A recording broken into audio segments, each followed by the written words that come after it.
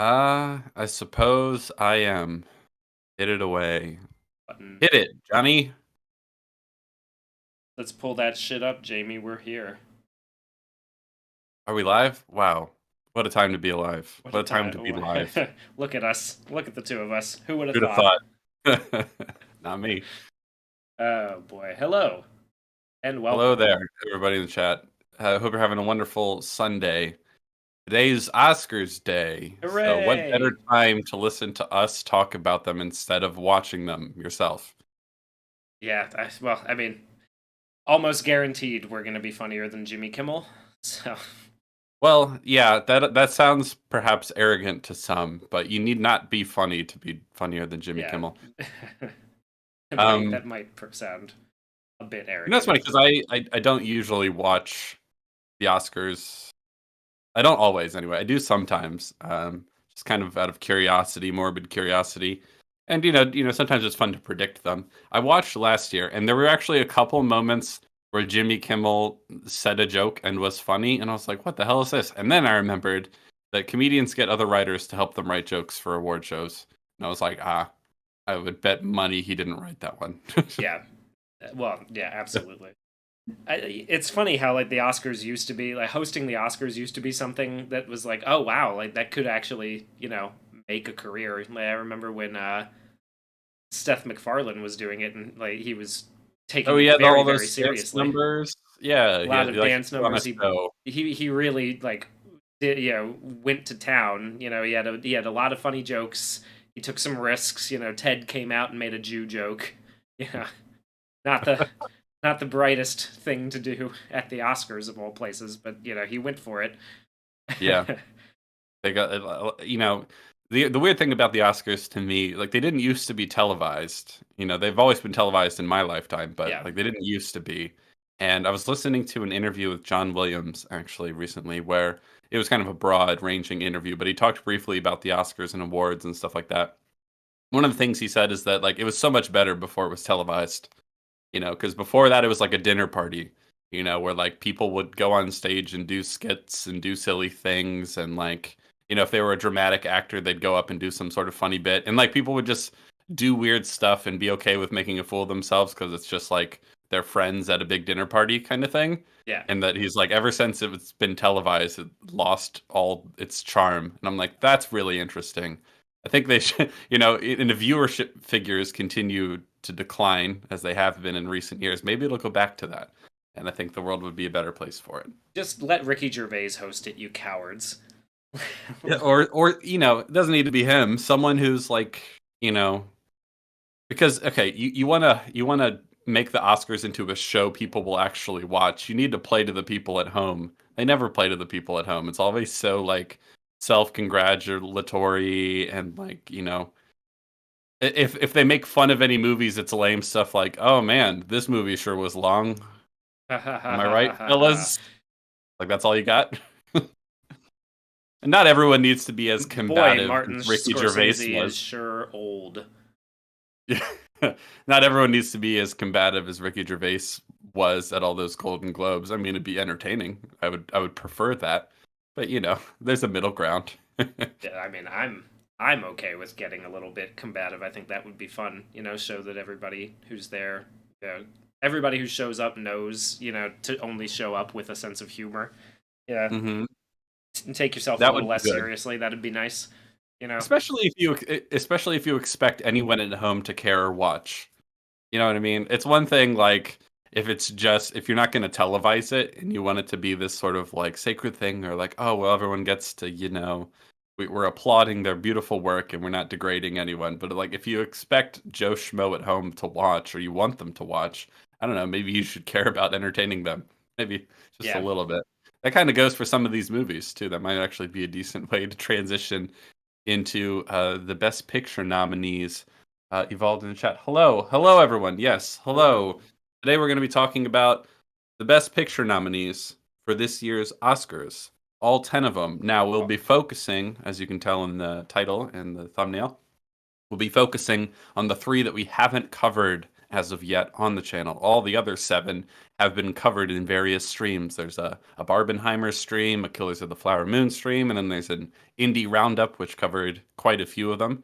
So if you're curious to know full thoughts on all those films, if there's any one film you're like, oh, I wonder what they thought of Poor Things, we'll talk about it a little bit today, but not as in depth as we did on those previous streams. So there's a little shout out to those streams. You can go check them out at any time. They're still there. But today, live, like I said, we'll be focusing on the 3 we haven't covered yet: Maestro, Past Lives, and The Zone of Interest. And then, we'll talk a bit about the Oscars. Maybe we can continue talking about the Oscars, their merits and demerits, whether they matter, how much they matter, all that sort of fun stuff. Indeed. Maybe we'll talk about that now before we get into the movies. Give more people time to show up. The Oscars, they can be pretty dumb. They have some flaws in the way, because things only get nominated and win awards if the company producing the film spends money on for your consideration campaigns. It is not it doesn't even really come close to a pure peer judgment. Yeah, it's not a pure peer reviewed judgment kind of thing, No, it's of not the like best everybody's movies of the year, that sort of thing. It's like most Oscars voters. There are I think 10,000 of them, over 10,000 of them. Most of them are industry professionals, which means they work in movies for a living. They don't actually have the time to see all these films. So the people judging Best Picture, I would wager no more than 10% of the people voting for Best Picture have seen all 10 of them. They get sent them, but that doesn't mean they watch them. No. No. So And it's and not any sort of the bar for becoming one of these industry professionals who votes on the best pictures is you might call it surprisingly low at points, because I know that there's Paul Scheer. Do you know who he is? The comedian, sort of comedian. He's like a comedic actor. I don't know him. Yeah, he is a comedic actor. He was in a small show called The League. Oh, the Tooth Gap guy. Yeah. He's I used to listen to a podcast that him and his friends and his wife would do, and they he's a voter in the Academy because he gets the 4-year consideration stuff, but he's not somebody who's particularly well known and renowned as a titan of cinema, if you will, that kind of thing. Yeah. So though I would say I'm fine with. I'm fine with it. I'm just saying, there's a very wide spectrum of who is and is not voting for these. So he gets to watch a lot of them because he's not working as much as some of these other people. He has Paul has a lot more time to watch these movies because let's say Spielberg does. If he's making Steven Spielberg is very busy man. I'm fine with the wide pool. I'm not saying you aren't, but I'm fine with a wide pool of voters because the more people in there, the closer you might get to a better sample size. But it's always going to be industry professionals. You can become a member of the Academy by being in something that's nominated. For example, you can also, if other members vouch for you, I don't know exactly how that process works. You can get an invitation to join. But anyway, it's industry professionals. They don't see everything. The other thing to keep in mind is that if you're, say, a production designer who works on something that gets nominated, you can join the Academy, and then when it comes time to voting in the Oscars, you can vote for Best Picture and Best Production Design, and that's it. Yeah. So, the production designers are voting for production design, which is, that makes some sense, I think. But that doesn't guarantee that they'll have seen all of them, or any of them, even, especially if they're busy working. So it's kind of a flawed system. It's definitely not something anyone, I think, should treat as a pure and unbiased selection of the best of the year. It's very financially motivated. Like I said, you don't get a nomination unless you spend the money advertising, or if you're just if you I don't think Oppenheimer needed to spend a lot of money on for your consideration campaigns. I'm sure they did, but I bet they didn't have to because it just kind of, you know what I mean? It had all the buzz already. But Maestro doesn't get nominated without Netflix spending a decent bit of money. I'll say that. So, and every year there are good films that aren't nominated and things of the sort. So, like with all that said, the reason I have any interest in the Oscars is it because it's important to the industry. What wins and what gets nominated is kind of like what does well at the box office in terms of what gets made next and who gets to make more projects and stuff like that. You know what I mean? It's important to the industry, and it like they wouldn't spend all this money on it if it didn't matter, Yeah. at least in the industry. So I find it interesting in that regard. And I Um, personally, I like the idea of the Oscars sort of being a representation. Like, yeah, in they practice, could it be, doesn't always yeah. work out, but I do like the idea of them being representative of some of the best performances in Hollywood of that year. And Hmm. it's always nice to see people who do good work get nominated and win and be Yeah, able to it's put Oscar winning, Academy Award winning actor on their bill. I do like it when that happens to people that I and enjoy.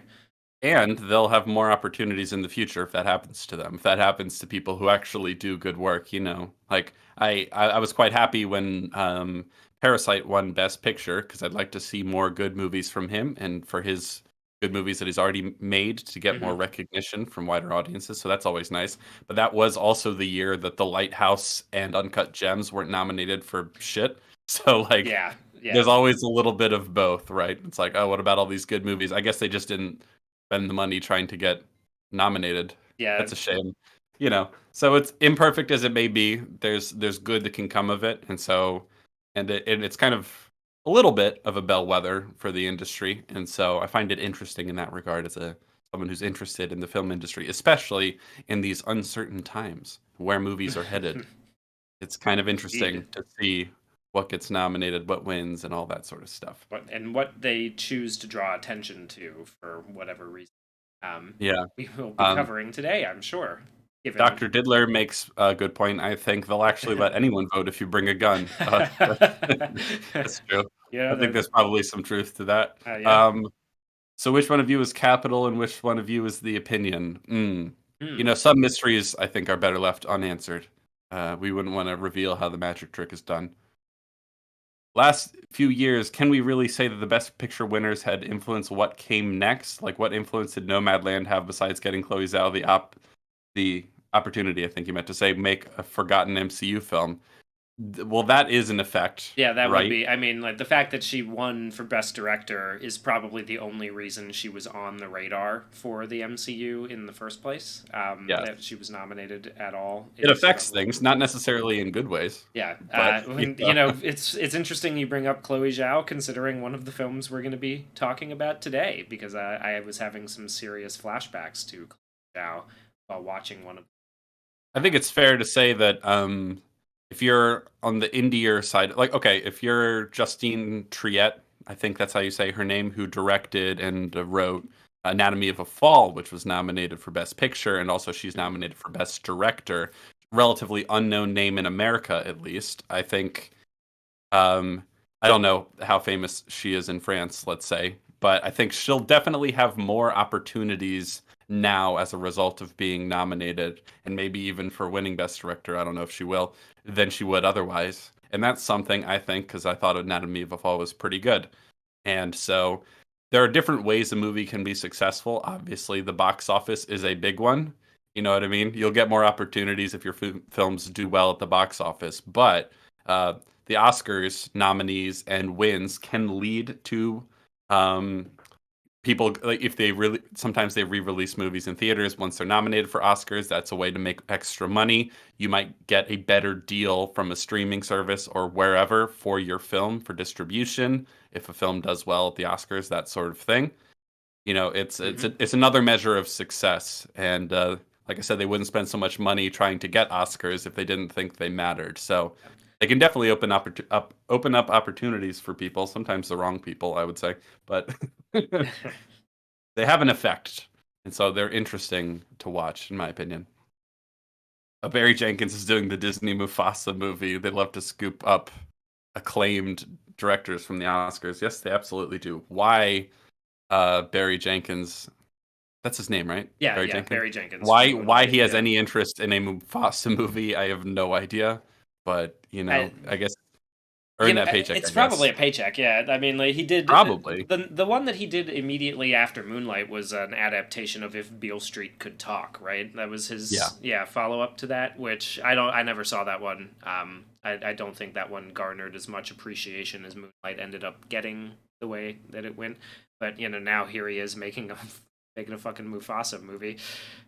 Well, even if we're just thinking about his bank account, let's say you like him as a person, you're like, yeah, you get that bag, Barry Jenkins. Being nominated at the Oscars definitely helped him get that. Oh So yeah. Well, good I for him. mean, there's no way that he gets like. I don't think If Beale Street Could Talk gets made if Moonlight doesn't win or doesn't at least get nominated for Best Picture, right? Like he's not like gonna be. I think you're probably right. Yeah. Or maybe it gets made for less money, or yada yada, doesn't get as big a distribution, all that sort of fun stuff. Yeah. Yvonne says, so would you say the Oscars are more of a publicity marketing campaign than anything else?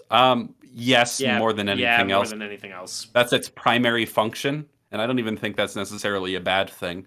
It would be better at that if they didn't have some of these other problems in terms of like what kind of things get nominated and all that sort of stuff. Yeah. I've thought about it recently in terms of what wins and all that. I wondered if it would be possible. You wouldn't be able to enforce this rule, but maybe you could do an honor system sort of thing where it comes time to vote, and it's like, well, you can only vote for this category if you've seen all the nominees. That would be You know, that would be interesting. I think that would make for better results. But I think if no one could vote for Best Picture if they hadn't seen all 10 movies, either that would motivate people to see them, or they just lie, or only like 10% of their 10,000 members would actually vote for it. So yeah. I don't know, but I think it would that might improve things a little bit.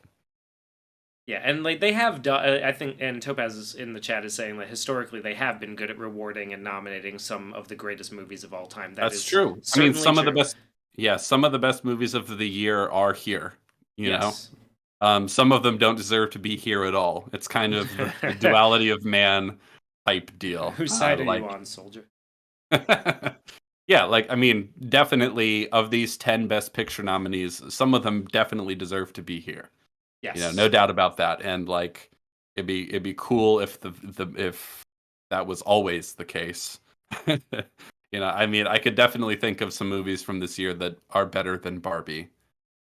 Yeah. Personally. Well, I'm a little shocked that something like December didn't make Netflix's list of pushes, but others did. We'll get into that, I'm sure. Lopez says, if you had to see all the nominees, then you'd have like 5 people voting for best short film. Exactly. Yes. No one gives a fuck about the cares. short films. I am one of the few people that sees them, and I'm always like, oh, they're interesting to talk about, but no one's seen them, so no one cares. Yeah, so it would be very few people voting for. Well, actually, I'm pretty sure, if I understand correctly, the only way you can vote in the best short film categories are if you've been nominated for a short film? Question mark? I think maybe. So. I mean, the only way that you can vote for editing is if you've won an editing Oscar.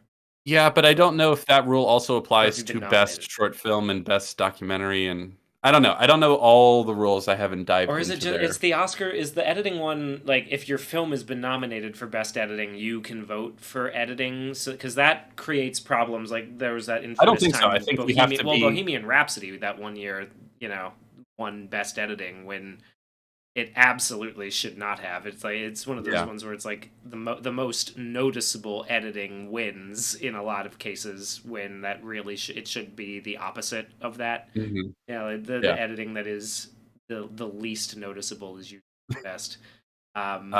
With some asterisks, yes, I generally agree. Comedy forever snubbed, yes. Horror typically snubbed, as are comedy movies in general. One of the things that's a little bit surprising about this year, we'll see if it pans out in terms of any actual awards, but Barbie and Poor Things, and to a certain extent The Holdovers, are more comedic than most movies that get nominated for Best Picture.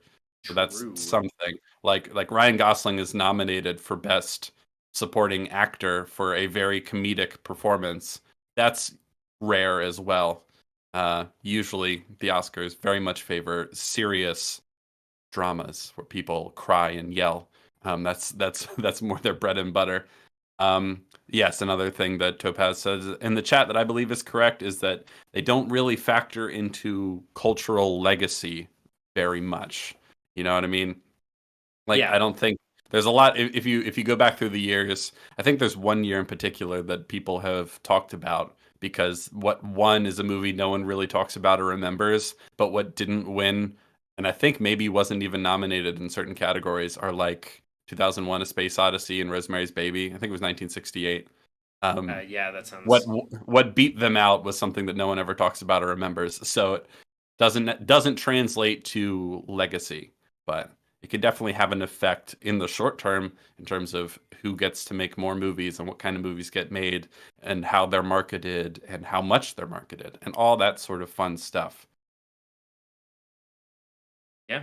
Yeah, and Topaz in the chat is saying movies like Barbie and Black Panther have been nominated recently to get more people to watch. That's absolutely true. I think they've been That's making. also why that's sorry to interrupt you, but that's also why they opened it up to 10 nominees for Best Picture. Yeah, I remember when they did that too. That was the year that Inception came out, and and Avatar. So what, 2009, 10? That was Something like that. Because I think it was after The Dark Knight didn't get a Best Picture nominee, and people were like, "Oh, the Oscars are out of touch with what normal people like," and so they're like, "Oh, we'll expand the category so that there are more there are more nominees nominations, but we'll still give it to the obscure ones that most people have not seen. Yes.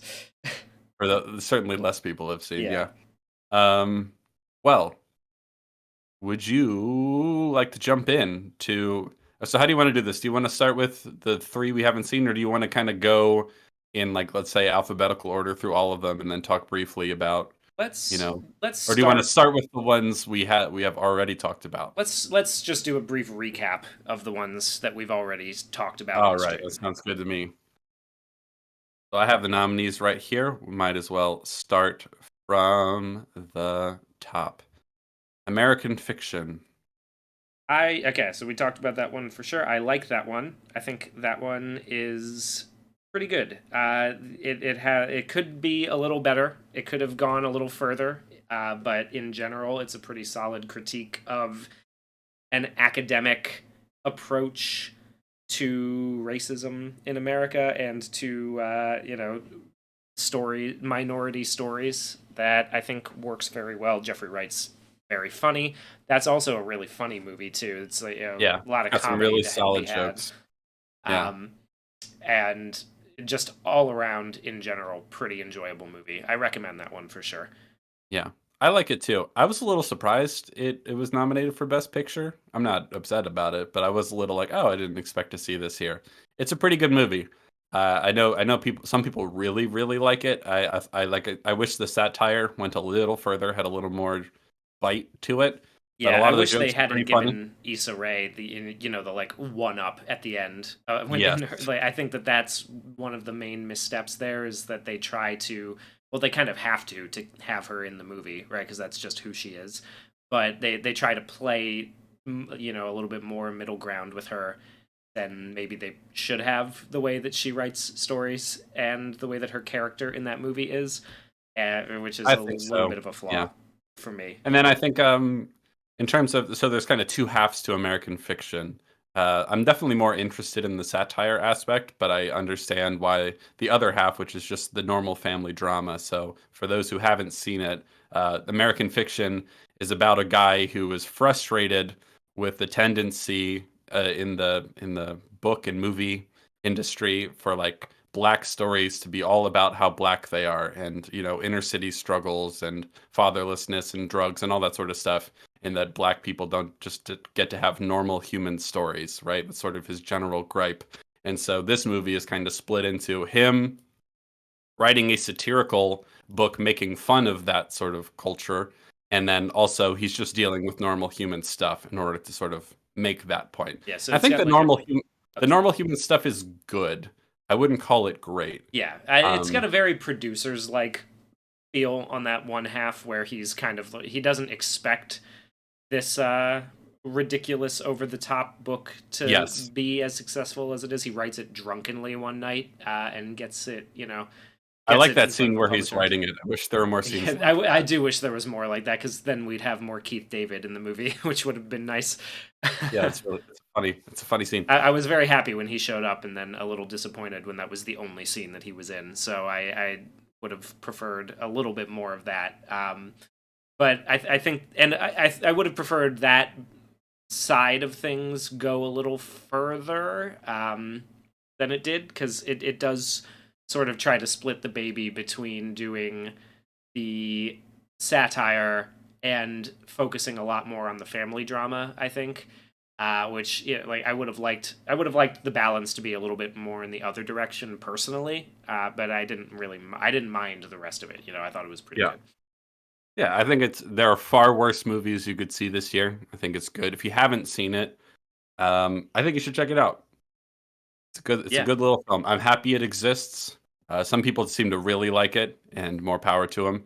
I think it's good, but not great. Definitely worth recommending, unlike some other films on this list. So, if you want more detailed thoughts on that, spoiler-filled thoughts on that, you can check out the what was it called? The Indie Movie Roundup stream. We talk about it yeah. in more depth. The next movie is Anatomy of a Fall. My most controversial take, probably. I have come around a little bit on this, but it's pretty much still the same. I don't like this movie very much, but I understand that it is good. I did not You don't. like it. It doesn't Yeah. tickle your fancy. No. So yeah, Anatomy of a Fall is a rather dry, like understated character study and legal drama about a woman who was accused of killing her husband. And so the question is whether he killed himself or whether he was pushed and fell to his death. And so a lot of it takes place in the courtroom. It's a courtroom drama that I haven't seen a good courtroom drama in a while, so it was refreshing. I'm always a fan of those, and I think they're underrated, so I'm happy to see another one.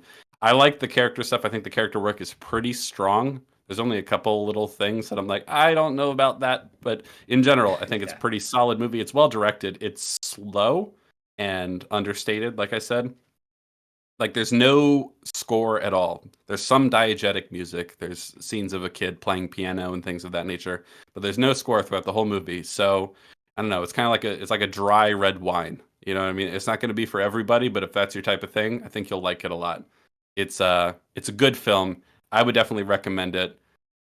Not everyone will like it, but I think most Yeah. people Well, would and be forced to agree that it is good and well made. yeah, I think you would, especially after our. So if you do go back and watch the indie movie roundup, you'll notice towards the end, when we get to Anatomy of a Fall, there's an argument that takes place between the two of us that is kind of like ships passing in the night. There, we're not really just talking about Who the. does not like the French legal I do system and not. doesn't I do enjoy not like watching the it play out? French. I do not enjoy the process of watching the French legal system play out. So I did not enjoy the movie. Probably a testament to the fact that the movie is very accurate and good, because a lot of people seem to think of that. But it basically, I reacted to it very much as if it was a real court case, being frustrated A on the part. real court case? You mean Yes. an American court case? Well, just Where in general, if I was watching this in real life, I would have had that same reaction to be like, like, even if it was a French court, watching the French legal system play out, it would have been like, what the fuck does that have to do with anything? Why is that, yeah. it's just something that personally I couldn't get over the way that it was. I would For definitely those recommend watching it over some of the others on this list for sure, but yeah, and I've for recommended those it to other people, but I did not particularly care for it myself. the people who have seen this, sorry, who have not seen, for their sake, the people who have not seen this movie, what Hugh is referring to is that apparently in French courts, especially this is a murder trial.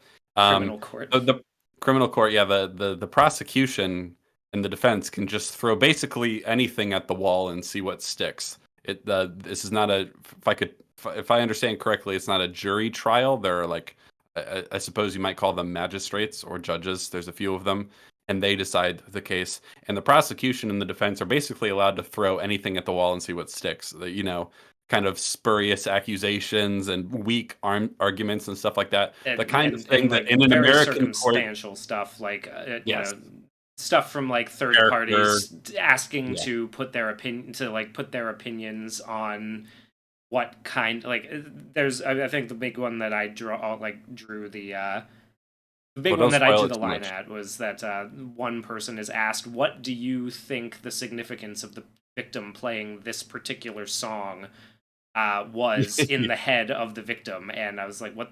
Why? What? I'm sorry. What the fuck does Very that have to do with speculative. anything?" Well, the big point being that in an American court, the other side would say objection, and then The the judge would be judge like, would "Yeah, of say course, you can't do sustained. that. You can't do that. Get to the point." Which And does not happen. I think part of the reason is that we have jury trials, and juries are not, assumed to be as clear thinking as a judge, and so like you can sway them with stuff like that, so you're not allowed to do that. Whereas in the French legal system, it's just kind of on the judge to throw out dumb arguments in their own head. You know what I mean? And the prosecution and the defense are just allowed to say basically whatever they want. It's wild to watch. Yes. And it's definitely, you definitely have the feeling as an American watching it going like, someone should be screaming objection at like 95% of this. So that might annoy people. That's not a flaw in the movie, but No, it no, is, it's it's not a a flaw in the strange, movie. It is yes. it is just a strange experience that I did not enjoy. So Yeah. I think it's a good movie. I think it's well made. I like a lot of the character stuff. It's like subtle and understated in a way that I quite appreciate. Good stuff. I would be shocked if it wins Best Picture. Like absolutely shocked. yeah, that'd Um, be a surprise. I mean, she could maybe win Best Director, not necessarily because I think she's the best director in the group, but I think maybe the Oscars will be like, oh, a woman. They do that sometimes. Uh, they gave it to Jane Campion for Power of the Dog, even though that movie was not not great. good. You go It was great, not like great. Yeah. it was not great. We'll leave it at that. Anyway, Anatomy of a Fall. It is good. You should watch it if it sounds like your cup of tea. I think some people will think it's boring. I've And recommended it to people despite not liking it, so take that for what it's worth. Yeah. Andre in the chat says, didn't, or I hope I'm saying that right, says, didn't the French government decide not to choose the film for Best International Feature because of the director's critique of the government? I have not heard that. That would be interesting if true. Perhaps I'll look that up. Yeah. Yes, yeah. So for Best International Film, countries can only nominate one film per year. So for those people who are annoyed that Godzilla Minus One is not nominated for Best International Film, you can blame whoever in Japan decided to nominate Perfect Days by Wim Wenders instead. I have not seen the Yeah, movie. we didn't watch that one yet. But if you're wondering why Godzilla wasn't nominated for Best International Film, despite how popular and well liked it was in general, it would be that's why. Did they So, nominate? Did they put Shin Godzilla up when Shin Godzilla was making the rounds? I Because don't that think won so. the Japanese Best Picture. Shin Godzilla was Oh, for that okay. year in the Japanese Oscars. It did win Best Picture. So I don't know. I don't that was back before I really paid attention all that much. yeah, um, I have Perfect Days is so much better than Godzilla Minus One. I could believe it. I haven't seen it. We both liked Godzilla Minus One, but I yeah. don't think either of us loved it. But I know there are people that wish it got more recognition. I could definitely buy the argument that it could deserve to be better than higher on the list than Barbie, for example, or Good Maestro. segue. Good segue. We're in Barbie Yes, now. Barbie time. Yeah, we talked all about Barbie on our Barbenheimer stream, but the short answer for me is that Barbie is an incredibly frustrating movie because there are things in it that I like. Ryan Gosling is most of those things. And then there's a lot of it that I really dislike. The movie is a big letdown for me. I thought it could have been good. Some people are not convinced it could have possibly been good, but I think, I think if it was had a written by Tina Fey 15 years ago, it would have been good. Yeah, Barbie's a really annoying movie. I find it incredibly muddled and confused. with regards to its social commentary, and oh boy, is its social commentary a big part of the film, and not a Vapid part that you social can just commentary, I would ignore. say. Yeah. Well, I would say vapid, but also just confused. It's not even just that it has a very stupid point to make. It tries to make every point, and part of what's so strange about Barbie is that it's really a Rorschach test movie, unlike anything I've seen in years. People are seeing whatever they want to in it. You know, you'll have like people on both sides of the political aisle saying it supports what they say and it doesn't. You know what I mean? Yeah, Because there's so much in Barbie that's just a confused, contradictory mess that people are seeing whatever they want to in it. But if you look at the whole thing and don't simply ignore what doesn't fit with your narrative, the movie is just a mess. yeah. It's a very like I mean we have the idea that like, I mean the idea that like the regular world is just as cartoony as the Barbie world is, you know, a problem that the movie just doesn't absolutely has no interest in reconciling at all that with that No. issue. Um, yeah, go ahead. I was, and I mean, it's a little ridiculous to me that America Ferrara has been nominated for a Best Supporting Actress Yeah, it's absurd. She for does not this, deserve it. and entirely because of that one long monologue she has where she just complains about how difficult it is existing as a person in society, like having to struggle with being Well, yourself she and deal with. complains about being a woman, but what she's really complaining about is just being a person, but they don't realize that. Yeah, they don't, they seem to think that only women have to deal with other people, you know, looking at them, Expectations of and the judging them, expectations of yeah. other people, which is funny. There's also that story from the set that how after she finished filming that, it took like something like 40 takes, and after she finished filming it, everybody was in tears, and you know, it was like It's the touched. worst part of the movie. It's the worst part of the movie. That Yeah, monologue is so grating. Ugh. I don't like it at all. Most of the good stuff in the movie is in the opening act, so like the first 25% of the movie when they're in Barbie Land, and we're just doing fun, quirky Barbie stuff. You know, we're yeah. playing fun music. The sets are really cool. Ryan Gosling is really funny. It's very colorful and bright and silly and stupid and fun. And then they go to the real world, and everything takes a nosedive except for Ryan Gosling. He's still killing it. Yeah, he's still killing it, and his story even has legs for a little while, but then they totally botch it in the ending. Most people will have seen this movie if they're going to. Um, like, you know, very few people in the chat, if they haven't seen this movie, are probably gonna see it. You know, if this is the kind of movie that interests you, you've already seen it. So, but I would not really recommend it to most people. I don't think what fun there is to be had in the beginning of the movie, and with Ryan Gosling really having a grand old time being a silly goose, is worth it. It's not a very good movie. I don't think it deserves to be nominated for Best Picture. I think maybe it deserves some of these more technical nominations for, Set say, design, production yeah. That design would be and that'd be mine. costumes. And Yeah. one, of course, where I'm Just Ken is nominated for Best Original Song, and so we're gonna get the Ugh, Oscar performance of boo. I'm Just Ken.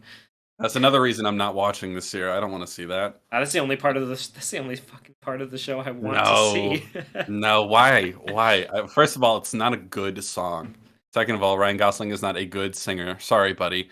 Like he barely sings it well in the movie. I don't expect him to do much better live. But he's I been yeah. rehearsing for it, Jamie.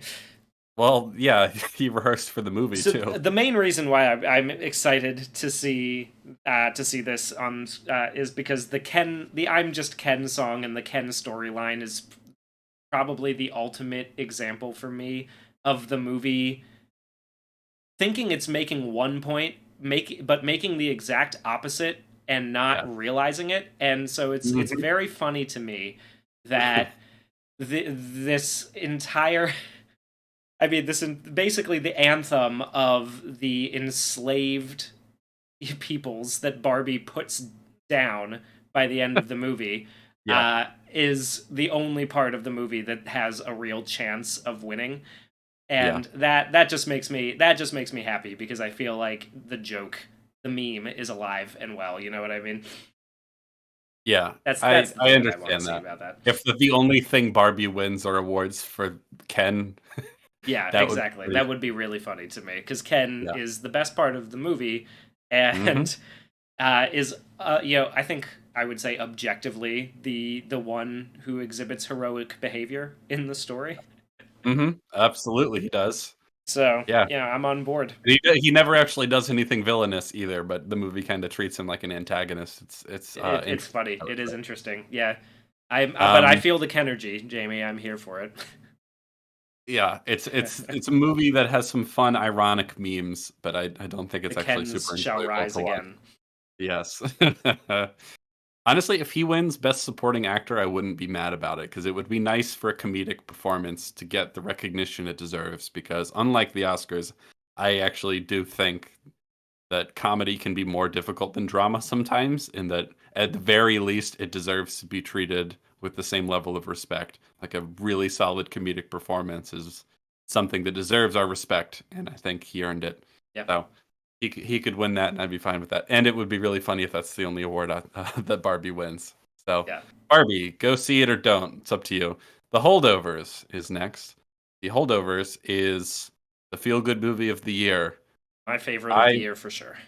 I really like this movie. It's simple and charming and delightful, and funny and sad, and it's got likable characters going on interesting journeys. It's a classic sort of coming of age story for one of the characters, and a sort of disgruntled, cynical old man learning to find some joy in life And take that he control. doesn't. Yeah, Yeah, and there's a lot of good drama. There's a lot of good jokes. It's a very funny movie. It's funnier than a lot of out and out comedies that came out this year. yeah. And Paul Giamatti's incredible. All the actors are incredible, but Paul Giamatti Paul really Giamatti. stands Yeah, out. really, very much so. And If you I haven't, really hope that the woman who plays the mother of the son who was killed in Vietnam, I hope that she wins best. Divine Joy Randolph, yes, Yes. I hope she wins Best Supporting Actress. She is very good in the movie, and I like her, and I'd like to see her in more stuff. The Holdovers. If you have not seen it, you should. We definitely don't want to Both of spoil it. us. Yes. It's not like, you know, we're not. It's not reinventing the wheel. It's a simple sort of character drama, dramedy sort of thing, but it's really well executed. It's a simple and effective, charming little movie, and that's the sort of thing I really value. I really value movies that are really good at what they're trying to do, whether they're necessarily as ambitious or experimental as other movies is not really something I care about. It's a for the type of movie it is, it nails it, knocks it out of the park. One of the things I also think is really impressive about The Holdovers is that it takes place around Christmas, but not exclusively at Christmas. So it works as a Christmas movie. Like I could see myself watching it every year for Christmas, among other Christmas classics. But also, it's not so wedded to Christmas that you can't watch it any other time of the year. That's kind of a fine line to walk, and they Yeah. actually pulled it off. You know what I It's a mean? good job. Yeah, they really. Yeah, I mean, you don't have to be in the Christmas mood for it, but it does. Like watching it on a snowy, like a day when you're snowed in, by a fireplace kind of thing. It's that kind of movie. Like you turn it on when you don't have anything else going on. You got a cup of hot cocoa, maybe with some bourbon, because you're It's an a adult. cozy movie. It's It's kind of nice. funny. I think in an interview, Paul Giamatti was talking about um, people describe this movie as cozy, and he's like, "Oh, I totally see it." And he's like, "I think the director, whose name I'm blanking on right now, said he kind of objects to the idea that it's a cozy movie." But Paul Giamatti put it really well. It's like it is a cozy movie, but there's enough kind of like sourness and prickly.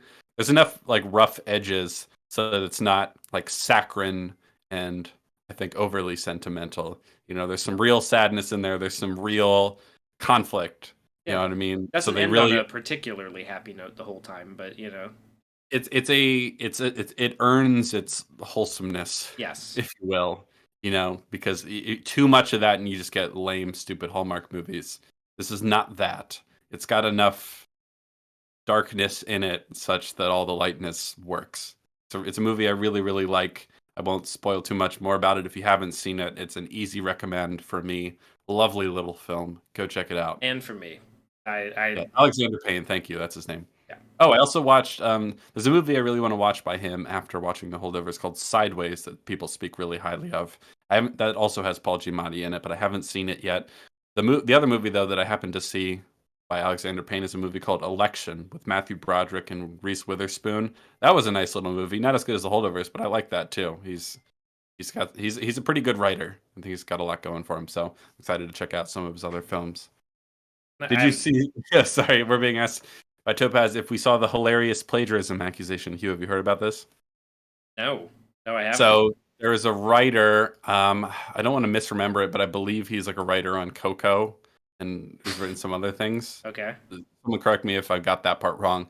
But he's accusing the Holdovers of plagiarizing his script, and it was like making this case in sort of a Variety article that the Holdovers was plagiarized from a script he was working on, and then he shared examples, and it's so not the same movie at all. It's like it's like, oh, yours is also a coming of age movie, or like a movie about a sort of a grumpy old man. It's like it's only in the broadest possible Like, strokes, yeah. even remotely similar. The dialogue is not similar at all. It's not even the same setting. It's like, bro, what are you talking about? It's cringe to do this. It's not the same movie at all. You just make yourself look bad by doing this. It's really bad. It's a bad look. It's not. It's a totally spurious accusation of plagiarism, as far as I can tell. They're not even remotely similar in ways that matter that would actually point to plagiarism. So bad look, guy. This one time I wrote a script called Rump Busters and I threw it at a guy who looked like Harold Ramis on a bus, and 3 weeks later, Ghostbusters came out. A coincidence? Absolutely.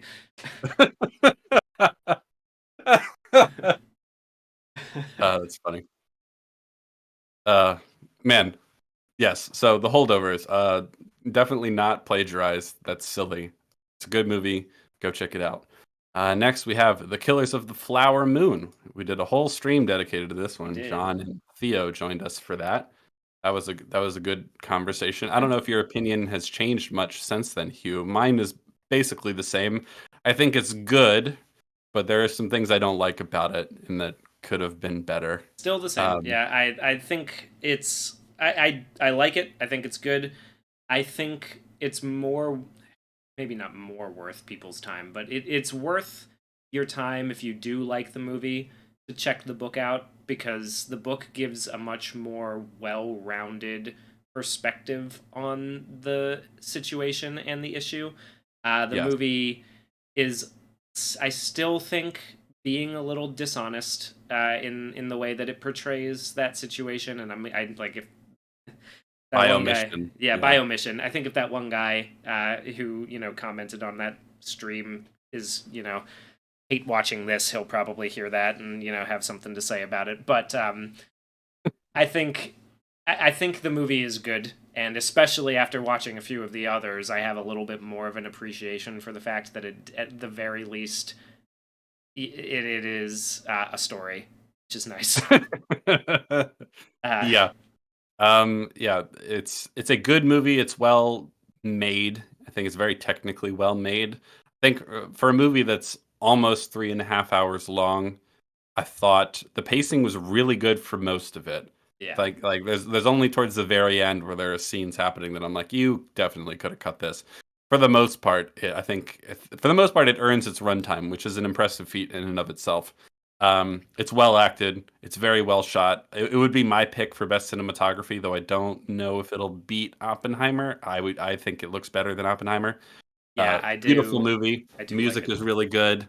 Very technically well made, but I think its greatest sin is focusing only on the evil side and sidelining the heroic aspects of this story. And then there are certain moments like that was clearly done. They've talked about this openly. At least some of the cast and people talked about how they really didn't want to focus on the investigation because they wanted to avoid a white savior narrative. I think that was a mistake. I think that's a short-sighted and I would almost go so far as to call it mildly disrespectful of the actual source material, because it's not like, I think there's some truth to that. Yeah. yeah, I think that I understand where you're coming from in that situation, but it's not like I mean, there are reasons why all of the other murders didn't get investigated that go far beyond the simple accusation of racism. Hmm. There is that definitely plays a role. I don't want to, I don't want anybody to think that I'm, minimizing that extensively, but you know, we talk about that on the stream. But I do think that they are pretty disrespectful in general in that take towards the character played by Jesse Plemons, who Yes. was just a genuinely good person who Yeah. came in to do his job and did it, well, and likely would have kept doing his job had he not been under the thumb of the bureaucracy. Like Yeah. that's something that I think is a little bit a The other little thing that disingenuous about the movie, and there's it still there's a rubs me the wrong way. the other aspect of the movie, other than like sidelining and ignoring the sort of the investigation, which I think not only minimizes, the heroism of that real guy, and for the reasons that we already discussed, I also think has more dramatic interest in terms of like intrigue, and like, because as is, the movie is very much like, okay, we're following the bad guys. We know their plan the whole time, and then we just watch it play out. There's not a lot of intrigue or mystery or surprises necessarily for a lot of the movie. It's just like, yep, okay, they're scheming and it's happening. The movie seems to be convinced that the main takeaway from the movie should be like people need to he wants people to identify with the evildoers, so they'll like, I don't know, like face their own complicity in injustices, kind of thing. That seems to be like, he really wants you to understand the evil and identify with the evil. And I don't, something about that rubs me the wrong way, especially when you're like minimizing the role of the person who's just trying to do the right thing. Someone who's Yeah. much more relatable. It's like, okay, because the main villains of this story are very villainous. You know what I mean? They're not Yes. like average people complicit in a sort of system that benefits them, that they just kind of ignore the details of. Like, they're like actively murderous and conspiratorial, and it's like, I don't relate to these people at all. You know what I mean? Yeah. Trying to get me like focusing so much on them. There's not as much dramatic interest in the story because there's less to reveal or discover as the story goes on. And B, it has this weird sort of, I don't know, almost ulterior motive that I don't Yeah, and I appreciate. think that the main problem with the movie is that it very much minimizes exactly how difficult a situation these investigators were thrown into trying to find, whoever was doing this awful stuff. See who's doing them. Yeah. Yeah, it minimizes how difficult a situation they were thrown into, and I mean, the ingenuity they had to employ and the tactics that they had to employ in order to just get a break in the case that was wide enough for them to, weasel Yeah. through, and then, That sounds way more one. interesting to me. Yeah, I feel like I enjoy those types of stories more than seeing like just, more than just seeing how evil these people, like, played Yeah. by Leo and Robert De Niro, can be. I do enjoy watching that, but I think that it would have been nice to have some balance Yeah. with the character who is trying to solve He's got a the problem actual to solve and a goal and, all that sort of stuff, a I problem to think. solve in a goal, and he's doing it, and he's trying to do it the right way for the right reasons. Like that Yeah. guy, that's what that guy, the guy who they sent, Jesse Plemons, Mhm. that's what he was trying to do, by Yeah. all record. Nice. Yeah. And to minimize that in favor of a different message it's disingenuous at best, and actively a little scummy at worst. But I don't want to go that far necessarily. Yeah. I I wouldn't think say there's that. in the way they approached this story, there are some missteps, but it is well executed for what they Yes, did yes. do. Leonardo DiCaprio and Robert De Niro, it was nice to see them in a movie where they're really trying, especially Robert De Robert De Niro. Niro for sure. Yeah. Yeah, it's like if you see enough kind of like schlock that he's in, or trailers at least for some of this stuff, and you're like, oh, he doesn't give a shit anymore. Robert De Niro cares and is trying in this movie, so that's nice. Lily Gladstone was mentioned in the chat. I think she could probably win Best Actress. She won Best Actor in a Drama at the Golden Globes, and Emma Stone won Best That's a tough one. Actress in a Musical or Comedy. So it's probably between those two. Obviously, the case for the in terms of predicting what the Oscars will do, the idea that Lily Gladstone is in a important story will probably weigh in her favor. But they do really like Emma Stone, so we'll see. But That's she could win it, and it would be deserved. I think she's good in the movie. I think yeah. she's kind of has a small role in the grand scheme of things, but she does it really well. Yes, and Robert De Niro nominated for Best Supporting Actor. I could see him winning and deserving that one as well. I don't think he will, but he is Yeah, really he is good, very and he good. would, I think yeah, if he does win, he would deserve it. But I mean, I think it's probably going to be from the other 3.5 hour monolith of the year. But yeah. one thing Would I you do want to recommend? mention, well, Oh, one go thing I ahead. do want to mention real quick is for some reason Leonardo DiCaprio not nominated for Best Actor, and I wanted to let me pull up the Best Actor nominees real quick because there's one that stands out to me in particular. So we have Paul Giamatti nominated for The Holdovers, this is in a Hmm. leading role. We have Bradley Cooper in Maestro. We'll get to that. Yeah, But Maestro also nominated for a Best Picture. We have Cillian Murphy in Oppenheimer, so clear favorite in that yeah. regard. Also nominated for Best Picture. We have Jeffrey Wright in American Fiction, another nominated for Best Picture, and then we have Coleman Domingo in Rustin. What is Rustin, you ask? Who Who knows? knows? It's not No nominated one's for seen it. anything else. It's not nominated for Best International Feature. It's not nominated for Best Picture. Where, like, not that I don't want to say, and I haven't seen it, so I don't know if he's, I'm sure he's good in the movie, but it's a little strange that of all of the nominees, like Leonardo DiCaprio's performance in Killers of the Flower Moon is pretty good. I would Yeah. have expected him to be nominated. So I don't know whose daughter he broke up with when she turned 25, like Well, which producer's daughter he dumped, but like he pissed somebody off, I'm sure, because I do not that understand or why that. I know why Rustin is in the running, at least that it is even in the conversation for these nominations. I don't know necessarily that Leo pissed somebody off in order to not get one, but do you know why Rustin is we're even talking about it right now? No, I have no clue. It was produced by the Obamas. Oh, I see. Okay. So they definitely spent the money on for your consideration campaigns. Obviously, no one saw it. I've never heard anyone talk about it. So, that isn't to say it's good or bad. No idea what the movie's actually like, or how good Coleman Domingo is. But yeah, they spent the money on that nomination. There's proof.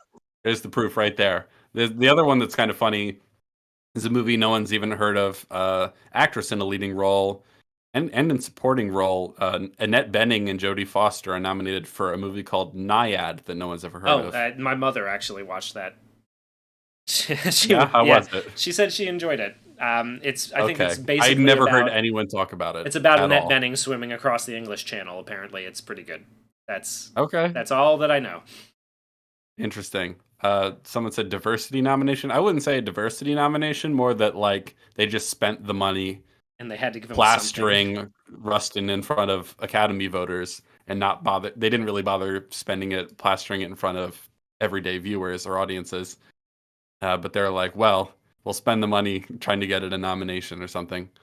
But yes, that is one of the few movies, fictional movies that the Obamas have produced. The other one is a movie we talked about on the Indie Roundup stream that was Leave the World Behind. Yeah, so they're Yes. getting into the movie business now. We'll see where that takes them.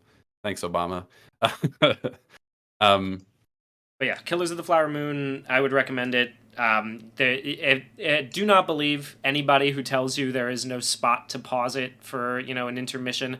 You can pause it right after the house blows up. We established that very well, very yes, thoroughly in our indie movie I or think in our so. in our stream To about it. be To be clear, the house blows up. He goes wandering into the wreckage. He comes back into the house to tell Lily Gladstone that the house blew up, and then it fades to black. Pause the movie there. There's your intermission spot. You're welcome. Yeah. It's a really good intermission spot, actually. It's almost like it was built into it by the way the book was written. Kind of shocking that they didn't put it there, but that's okay. Yes, I think it's a good movie. It's not a great movie as far as I'm concerned, and it's mostly for story reasons that it fails to be great. It's very well made. It's a stunning movie. You know, he certainly can put together a picture, that Marty. Yeah. I wish he would use his editing scissors a little bit more, but you know. So it goes. Perhaps he's earned that right. Speaking of using editing scissors, is the next one on the list. We're going to jump Maestro for, since we're going to come back to the three we haven't talked about in depth yet. That would make the next one. Which one? Oppenheimer would be the next one. There it is. Oppenheimer. Yes, we talked about that one in depth in the Barbenheimer stream.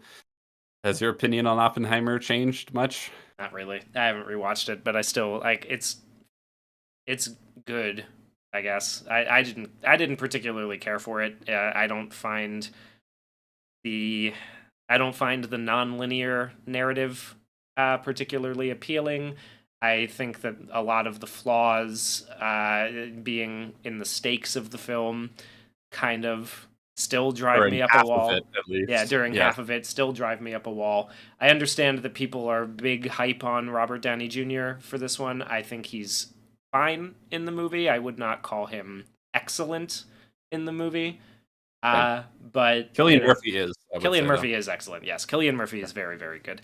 Honestly, I would have preferred the best supporting actor go to Matt Damon. Honestly, I think Matt Damon's better in the movie. Yeah, I would say so too. Personally. Yeah, I think just to cut in, I think Oppenheimer is a movie that I also found very frustrating, and I, like many people, I watched that and Barbie in the same day, so it was a rather frustrating day at the movies. Oppenheimer is like half really good and half not nearly as good, in my opinion. I'm somewhere around a 6 out of 10. Like, there's slightly more good than bad, but there's some bad. So we'll start with the good. Oppenheimer, there's nothing really much to spoil here. There's kind of two halves to Oppenheimer that are cut back and forth. It's, we cut back and forth between them for most of the movie until we stop doing it for some reason. But the one half of the movie is the development of the atomic bomb, right? We're going with the Prometheus metaphor. So this is the bringing fire down to the people from the gods, stealing the power of the gods to create the atom bomb, and we have to do it before the Nazis do it, because it would be really bad if the Nazis got there first. I'm like, hell yeah, I'm all in. We got to put a team together. Let's do it. There's conflict between the sort of higher-ups in the military, represented by Matt Damon's character, and the scientists working on the bomb, and like competing interests in terms of how much information they can share in the development of the bomb, and sort of all that stuff, and how much needs to be kept a secret. And then there's the final Trinity test itself and the immediate fallout, no pun intended, of the Trinity test. All that stuff is great. Meanwhile, the other half of the movie is like, oh no, is he going to be able to keep his security clearance? He used to sneak away to fuck a communist who killed herself in a bathtub. So I don't care. Yeah. I don't care about that stuff nearly as much, and I think the greatest sin of the movie is not necessarily that half isn't as interesting. It's that we do the climax for the first half, and then we have to spend the last 45 minutes, almost maybe an hour even, doing the climax for the second less interesting part afterwards. And so the stakes for the second half, the movie treats it like he's like going through a McCarthyist sort of like Red Scare, like a dragging his balls over the public coals kind of thing. Yes, but really what's happening in those scenes is that they're asking him totally legitimate questions about his communist sympathies, because that might affect why he's against why he's against doing the same thing they did for the Nazis but with the Soviets. And it's like, well, are you sympathetic to the Soviets? You have a history of communist associations and affiliations. And the main thing that's at stake there is not even public humiliation. It's, will you be able to keep your top secret national security clearance? And if you're sympathetic to the Soviets and you're anti the creation of the hydrogen bomb, and we're in the middle of the Cold War, maybe you shouldn't keep your top secret security clearance. Maybe we're asking you totally legitimate questions. So framing that as if he's being like attacked and humiliated unreasonably, even though it's spurned on by the sort of pettiness of Robert Downey Jr.'s character, which, fair enough. Um, Comparatively, the stakes to that are so minimal, and I think that aspect of the story is not nearly as well executed, doesn't have any of the same level of gravity. For example, I don't mind spoiling this movie, most people have seen it already, and it's based on historical stuff, so I don't really Yeah. care. For example, the part where Benny Safdie's character testifies that he doesn't really understand, oh god, what's his name? What's the main character's name? I'm blanking on it. Oppenheimer? Yes, thank you. The title of the Listen, movie? listen. All right, I'm an old man now. No, so he doesn't understand Oppenheimer's motivations for not being for the development of the hydrogen bomb, and he's like, I don't really know where he stands on this. That's what he testifies, and the movie treats this like a betrayal, but it's not. It's not a betrayal.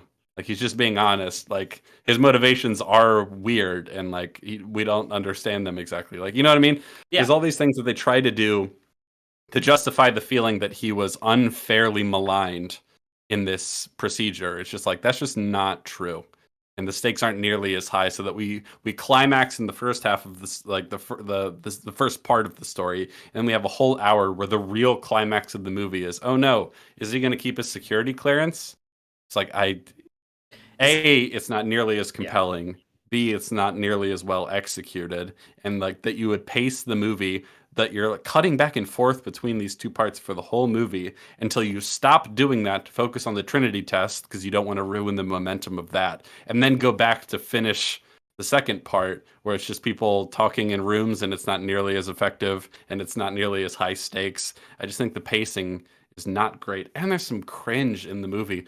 Like both uses of the like I am become death, the destroyer of worlds are incredibly cringe. I don't know why other people don't feel that way. Yeah. Like I'm with you on that one as well. And like as somebody who's very interested in like the military history, particularly of this time, and I do a lot of reading about this kind of stuff. I'm not as ready to be sympathetic to the Soviets as it would seem a lot of filmmakers of the modern era are. I think that most times that grates on my nerves at best. This one, it really seemed to, especially since like all the stakes are basically like, will he get his security clearance revoked? And that being played as a loss really for the main character, right? Mm-hmm. I don't think somebody who is particularly sympathetic to a regime that was just as bad as the Nazis really should be necessarily on the project, racing against them to sort of, keep in a time when it was a very real possibility that some kind of conflict could break out between the two. I do not think that I have a difficult time sympathizing with that, and so when you're insisting that I do, I question whether or not you know much of the actual history there. And I would be more inclined to go and read the book that this is based off of, because it's based off of the American Prometheus biography. Yes, and from what I understand, it's actually a very faithful or remarkably faithful adaptation of that book. I think from what I understand, the book has a similar view. They call it American Prometheus. They have the same view that him potentially having to lose his security clearance is thematically as similar to Prometheus being having eternal vivisection. Yeah. A couple things about the technical stuff for this movie. I really don't get the hype. I think the movie looks all right. I think it has such a shallow depth of field for most of the movie that there are whole shots where like only his one eye is in focus and his nose is out of focus. You know what I mean? Like it's so shallow. Especially in IMAX, it doesn't. It's not really using that medium. It doesn't justify the big spectacle for me. It really doesn't. I appreciate the 70 millimeter stuff. I like the way that stuff looks. I don't think this story really justifies it. I don't think it. If I'm being really harsh, especially if I'm being really harsh, the cinematography is like so has such a shallow depth of field and is so underlit that it almost feels like a waste of 70 millimeter film.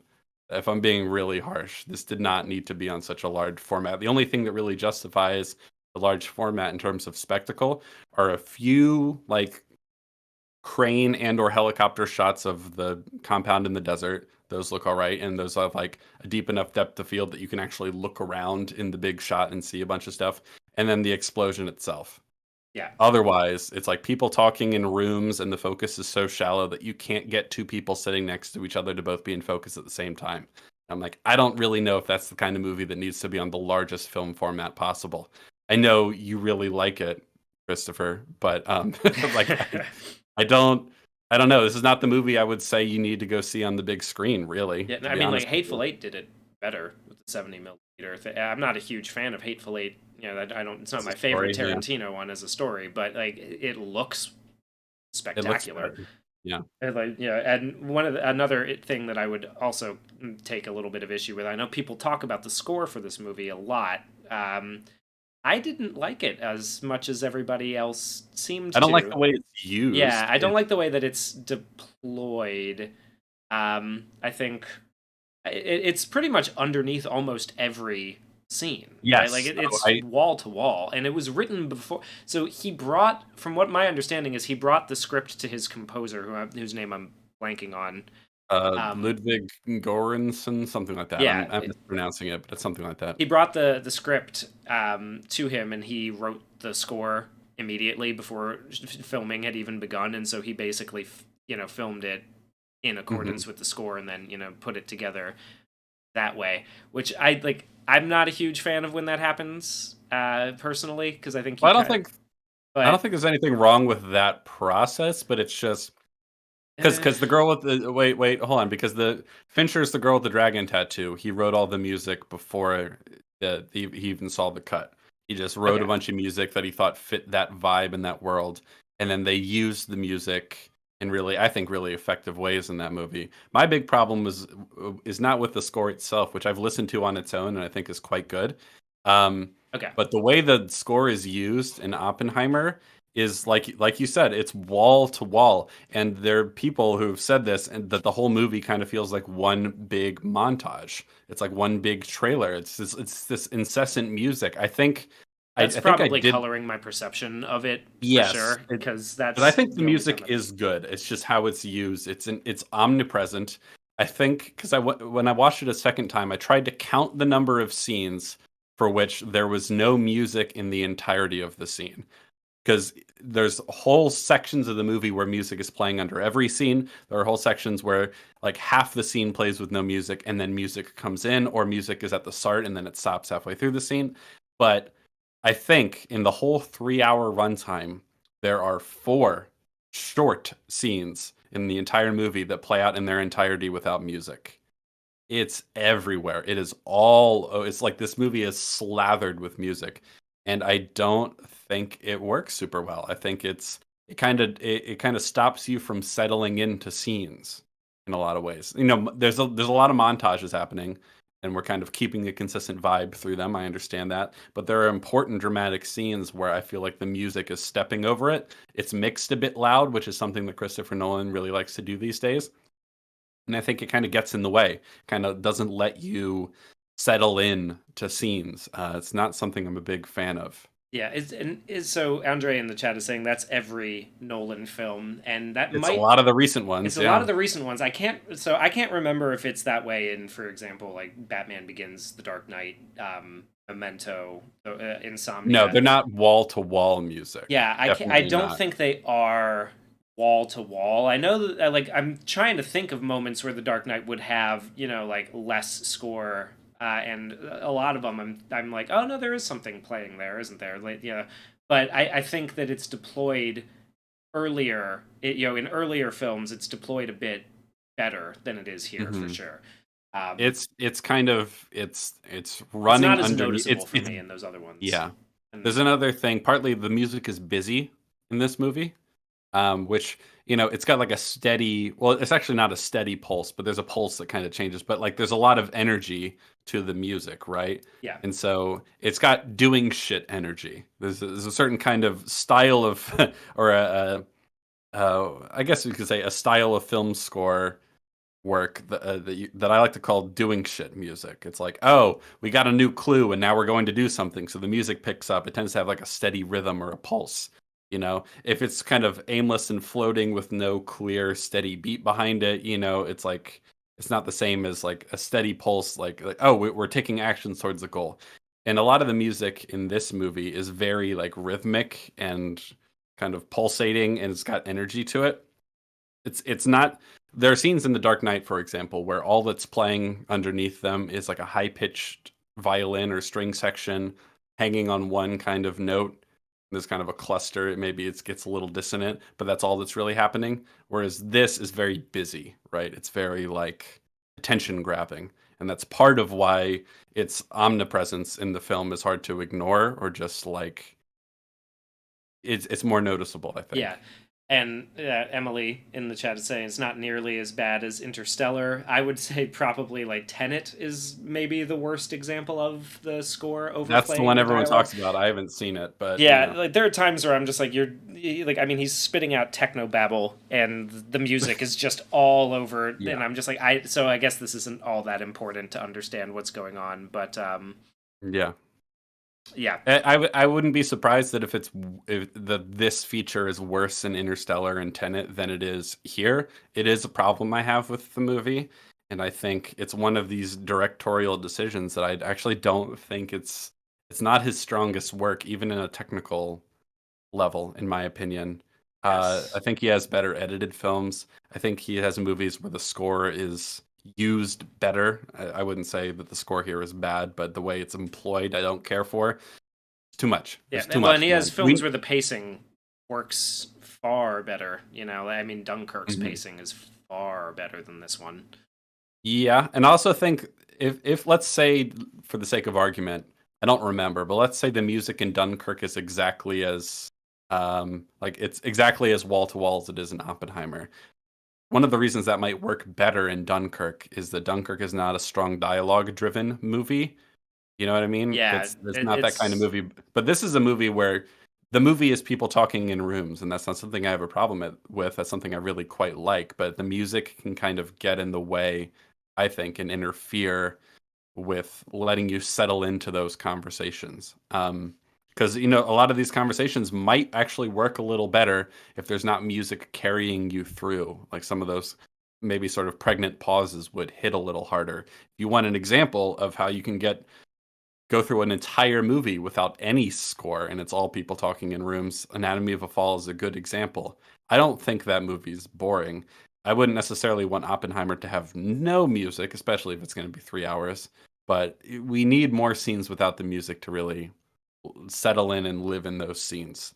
It gives them more weight and importance, especially if there's music and all these montages and things, and all these different sequences where when the music finally drops out, it hits harder. Um, and I think there are some missed opportunities to do that in this film. And like I said, with the cinematography, it's like it looks fine, but it's not like amazing, incredible, mind blowing, cool. I wasn't wowed by it yeah, like some people were. it's certainly not for me. It's not grabbing me the way that it seems to be grabbing, like for example, all of the award show voters who are giving like just showering it with like praise. Yeah. I think this is one of those examples, sort of like a Guillermo del Toro Shape of Water situation, where he probably should have won several years ago for one of his better movies, but now we have a chance to make up for it and to give him a nominee or give him an award for this one.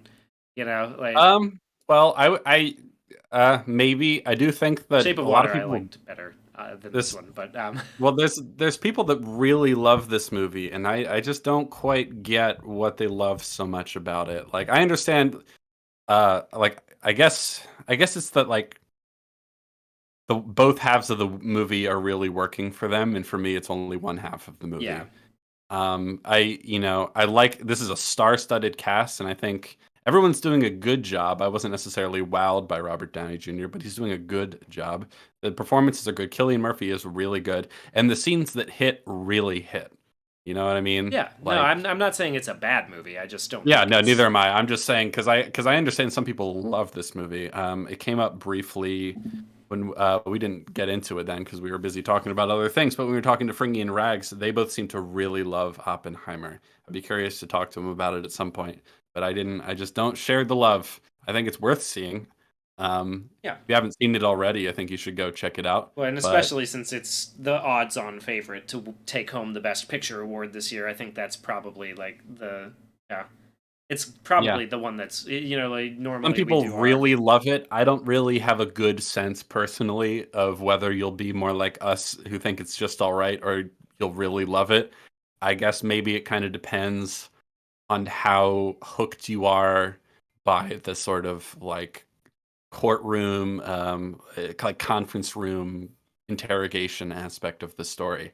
Like if that's really working for you, you'll probably love the film. yeah. Um, Someone said, "I hate how every character is a famous actor. When you meet the character for the first time, it's like a Marvel cameo."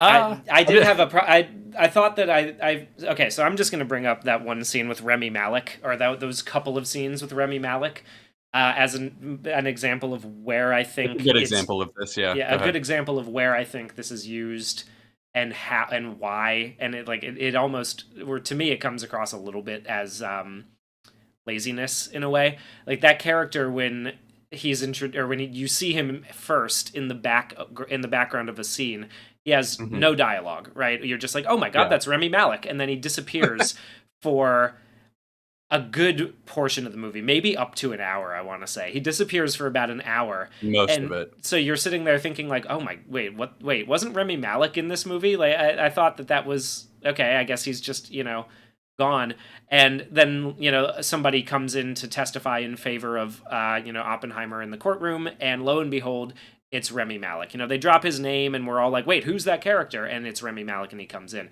and that would not work if that was a no-name actor, Yes.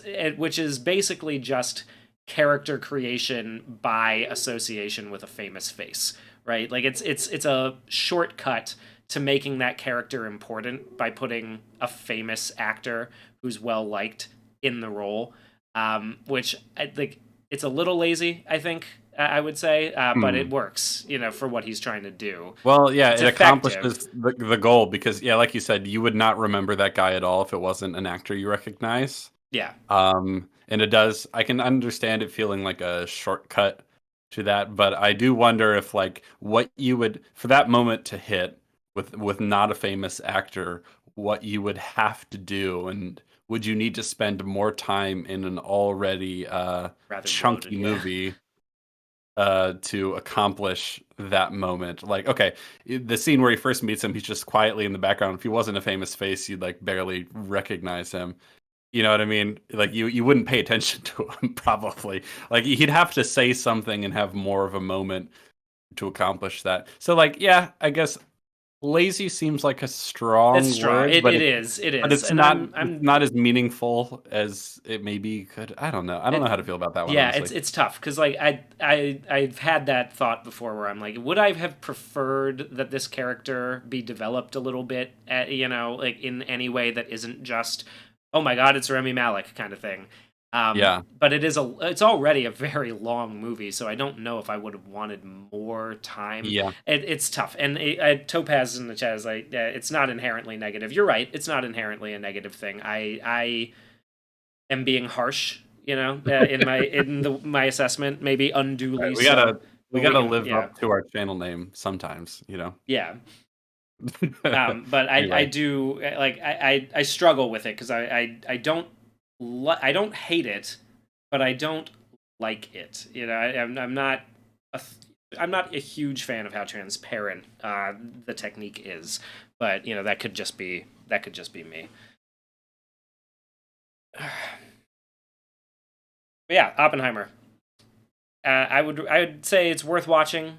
If you haven't seen it yet, which most people probably have. It is likely. We usually on this channel we like to do our assessment of what will win and what should win. If you were asking me, which I'm sure Jamie will when he gets back by the end of the stream, he will ask me what I think will win, and it's going to be Oppenheimer. That's probably my guess, is the odds-on favorite to take home the big prize. Um, I we can get. I'll save some of what I think should win. We'll get to that. Save it for later. Keep you guys on the hook a little bit. Suspense going.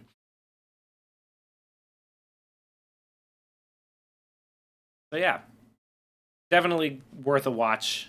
And Oh, definitely. probably the odds on, like I said, the odds on favorite to win. Oh, yeah, I wanted to talk about that. I think this is gonna sweep. Yeah, probably, yeah. I think this is gonna sweep a lot of the big bet. awards. I don't think it's the best picture of the group. I think it'll win Best Picture, though. I think Cillian will win Best Actor. There's a strong chance Robert Downey Jr. wins Best Supporting Actor. There's a lot of the technical awards I think it'll win, even though I don't necessarily think it's the best in every group. Like it could win cinematography, even though I think Killers of the Flower Moon is a much better looking movie. It could win. It'll probably win Best Original Score, even though I don't think the score is super well utilized. I don't know about like makeup and hairstyling and stuff like that, but it could win Best Editing, even though I think there are better edited films. I think it's going to sweep a lot of the technical categories. Probably. I would. That's my. It's a safe bet, right? Like if you're filling out your bracket, this is the one that you. This is the team that you. This is Kansas State. There they go. This is the one to bet on. Yeah, I think I like it slightly more than I dislike it, but it's not a wide margin. I'm settling in at around a 6 out of 10. I certainly will not be rewatching it anytime soon. No, I'm not really planning on it either. I watched it twice for that first stream. So if you want more detailed coverage, you can go check that out. But that's the gist. If you're like, what the hell? You didn't love that movie? More thoughts in the big stream. I wanted to, before we move on to the next film, respond to the super chat from Donald's Angry, who said, Eggers stream when? Question mark. Also, 1,135 days since last devs. Yeah, look at that number. It keeps going up. Eggers stream when? Yes, we've mentioned this before. I think I might be interested in doing 3 streams on his 3 movies so far, rather than trying to shove them all into one. We'll decide that later on, but in the lead up to Nosferatu, which I want to say comes out in November. It does. Let me double check that. November. In the lead up to that movie, I want to cover all 3 of Robert Eggers' movies that he's made so far. That being The Witch, The Lighthouse, and The Northman. He should have called it The Nosferatu. Just to keep the pattern going. Yeah, keep it going. Keep a consistent theme. Yes, I'm a big fan of his movies. He's one of the younger directors working that I've loved everything he's done so far. I hope he keeps it up, doesn't let me down. Yes, I'm a big fan of his work. I really, really like all 3 of those movies. I think I might love all 3 of them. I love all 3 of them. I would say I love all 3 of them. The Northman's one. I want to watch it again to see if I like it or love it. But I'm excited to talk about it. Yes, we'll be doing streams, at least 1 stream, but maybe 3 on those movies in the lead up to Nosferatu. I'm very excited for those. So stay tuned. They'll be before November, whatever, when Nosferatu comes out. So keep an eye out for that. Indeed. And our next movie, speaking of younger directors, we're Poor Things. That's the next one after Oppenheimer. Yes. That we've talked about in the indie movie roundup. Poor Things is another movie that I have mixed feelings about. I think it's actually quite a bit like Oppenheimer, only in the respect that there's things I really like about it and there's things I don't like about it, and the good kind of slightly outweighs the bad for me. Yeah, same. That's all they have in common, really. But they do have that, so that's something. It's a mixed bag for me on Poor Things. I think it's funny. It looks great. It's really inventive and weird and strange. The performances are really solid across the board, but Emma Stone is doing a really good job in a comedic performance. But the story, especially the second half of the story, really rubs me the wrong way. Not in the same way as Oppenheimer, more of like this feels kind of like, I don't know, gross. It's a little, yeah. I think the way that we put it was it's funny it's, good on Yorgos for finally telling a complete story and, tying Yeah, his narrative together by the end, because he had a real problem with doing that, in the past, in yep. in a successful way in the past. Uh, this one, he finally ends his movie. However, the latter half's morality is a wee bit backwards, you could say. Yeah, dubious. Yeah. For those who have not seen Poor Things, the gist of Poor Things is that it's a sort of like gender swapped and inverted retelling of Frankenstein in a broad sense. So Emma Stone plays a Frankenstein type monster, but instead of being this big, ugly, hideous beast cobbled together from a bunch of different parts, it's like a beautiful young woman is the idea. But she is kind of monstrous. I won't spoil what she is exactly for those who haven't seen it. This is a movie that I'd recommend, but only to like a certain type of person, not to everybody. We'll get more into what we would recommend it and who we'd recommend it to once Hugh gets back. But the gist is that she's a sort of Frankenstein type monster, but she's a beautiful woman, and it's kind of a weird coming of age story, a kind of perverted, what would you say, like upside down coming of age story, and it's very subversive on purpose of the type of like it's kind of taken the archetype of Frankenstein or Pinocchio or those kind of stories and like subverted it in a way that sometimes is funny but sometimes sends the wrong moral message. I think um the way I there's some things about it's the thematic stuff in Poor Things that I don't like. The thematic stuff feels balked and confused and muddled and backwards for Mm-hmm. me. Mm-hmm. It's Yeah, I'm with you on that one for What sure. I was saying while you were gone is that I think it's a movie that I would recommend, but only to a certain type of person. It's a very wacky and strange and funny and perverted and sexually explicit, but not like pornographic. It's more played for comedy than anything. But I think if a Yeah. lot of people will find the message and conclusion of the movie off-putting. I certainly did. If they if they puzzle it out, probably, because like I don't know if it's quite aware. Like I think we still, like, I don't know if it's really aware of where its message and morality ends up. Like I'm not 100% sure if it I knows where think it's he going. does.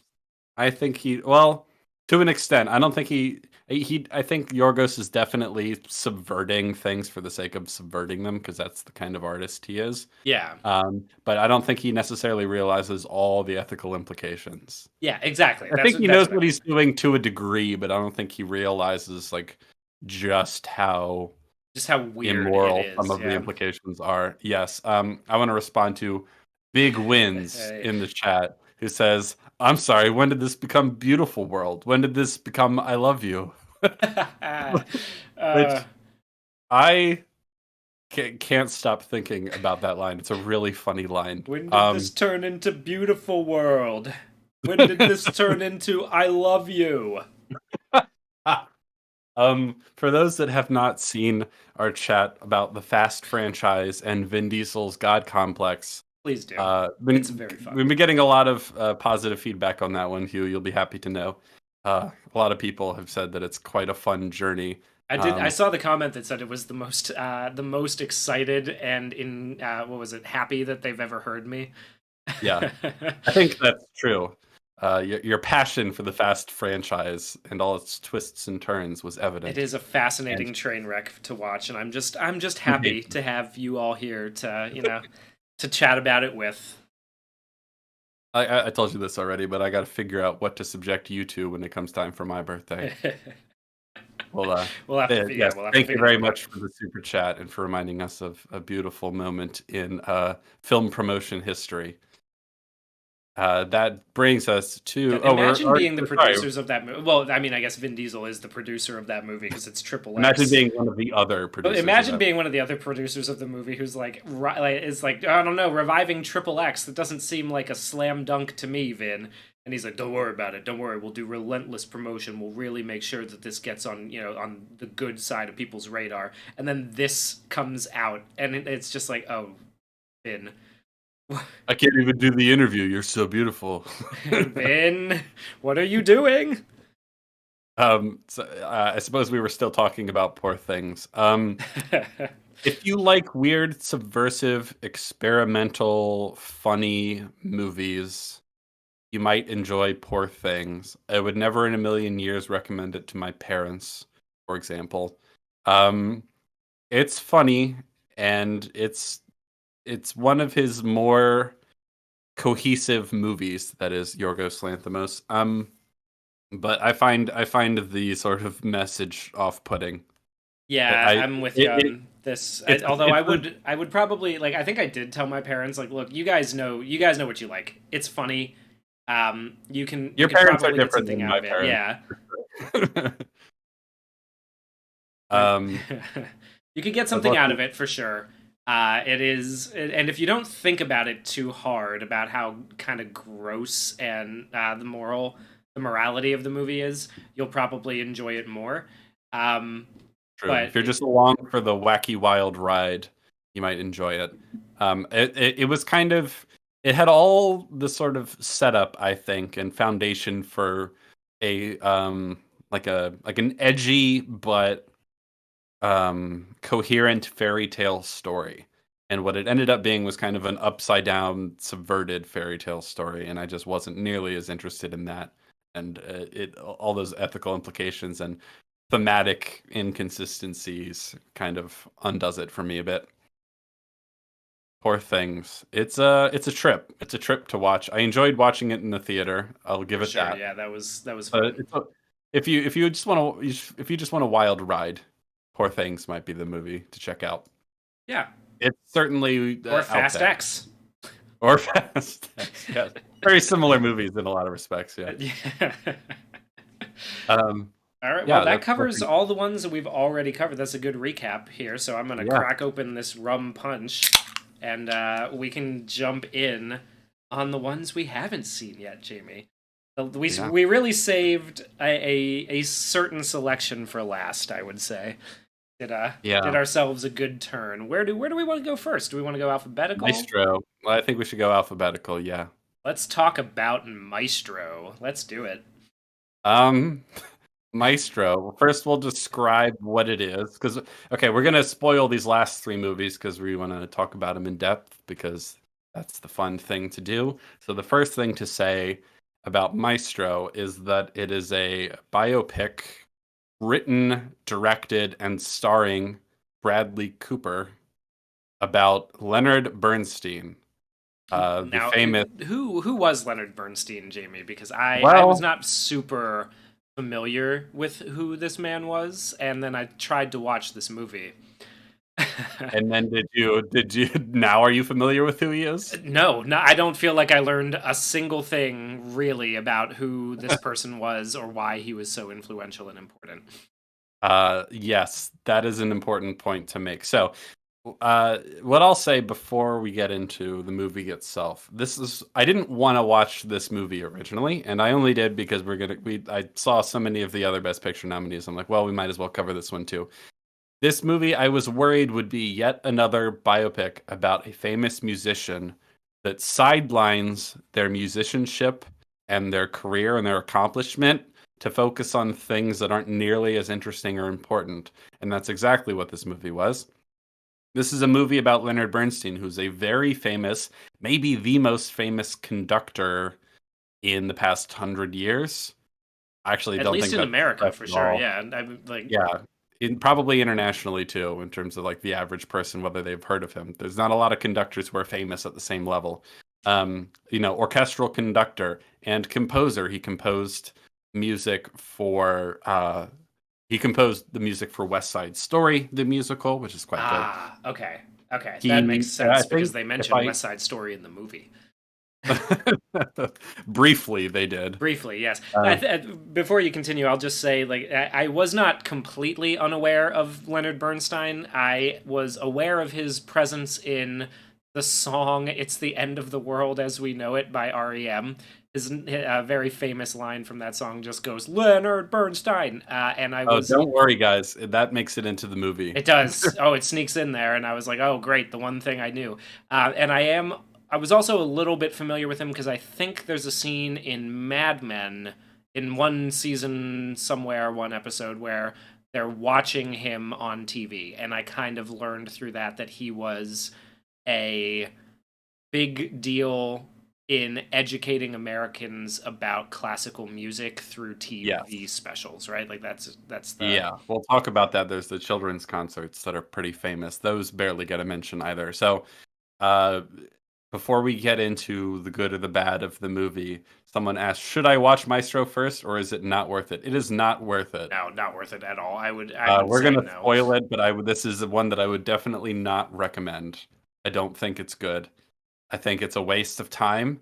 I think it barely covers any of the stuff that would constitute the reason we care at all about Leonard Bernstein, to focus on his miserable marriage and family life. Not And even that. Like it was. Okay, I mean, like, yeah, I understand that that's what the movie was going for, but I wouldn't call the family life and marriage that we see like abjectly miserable. It's no, just kind okay, of like yes, complicated. yes. It's Miserable is a strong word, but that's the whole movie is about his marriage and his family life, and there are a little bit of musical moments sprinkled in, basically used as window dressing for what is otherwise a boring and pointless and character drama. and very visually overwhelming, I would say, like especially at certain points. Bizarrely stylized, Very highly yes. stylized for no clear purpose. I still haven't been able to figure that out. I don't know why certain parts of it are in black and white and others are in color. I don't know why there are these big sweeping like Aspect set ratio changes changes? and aspect ratio Yeah, changes and these crazy moments of like injecting musical dance numbers with no singing into the film. It yeah. is it is bizarre the way that Bradley Cooper decided to go about this, and I have no like. It's very difficult to puzzle out why. Um, Yeah, a lot of it feels pretty unmotivated. He just wanted like style and flash because that's what an artistic movie has. If I'm being harsh, that's what it feels like. I don't think this is a very good movie. I wouldn't be shocked if some people enjoy it, but I don't think it deserves the praise. I don't think it deserves to be on the best picture list. I think it was probably I think the nomination was bought. They spent I'm sure they spent a lot. Actually, I know for a fact they spent a lot on for your consideration campaigns for this movie, and it's the kind of movie that the Oscars eat up typically. So I yes, understand why it was nominated, but I don't think it deserves it. This movie is dull and frustrating and boring, and yeah, and difficult to grasp onto. I think like when I why was you should care about any of this yeah, that is was the the main thing. question that lingers. This is the main thing I asked you is like what is this movie? What is the point of this movie? What's driving it? I have no like I mean, by the time we got 30 minutes in, I still had no idea why I should be invested in any of these characters and their relationships to one another. Um the movie doesn't give you a lot. There's no one narrative through line, so you're kind of just bouncing around through all these different, very stylized chapters of this person's life. The stylization and like the big sets and the dance numbers and everything stop rather abruptly. I want to say like halfway, maybe Yeah, even less than halfway through, and then they never make a reappearance. And I yeah. like it leaves me wondering why. That's the main question that I have about this movie is just like why did you do it? What was the point? And I still can't figure it out. Yes. So let's talk about it. Maestro is a movie, like I said, about Leonard Bernstein, who is a very, very, very famous conductor and musician. One of the things among his many accomplishments in terms of performing, very and selling records and concerts for performances of Beethoven and Mozart and Bach and all these people. Um, He also wrote the music, like I said, for West Side Story, the musical. He also wrote the music for the movie On the Waterfront, which is a very Ah, yes. I could have beloved been a movie. contender. Yes, so he's done a lot of important composition work as well. And then he's also very famous as a music educator for the public. So he had these, I believe they're called the Children's Concert Series, where basically what he did that a lot of people that really spoke to people, and he was very good at doing this because he was very kind of captivating and he's a good educator. You know what I mean? He was good on TV. He was good at explaining this sort of stuff to the average person. What he would kind of do, he also did a Harvard lecture series that I highly recommend if you're musically inclined. It's a really interesting sort of symposium on music. But one of the things that did, and one of the things that these children's concerts do as well, is that he sort of explains the music beforehand and then they play the song or they play the piece, that is. And you like he gives you all the context. He talks about the composer. He talks about what they were going for, what was what was like what is happening musically. He explains it in terms you can understand if you're not a musician yourself. You don't need to know all the music theory jargon to understand what he's talking about. And he does a really good job of explaining things. And then you hear the piece after having it all explained for you, and everything makes a lot more sense. You know what I mean? He's really Yeah. good at that.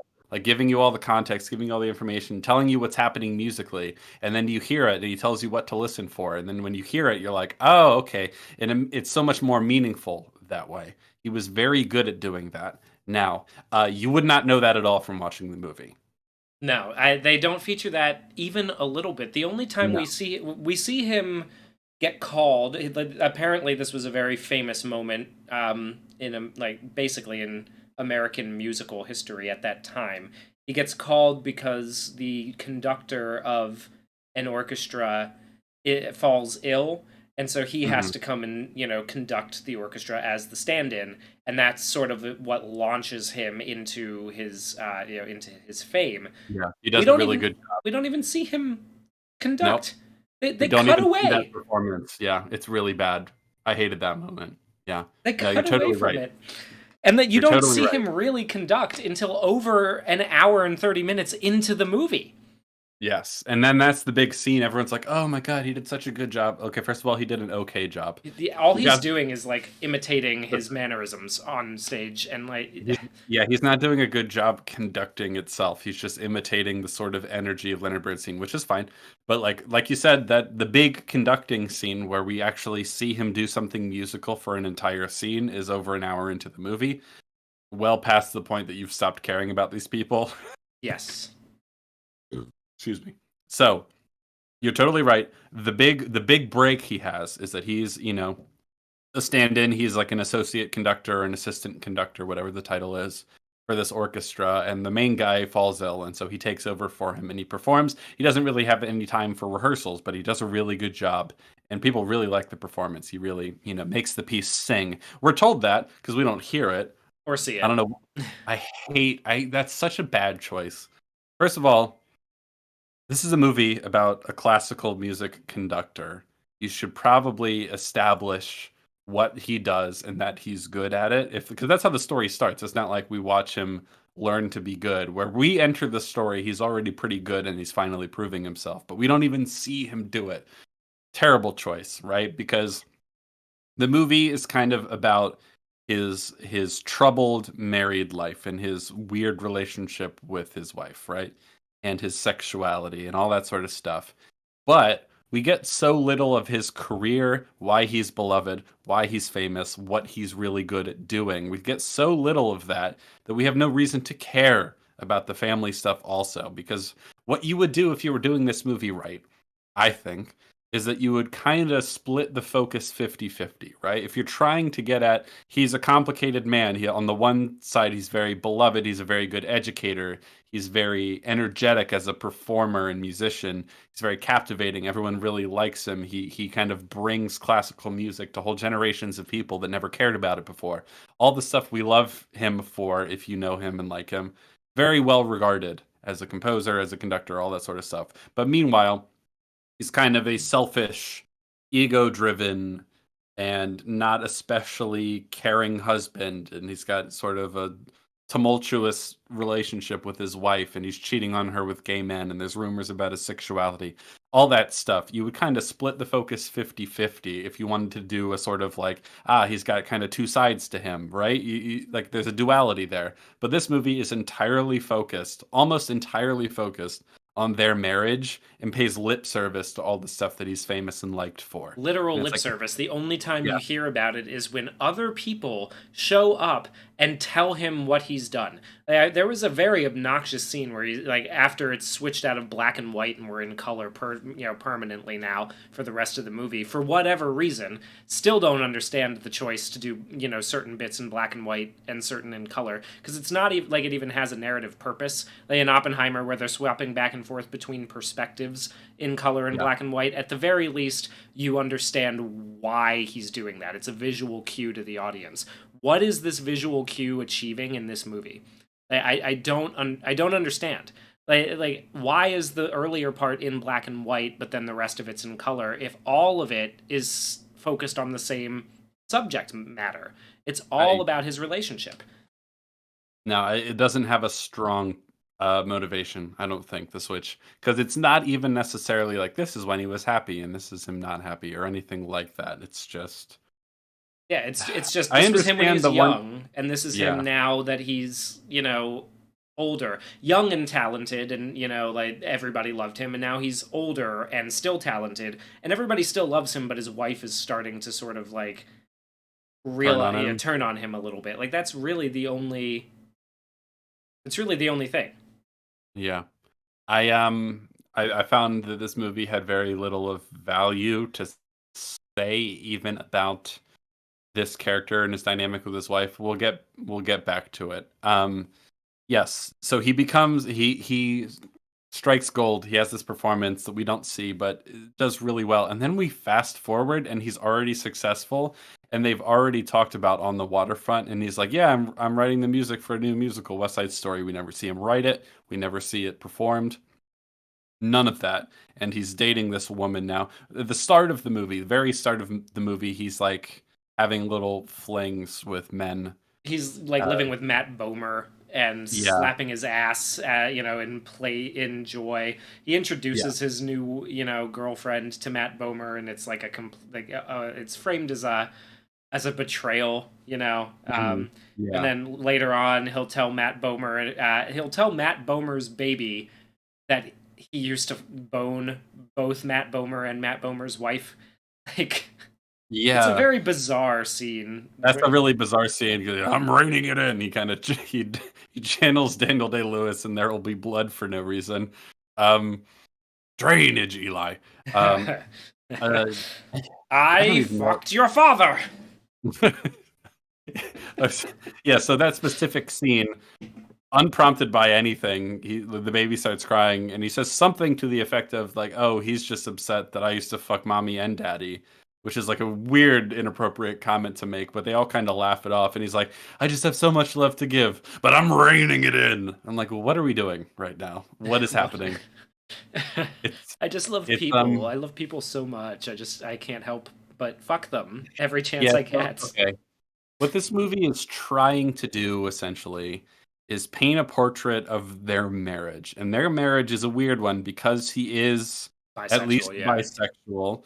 Um, and she seems to know from the very beginning that he's bisexual, but doesn't care because she considers herself like a modern progressive woman, and like she's not going to judge him for that.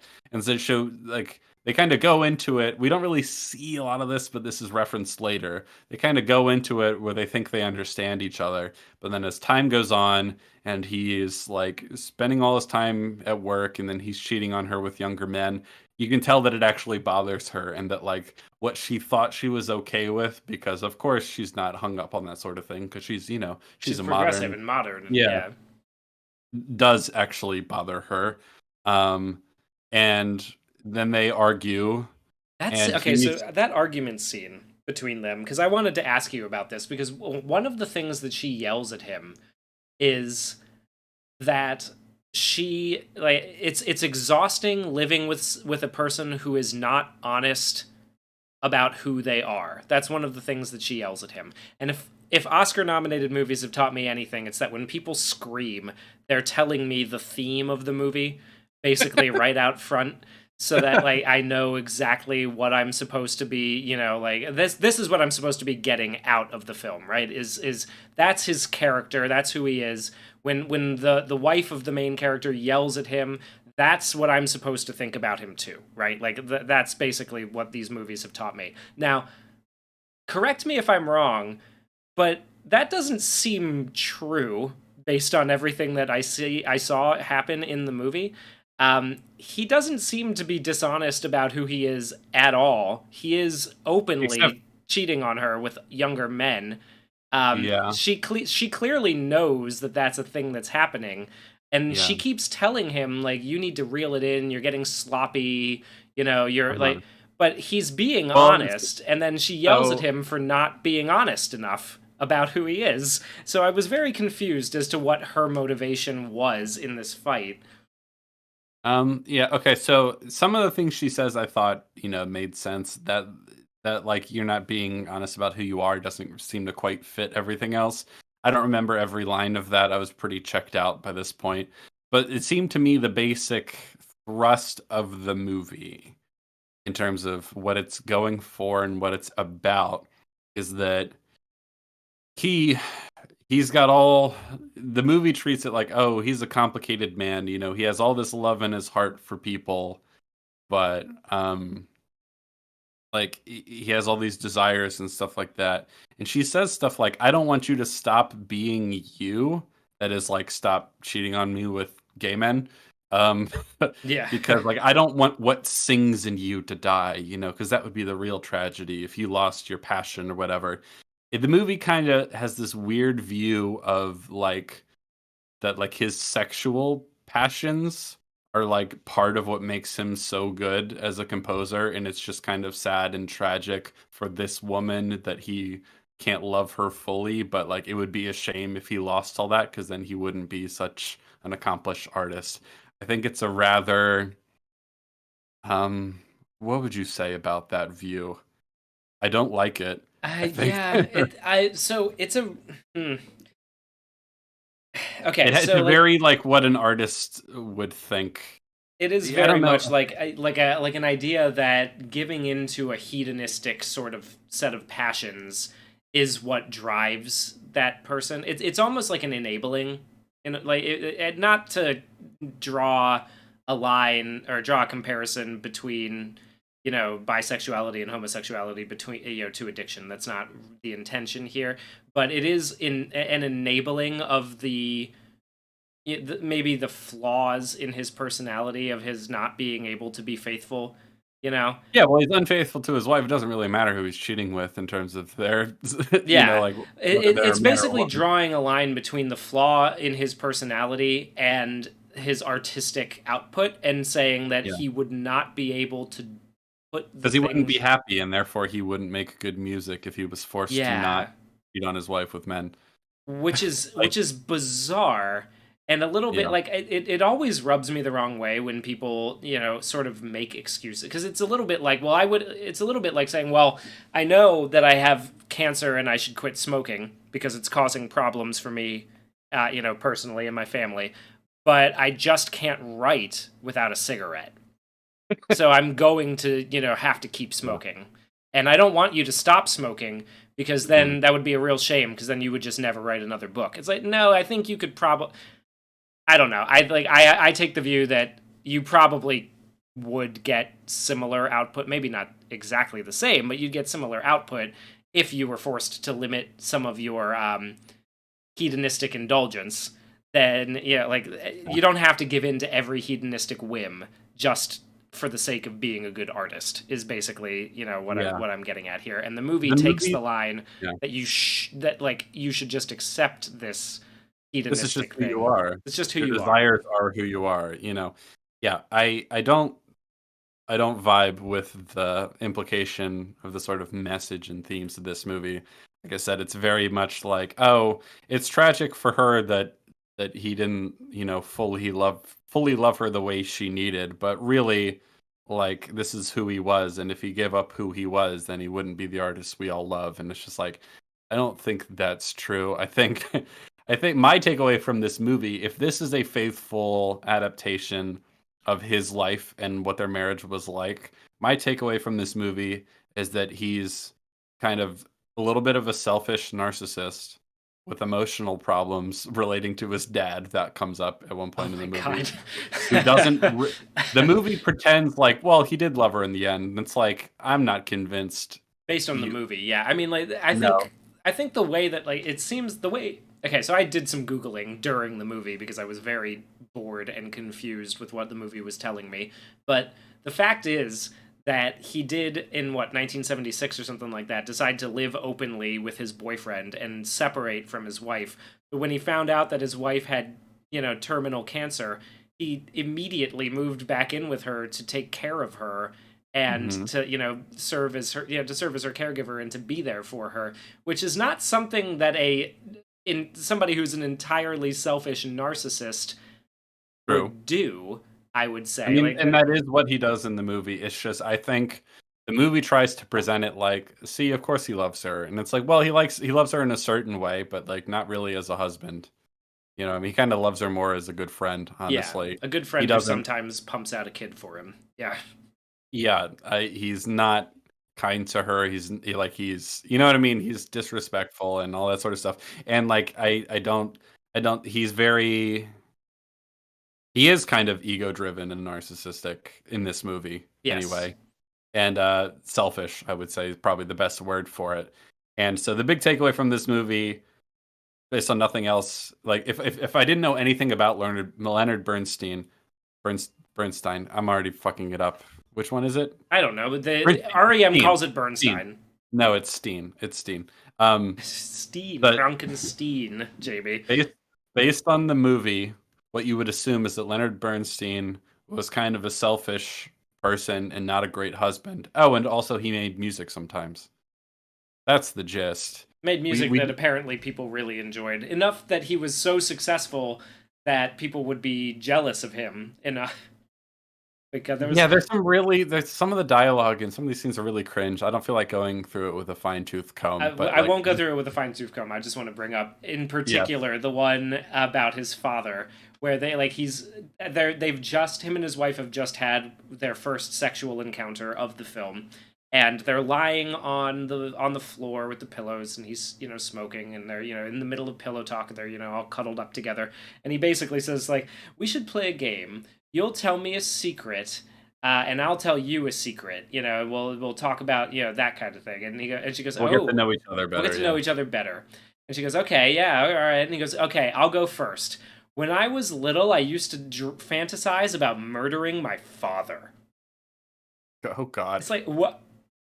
Like there, and she is dead silent in this moment. And I'm just like, Yes. what? That is really weird. That's a really weird way to go with that game. Mhm. Like to suggest the game I and jump right then into jump it. right into it like that with that level of secret. And Yeah. he also has a moment later where he's talking to his daughter, who I assume she's heard rumors. Now the rumors are not made it's not made explicit what they are, so But like definitely it's that he's probably gay. that he's gay, right? That he's been Or that sleeping he's with men. bisexual, yeah. Yeah. And she asks him about the rumors, or he goes to speak with her because his wife suggested to doing so, and not, don't you dare tell him the truth. Another instance where I was a little confused as to why she's like, well, but you're not being honest. It's like, well, you just told him not to be honest, bitch. Like, what do you want from him here? Like, okay. Yeah, neither are particularly likable. Yeah, but anyway, he goes to talk to his daughter about it, and he says, "Well, no, like they're not true. They're just jealous. They're caused by jealousy. One time when I was when I was very little in elementary school, another student brought a gun to class to try to kill me because he was so jealous of my immense musical talent." It's like, oh, Uh, okay, dude. Sure. um, okay. The ego That's a lot. wild. Yeah.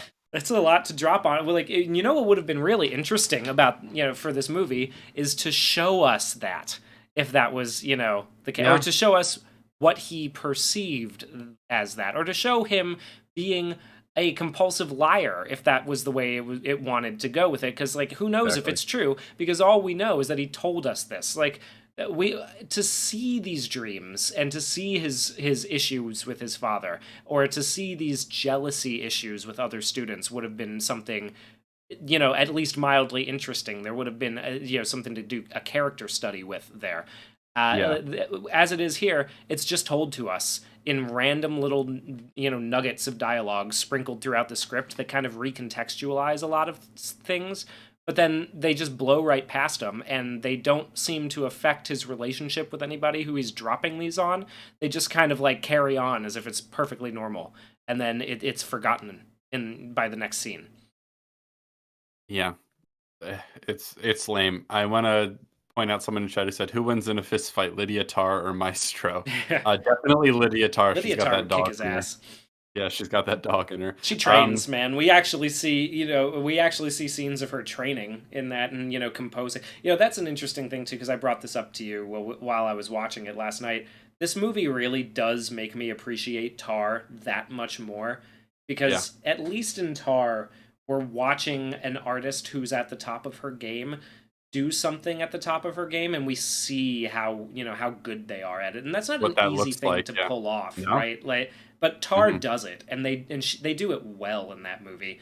This just sidesteps the issue completely until almost an hour and a half in, where we get an uncut scene for almost 5 minutes of him just kind of wildly waving his arms, imitating the energy of Leonard Bernstein while a piece plays out in its entirety. Yeah. So a note about that scene in terms, it's not super well done in my opinion. Okay. So what Bradley Cooper does manage to do in this scene, and not for most of the movie, as far as I can tell, is like nail his mannerisms and his energy level. But in terms of like his like conducting skill, I don't actually think it's very good. The other thing that it gets wrong, but Tar gets right, for example, is that Leonard Bernstein, like many conductors, conducted ahead of the orchestra. So like he would, the baton would come down on the downbeat, and you'd hear the downbeat like a little less than half a second later.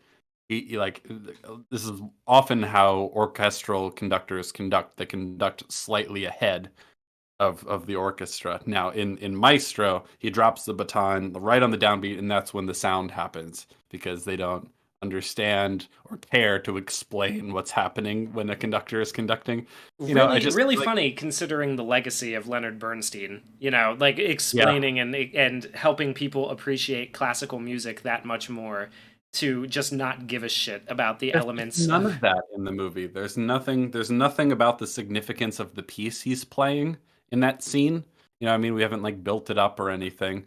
Like unlike Tar, for example, where most of the movie is spent in rehearsals for Mahler's Fifth Symphony, we get a lot of discussions and rehearsals about Mahler's Fifth Symphony. We get discussions about what he was thinking and what he was going through at the time when he composed it, and the emotional journey of the song. And she listens and talks about how other conductors have approached the song and how she's going to do it differently. The thing about Tar is not just that they do a better job of explaining what a conductor is and what they do and what it takes to be a good one in the case of Tar, is that Tar actually has more respect for Leonard Bernstein's legacy than Maestro does. Yeah. Because Leonard Bernstein comes up a lot in Tar, because she was a tutor under, like she was a pupil or whatever you would say, of Leonard Bernstein, and so she talks about his approach to conducting and like what he thought and his philosophy. Like that comes up in Tar. That doesn't come up in this. Yeah, Yeah, Mahler's no, Fifth Mahler's Symphony. Fifth Symphony. I think that's the Exactly. one on the Doctor Strange movie, right? That's Yeah, Maestro is just, it's so uninterested in the legacy and the music of a great musician, and it's focused entirely on his weird marriage that we only would ever hypothetically care about because of his music, yeah. and it's such a Well, baffling and choice. that was one of the other things that I talked to you about while I was watching it. I was about 40 minutes in, and I was asking questions. So the main dramatic question we've talked about before on this channel is what gives the audience a reason to care about the story, right? It gives the story momentum, and because momentum and that like a place to go, like a direction that things could be headed to, Yeah, and it you know, gives you an something answer to to the invest question. in. You want to know what the answer to the question is, right? So, for example, Yes. in the movie Nope, the main dramatic question is, will they manage to save the farm that is, in danger of being lost, right? In Jaws, the main dramatic question is, will they manage to stop the man-eating shark? In Star Yes. Wars, it's, will they manage to destroy the Death Star, right? Or will they manage Mhm. to stop the Empire? It That can kind of thing. change over the course of the movie. You know, Yeah. it can change as the plot develops, but there's always a main dramatic question in stories that have a direction they're headed in. Yes. And so the major flaw with this movie is that there is no dramatic question that is giving the film any weight. It's not giving it any direction. You have no idea why you're supposed to care who this person is, why you're supposed to give a fuck about watching their relationship unfold, and Mhm. it just makes the whole thing an very stylized, jumbled mess and absolute waste of time. It is it, unbelievably uninteresting for a guy who was so Interesting. interesting as a Yeah. person as to captivate the entire country when he talked about classical music on TV. Like, Yeah. it's it's insane that this is what somebody would Yeah. consider a good representation or a good portrayal of this person's life. And like, it doesn't necessarily have to be like blowing smoke up his ass, right, and talking about how No. important he is. We can get into Balance. the weirdness of his relationship. We can examine him as a flawed character, the way human beings tend to be. But you need to give us something, some drive, that some narrative thrust here that gives us a question of where this is going, right? And, Mhm. like, the only thing that it really even tries to do, the best you could do, is the opening scene is him kind of as an older man, sadly playing the piano and talking about how much he misses his wife. So really, the best you can do for what the main dramatic question of this movie is what happened to his wife. Yeah, honestly. Yeah, that's about it. That's That's about all you have, Mhm. and Because it's you're not not gonna enough. get you're not gonna get an exploration of his music and his contributions to the world of classical music or anything really. That's just window dressing. It's a really frustrating movie. I don't like it. Topaz says Maestro was scientifically created in a lab to try to win Oscars. There is definitely some truth in It that. feels very Oscar baity. Yeah, it feels Yeah, like though. Bradley Cooper threw bits and pieces together to try to be like, isn't this really neat? Let's nominate me, kind of thing. Yeah, if I'm going to be slightly more charitable, I just think this is what he thinks a good movie is, and this is why you shouldn't let the actors write the movies. Yeah. Also, I wasn't really in love with his performance. He's doing this weird sort of voice the whole time. And oh my gosh, he's so nasally. Just because he has a big prosthetic nose, he thinks he has to talk super nasally. It's like I think he's overdoing it. He's overdoing whatever like real nugget of truth there is in his impression of Leonard Bernstein. He wasn't that insanely nasally and stuff like that. And I found a funny tweet. I think this might be a good place to cap our review of Maestro. Um, this is a funny tweet someone made. This is back in January, but it's really funny. It says, "This is what the average scene of dialogue in Maestro is like." Are you ready? I'm going to read Go both for it. parts Yeah, yeah, for the sake of brevity. Bradley Cooper. "Oh, darling, do you want to hear something?" Carey Mulligan. "Oh, do I? Why, yes." Bradley Cooper. "Yes, yes, okay. Why is 6 afraid of 7? Carey Mulligan. "Oh, darling, I couldn't possibly know. I don't know, 6 or 7.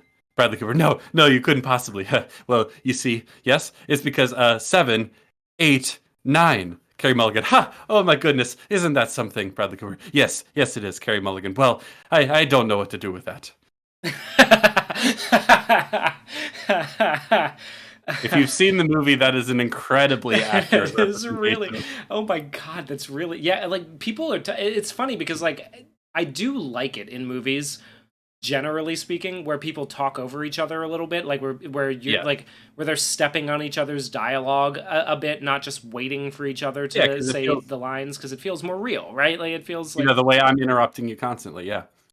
yeah, like exactly that's exactly why. But like in this one, it is almost every single scene, to the point where I'm like, I was getting so fed up with how people were doing that. I'm sitting there thinking to myself, if I'm in that situation, I will tell you to shut the fuck up, shut the fuck up, and let me finish talking first. Okay, shut up, please. Just let somebody finish a thought.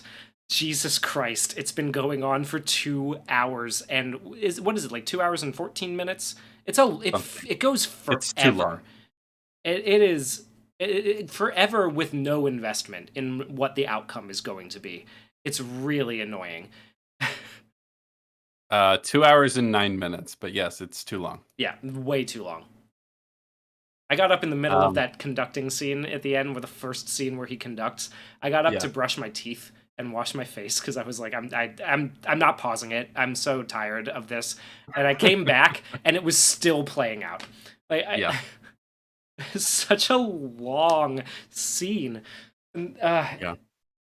you could In have a in a showed it in a to us. better movie that was executed better, like, I know what this is going for, that final scene. That final scene is supposed to be like, man, we're really at, like, the sort of fever pitch of the dramatic tension between him and his wife, and he goes out there and, like, she's really having a hard time with their relationship, but he goes out there and he gives this, like, incredible performance, and it's kind of, the duality of man type thing. That's what they're going for. Yeah. But they've bungled everything leading up to it. So like when he's doing this piece, you're just like, I don't care about this at all. Like, please just hurry up and end. We're so Yeah. close. Can we just end this Just movie? please, just kill her. Like she's dead, right? Like she's got like that at that point she hasn't been diagnosed yet. That's like the return, right? Because she's in the audience and Yeah. he finishes his performance and walks up to her and starts kissing her, and it's the first time since he became a gay cokehead, that he has decided that, or that he's like come back to his wife, that she's come back. Oh, by the way, Sarah Silverman's in this movie. Oh yeah. Yeah, Right. always a bright spot in any cinema, any piece of cinema. Yeah, That's she Sarah wasn't great. Silverman. She wasn't fine. She wasn't like bad, but I No, was she's just not like, bad, oh. but it's just like, why are you here? what, what You are know what you it feels like? adding? It feels like a lesser version of Seth Rogen showing up in The Fablemans. Yeah. Oh my god, that adds up. Both people heavily involved in Santa Inc. So, and Steven Spielberg produced this. I don't know if he did Santa Inc., but I know he produced this. You know, Yeah, I think there's we a connection. yeah, it Um, made a good case for studio meddling. I think if Martin oh, Scorsese and Steven Spielberg, who were both producers on this movie, by the way, had anything to say about how this movie got made, it probably would have turned out better.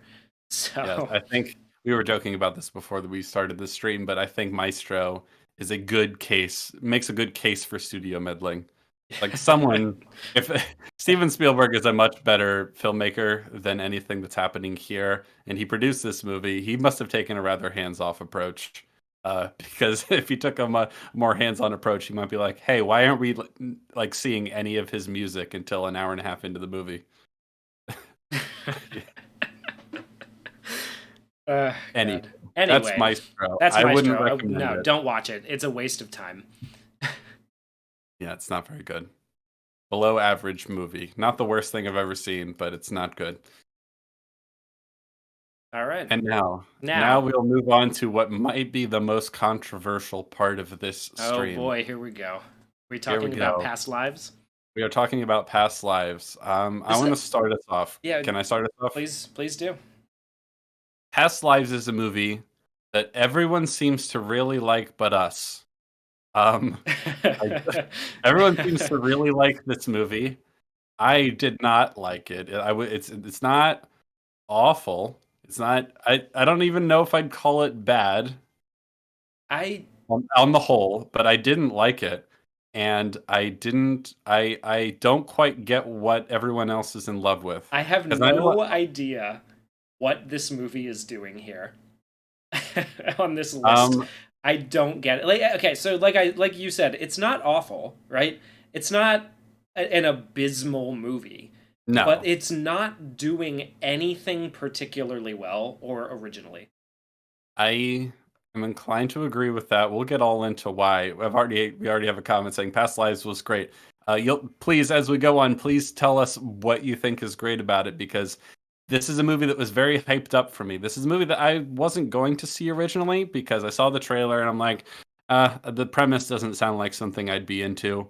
And then it got nominated for Best Picture. And not only that, people I know, people whose opinions I generally hold in relatively high esteem, really like this movie. And I was like, okay, well, maybe there's something in it that will surprise me because the trailer wasn't doing it for me. But maybe, maybe it'll shock me with how good I it is. tried very hard to find something about this when I was watching it to enjoy this movie. Like I did It looks okay. try. Yeah, it looks all right. It's I'm not going to say it looks incredible because it doesn't. Yeah. It was a very tender romance. It was beautifully shot and felt very natural. Okay, I Okay, think we the can get into it. naturalism I can agree with. Um, so I think we'll start with okay. We'll outline the premise because clearly I think this is a movie that resonates with a lot of people. Um, oh, so you've got another person, second Yeah, favorite movie of the this year. is yeah, this is So, one. so this is one that like these last three movies, Maestro, Past Lives, The Zone of Interest. We are going to spoil them, but I personally did not like this movie, and we'll talk all about why. But clearly, a lot of people do. I think you and I are going to be in the minority on this one, so maybe check it out because everyone else seems to like it, but us. It's not just us. I've talked to a lot of people in my real life. Yeah. As I go about my day. All of them seem to share the same opinion as we do. They like people have come up to me asking if I've seen it, and when I tell them yes, very tentatively, because I know people are very ride or die for this movie. They all go, I didn't like it. I don't get it. They all tell me I don't get it. Oh, okay. Yeah, lots of people have told me I really I don't understand. There's a lot here that just doesn't like it doesn't make any sense. I don't see why people enjoy it. So Yeah. I struggle to understand why people are so in love with it also. We'll talk all about it, but I think the reason I bring the recommendation thing up is that when there's a movie like this that everyone seems to love but me, it's like, well, clearly a lot of people are getting things out of it. So maybe go watch it, Don't take just my word on it. yeah, If this is the movie you haven't seen that sounds interesting to you, maybe go I'd easily say I'd recommend it because everyone else seems to like it. So there's a strong chance you'd like it.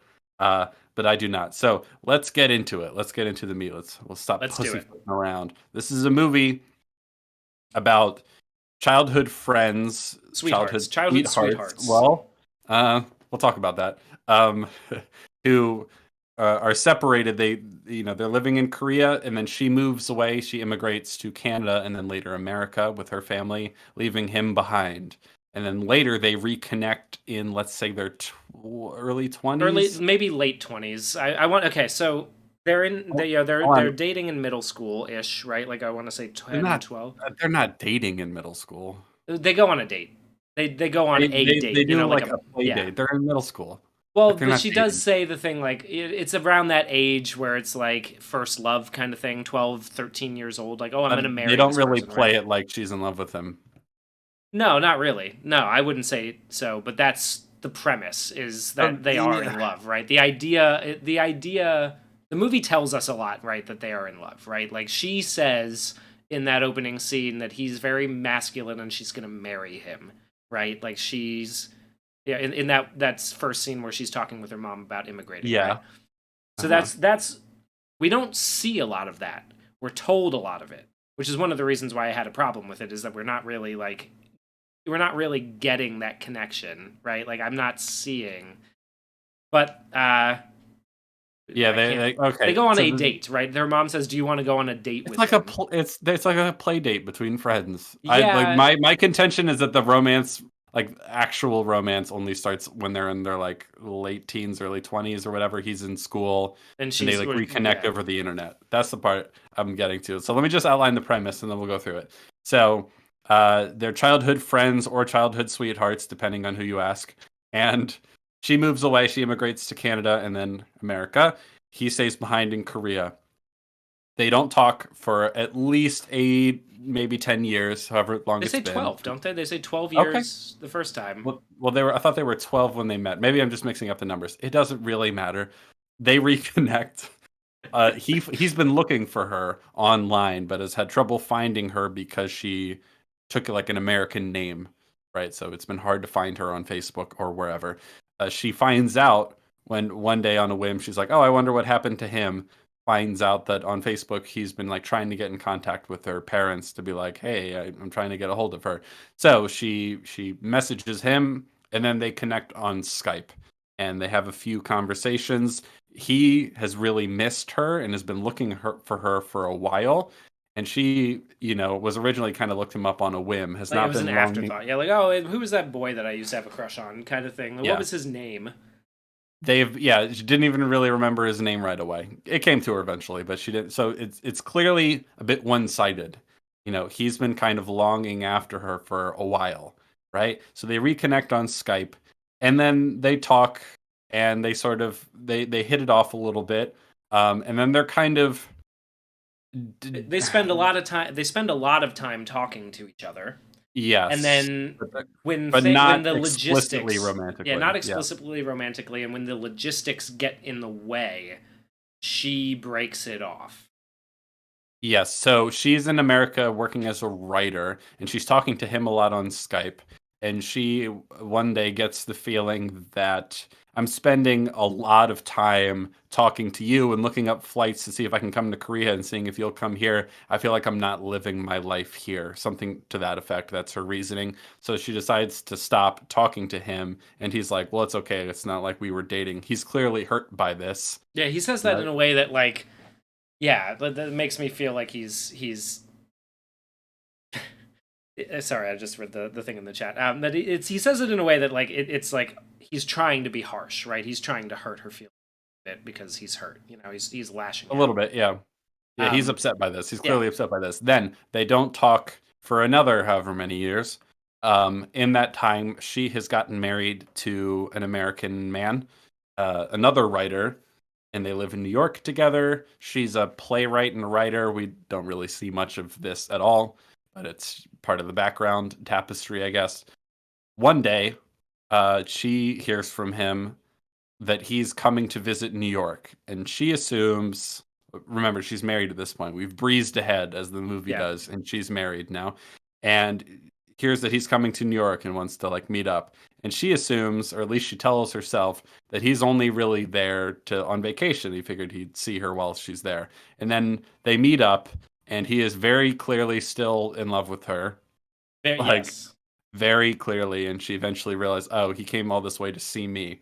And then there's some drama and tension between her and her husband over, this guy who, childhood sweethearts came all the way to see her separated by fate, that sort of thing.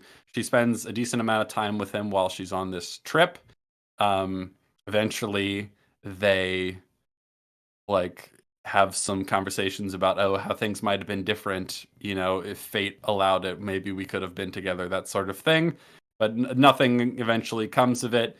And he goes eventually home. He goes back to Korea. That's the overarching view of the story. Now, the basic gist of the story is not something I have a problem with. I'm actually quite fond of what you might call this type of story generally, like the sort of like doomed romance sort of thing. They have feelings for each other, but they can't be together. Classic examples of this, in my opinion, be like Casablanca or Roman Holiday, or even to a slightly lesser extent, Lost in Translation. Yeah. That type of movie. I like all those movies. All really good movies. I really like this movie. I don't like the way this movie executes this premise. And the central problem I have is that I find all three of these characters deeply unlikable.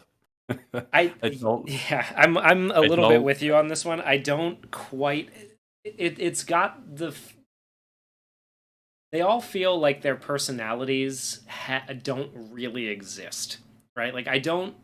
What do you mean by that? Well, so what I mean is that I don't understand why she is like, apart from the fact that the movie is telling me that she is the one for him, right?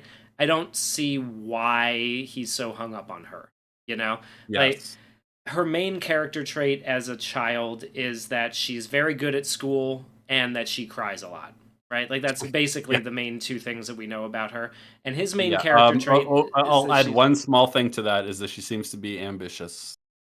That's it. yeah, That's she's what we got. ambitious, she's really good at school, and she cries a lot. That's like the main things that we find out about her character, is that. Um, he is sort of just like, his main character trait basically is that he's kind of stoic and patient with her. So he watches her cry. She does tell us that he used to just watch her cry. He wasn't really able to do anything about it, but that he was the only one who would stick around while she cried because, you know, hanging around with somebody who cries all the time is cringe, I guess. And but he didn't feel that way because he, cared about her that much. So I was very, like, it just seems very thin as to why he's still hung up on her after all this time. I understand, the one that got away thing, but I just didn't feel that when I was watching this. I didn't feel like that was communicated particularly strongly. Yeah, it's just sort of told. I don't really see why they liked each other so much. Um, and then when we get to the part in America, where she reconnect, he's so hung up on her that he has been following her father's movies Facebook page, looking for her when Yeah. Facebook comes up. Like, it's so hung up that he's been spending a lot of time to do this. Can I And jump in really quick? yeah, Paradox said earlier, I don't know if he's sorry, it just moved up. I don't know if he's been pining for her all those years. It's like the fantasy about the one girl who got away, And it's like those seem. I kind of think those contradict a little bit. Like he is pining for her because she's the one that got away. Like he's clearly has strong feelings for her or the idea of her, and he's been pining after her for at least like basically ever since they left. Like part of what I find weird about the way he plays it is that like he plays it like he's really deeply in love with her like the whole time, like almost obsessively in some scenes. Like when they first meet in New York, he's so overwhelmed by seeing her that he literally can't bring himself to say anything. Like he has really strong feelings for her, not just the idea of her. Like he's, you know what I mean? yeah, I know, I get you. Because like it's sort of the same thing. Like he's nervous. He's got the jitters when they get on Skype the first time, right? Like he's got Yeah. that, and I Like yeah he's very much in love with her is how they play it. But when they're kids, other than like they were friends growing up, I never really got the strong sense of what he's so enamored with. And yeah then when they have scenes on Skype, it's like I, you know, I can buy that they like each other, but I wasn't really like gripped by either of them in terms of liking them myself. I got the strong sense that the movie is like, oh, they're in love with each other, so their conversations will be interesting. And I'm like, yeah, but I don't find their conversations interesting. I don't think either of them are particularly charming or captivating people, unlike some of those other like classic movies with similar sort of story structures. You yeah. know what I mean? I I wasn't. didn't feel a lot of chemistry really between the two of them. Like, I don't know, because there was not a lot of like flirtation. There wasn't a lot, which, maybe it looks different from culture to culture. It could be a thing that's, getting me hung up here. But I just it, it just feel it just didn't feel like there was a lot of meaning to the relation. So okay, when I was watching the Skype scenes, what I thought was going to happen, and like, because one of the things that she's come to America for, she's immigrated to Canada with her family, and then immigrated to the United States on her own to become a writer, right? Like that's basically what she's at a school in New York for playwriting. And Yeah. we see one scene of her, very briefly taking notes in a workshop, which I would have preferred to see a little bit more of that to kind of bring her character out a little bit more. I Yeah. think that would have helped me engage with the story there. But what I thought was going to happen with the Skype calls was she's kind of alone in the city, you know, and so she's reconnected with this person who's from her, native town, speaks her native tongue, but she's not. She's kind of gotten rusty at Korean, and Hmm. they re-engage over Skype, and then she starts using that as sort of an emotional crutch, right? Like she can, what I thought was going to happen was she's going to have like a bad day in critique with one of her ideas, right? And she comes home and she gets on Skype and she's kind of upset by this, and so he provides the support. Like, she's like, "Oh man, I really, I put a really good idea down for my writing that everybody just didn't quite seem to resonate with, and they all like nobody got it, and I feel like I'm out of my depth. I moved here, I'm away from my family, and I feel like I'm wasting my time, kind of thing." And then he would like say something like, "Well, why don't you read it to me?" And she goes, "Well, you can't speak English." And he goes, "Well, then read it to me in Korean." And so the process of her having to go back through a language that she, doesn't isn't familiar with anymore, right? Like, but she has to translate it to him, unlocks this creative wavelength in her brain or something like that, that makes this Well, relationship um, feel more like it's meaningful to her, that it's an important aspect of her life. But instead, all that really ends up happening is they have a couple of Skype conversations where you could kind of say like, "Oh, they're reconnecting a little bit," and then like she invites him to New York. He goes, "Why would I go there?" And everything just kind of falls apart basically. And then well, let's just call it off for a little bit. We'll take a break from talking, and then the next thing you know, a break from talking turns into 12 years. And I was like, I just didn't feel like the relationship meant that much to her in what I got from it. Do you know what I'm yeah, getting at? I don't necessarily It think doesn't have to be that I understand particular what you're thing, saying. but Yeah, I'm just like, but I thought I that know something was going to happen there that would make this feel more integral to her, and I just um, didn't feel like that's what was going on, like, and yeah, maybe and that. I also don't think what some of the things that are being mentioned in chat are actually all that strong in the film. Like, for example, part of her attraction to him is a yearning for her old identity before America changed her. Her love for the American husband shows that she likes aspects of who she became despite how America changed her. She, for a lot of the movie, doesn't actually really seem to yearn for him in nearly the same way he yearns for her. It's like, okay, when we get some sort of stuff about the whole like connection, what he represents in terms of Korea, but she doesn't really act like this is like that this is a like yearning for that anymore. Like, because she seems rather content in her life here. Like when she's talking to him, or she's like, no, I came here to live my life here, and I don't want to spend time thinking about coming back to Korea. So we should break it off. And then when he comes, she's talking to her husband about meeting him, and she's like, yeah, he makes me feel not as Korean because I'm my language is rusty, and he's Korean and I'm Korean American, but also it makes me feel more Korean. She's kind of nonplussed about it. You know what I mean? She never seems as gripped by this until the end. Like, I Yeah, don't I know, I'm with you. the relationship doesn't seem super meaningful to me beyond friends. But then there's all this stuff where like she's clearly looking at him like she's has feelings for him. And at the end, it didn't. I don't buy at all that what she's crying about at the end of the movie is like losing the connection to Korea or anything of that sort. Like, what she's crying about is like feeling bad for him that like he's in love with her and they can't be together, and like, oh, the possibility of maybe in a future life they could be together. Like she can just I don't buy that what she's really crying over is the connection to Korea at the end. I just No, and so Topaz in the chat is the point is that she's very content with her choice to stay in America. She is pondering what life would have been if she had stayed in Korea. The ending shot really drives this point home. I don't know if I agree with I don't you think on that. I don't no. think it has that kind of impact. Yeah, she's very content in her choice to stay in America. She's not she's like what she's crying over is not like, oh, what would have like the lost opportunity if I stayed in Korea. That doesn't seem to be the point of it at all. It seems to be how he feels, and that she has some feelings for him, but they can't be together. And she feels like, because she sees that he's sad about it and wishes that maybe in another life they could have been together.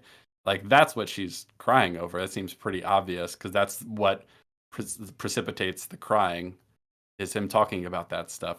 He has his sort of, in my opinion, discount version of that moment in Everything Everywhere All at Once, where he says, like, in another life, I would have loved just doing laundry and taxes with you. Yeah, it's the same sort of thing. It's like I understand that in a broad sense, he represents a connection to Korea, and that's something she is likes having a little bit. But I guess that's like a very like she doesn't seem to be longing for a connection.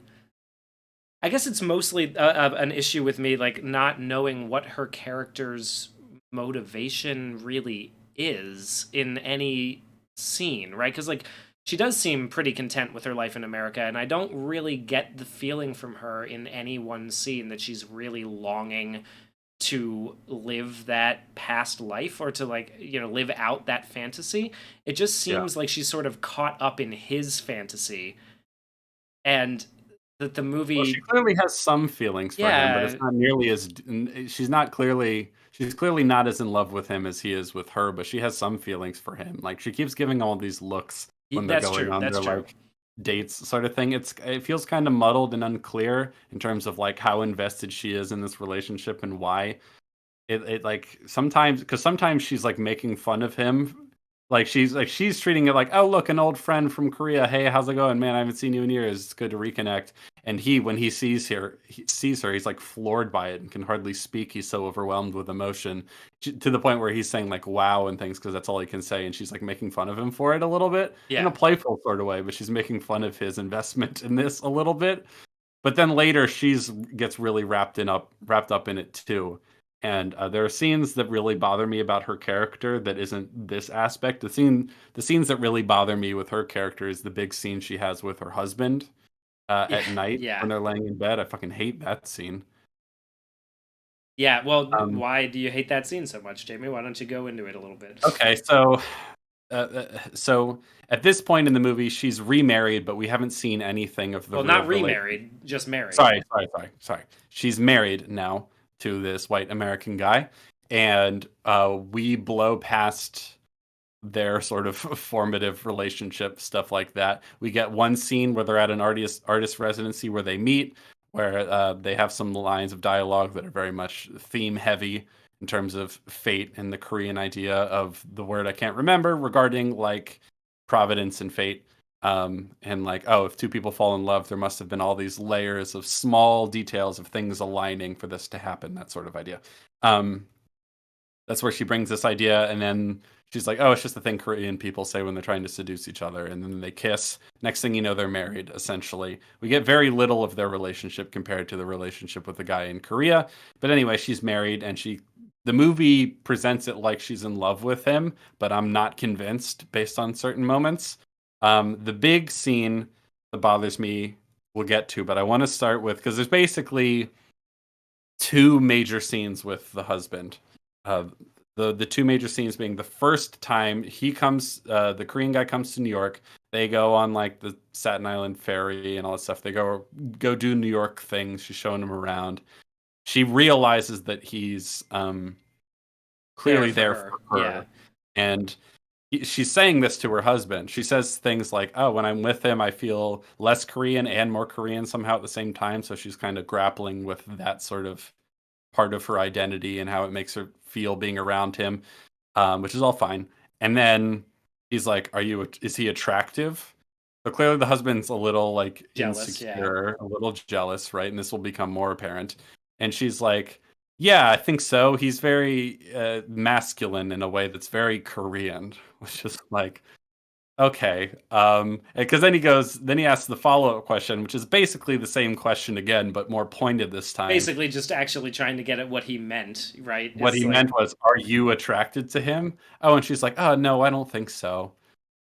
Very not reassuring, first of all. But second of all, it's just like, well, when he was asking, is he attractive? That's what he was getting at. And you're like, yeah, he's very manly. And then he's like, "Oh, well, I guess you're attracted to them, right?" And she's like, "No, I don't think so. I think it's just, he represents." She doesn't say it in these words, but it's basically like, he was just a kid when I first saw him, so it's all kind of overwhelming, and he reminds me so much of Korea, so like it's kind of overwhelming. But I don't think I'm attracted to him.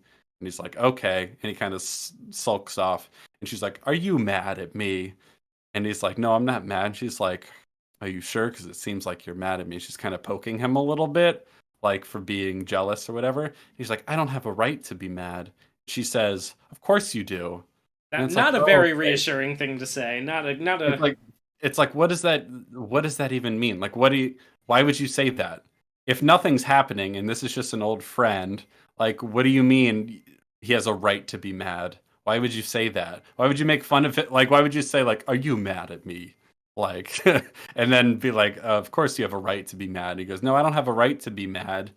I'm not going to tell you can't see him." And it's like, well, there's a line between like I refuse to let you go see him, and like I prefer you didn't because he's clearly in love with you, sort of thing. But he's just like, I don't know, the bigger stuff for him comes later. So she goes and has like another sort of date sort of thing during the day with him where they hang out. I think this is the one actually where they go on the ferry. But later, they'll have a conversation at night in bed, and they're just laying there at night, the lights are off, and the husband laughs. And she's like, "What's so funny?" And he's just like, "It's just like, oh, this is such a great story. I can't compete with that." And she's like, "What are you talking about?" And he's like, "Oh, this," like, he's like, "Oh, you have a very romantic story with him. Your childhood sweetheart separated by fate, and now you're reconnecting. Our story isn't nearly as romantic," which is like, a- kind of a weird, pathetic thing to say. But and then when it's like he's clearly having a moment, right? He's spiraling a little bit because he's writer man too, and he's like, "Oh, this is such a good story. I can't compete with that." And then he says something which I found rather sad and pathetic, and her response also kind of sad and pathetic, that kind of undercuts the idea that she actually does love him for me, and her likability as a character, in my opinion. So he says, like, your scene is so much more romantic and fate and all that stuff. Meanwhile, if it was another writer instead of me that you met at the artist residency, someone who liked the same books, had the same taste in movies, who didn't mind listening to you complain about your rehearsals and all that stuff, would you be here with him instead of me? And he's like, because our story is like, we moved in together to save money living in New York, and then we got married because you needed a green card. He's doing all this stuff to sort of undercut their story and their love and their romance and reduce it to a sort of like, I don't know if nihilistic is the right word, but rather like superficial and not meaningful, like, chance, right, instead of meaning and destiny. And her response to that is not, "What are you talking about? Of course, if it was someone else, I wouldn't be in love with them because I love you," or whatever. Her response is not to reassure him that their marriage and love is more than just simple coincidence and fate. She's just like, "Well, this is my life and I'm happy with it. I'm choosing it."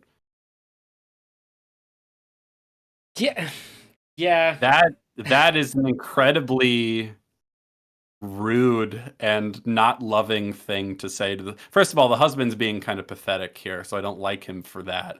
He's just like, "Oh, well, if it was someone else, you would have fallen in love with them and got like you would have married them instead. Like, there's nothing special about me and us." And her response is like, "Well, that's the way it worked out, and so I'm choosing that. I'm okay with that." It's like, wow, I don't believe that you love him, honestly. I don't think you truly love him. I'm not getting that vibe. I'm not getting the Okay. vibe that. Yeah. And so so Paradox in the chat says that he agrees that he doesn't think she truly loved her husband. And she chose to stay with him for the same reason she ended up choosing America, for security despite her happiness. So I think you're right That's that that's really what the movie sad. that's what the movie's And I think that's what the movie's going for. The main thing the reason that rubs me the wrong way a little bit is because in these intervening instances that we're seeing these characters, it doesn't feel to me like they've lived life outside of these intervening instances, right? Like, she's been in America for a long time by this point, and she Yeah. is, one of the things that I found a little bit frustrating with the movie is that I don't really get to I don't get a chance to witness her success, right? I don't really see how she's achieved her goal of becoming a playwright. I don't really get to see what her life looks like in America outside of this marriage with her husband, right? For We all I don't even know, really see most of that, to be honest with you.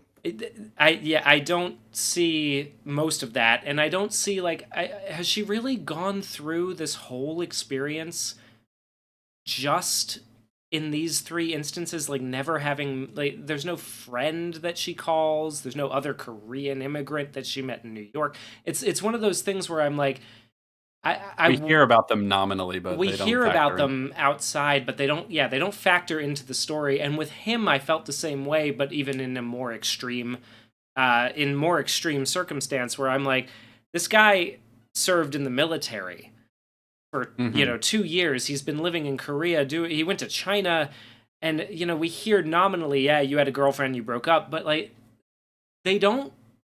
The movie doesn't do a great job for me giving me the feeling that these two have evolved the way that normal actual humans do in that Over amount of the span of, like, time. 12 years, yeah. Yeah, like, 24 years basically, right? Like, it's a Yeah, long time by the time we get to yeah. the end of it.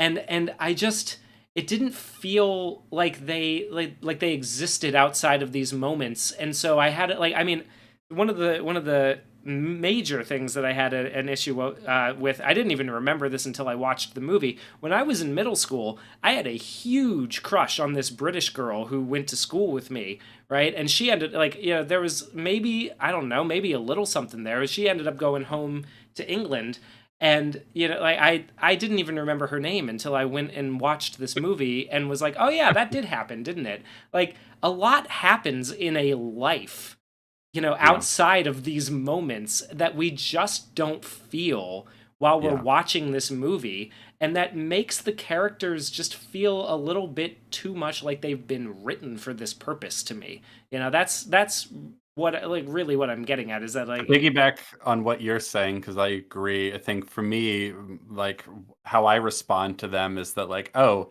that guy who's been obsessed with you for like 24 years, even though like you've gone like 12 years apart and then 12 years apart, and has never moved on and seems depressed and came all the way here just to see you because he's so madly in love with you, even though you spent barely any time together. Like, this guy has emotional problems. Honestly, like there's he gives me some red flags, honestly. It's yeah. not nearly as romantic as the movie presents it to be. And regarding the scene with her husband, I'm glad you agree that they don't love each other and that their relationship is kind of a sad husk of a marriage and not a real marriage. But I found her response to him really unlikable, and I don't care about them. Like, it's not like heartbreaking for me. It's like, oh, you guys shouldn't be married. Like, you guys don't love each other. You shouldn't be married. Like, this, like, you know what I mean? This is kind of like, Yeah. and like I think Topaz said in the chat, as someone who lives near LA, I can confirm there are many men like that husband who I'm would sure. definitely be like, oh I'm man, your sure. story with him sounds better. I totally believe him. It's just I find him kind of pathetic Not very and endearing. Yeah, like, spineless and not endearing and like, oh fucking like come on, have some more okay. self-respect than that. So I don't like Topaz is mentioned in two. Like, sorry, continue. I'll go for that in a minute. it's a I don't okay, so what the central gist of this movie for me, the problem I have with it is why I should care about any of these people. I'm not rooting for anything here. It's like, oh, and sometimes in a movie like this, you might be like, oh, like you want them to be together because you like them, you think they'd be better off together, or you like this is represents something of a temptation, and you actually want her to stay with her husband because you like that. And it's like, well, I don't want any of these people to end up together. Maybe the Korean guy and the white husband, They can, maybe yeah. they I can mean, end they up have together. the In Young also. They've got Yeah, layers and layers of yeah. past lives It's like building I up. don't. I like, oh, I'm not rooting for their marriage because it's a sad kind of pathetic marriage. Okay, she's also like not doing anything to even like, even if it's untrue, she's not doing anything to sort of reassure her husband. She doesn't seem to care about him all that much. She's pretty rude to him in this movie, honestly. The other scene at night when he's doing this little nihilistic spiral about how he feels like she doesn't love her and doesn't get as much out of their marriage as he does, she says nothing. She says nothing because it's true, and she doesn't even pretend for the sake of him. She's like, uh, she's like, you're forgetting the part where I love you. She says that to him because the movie presents it like she.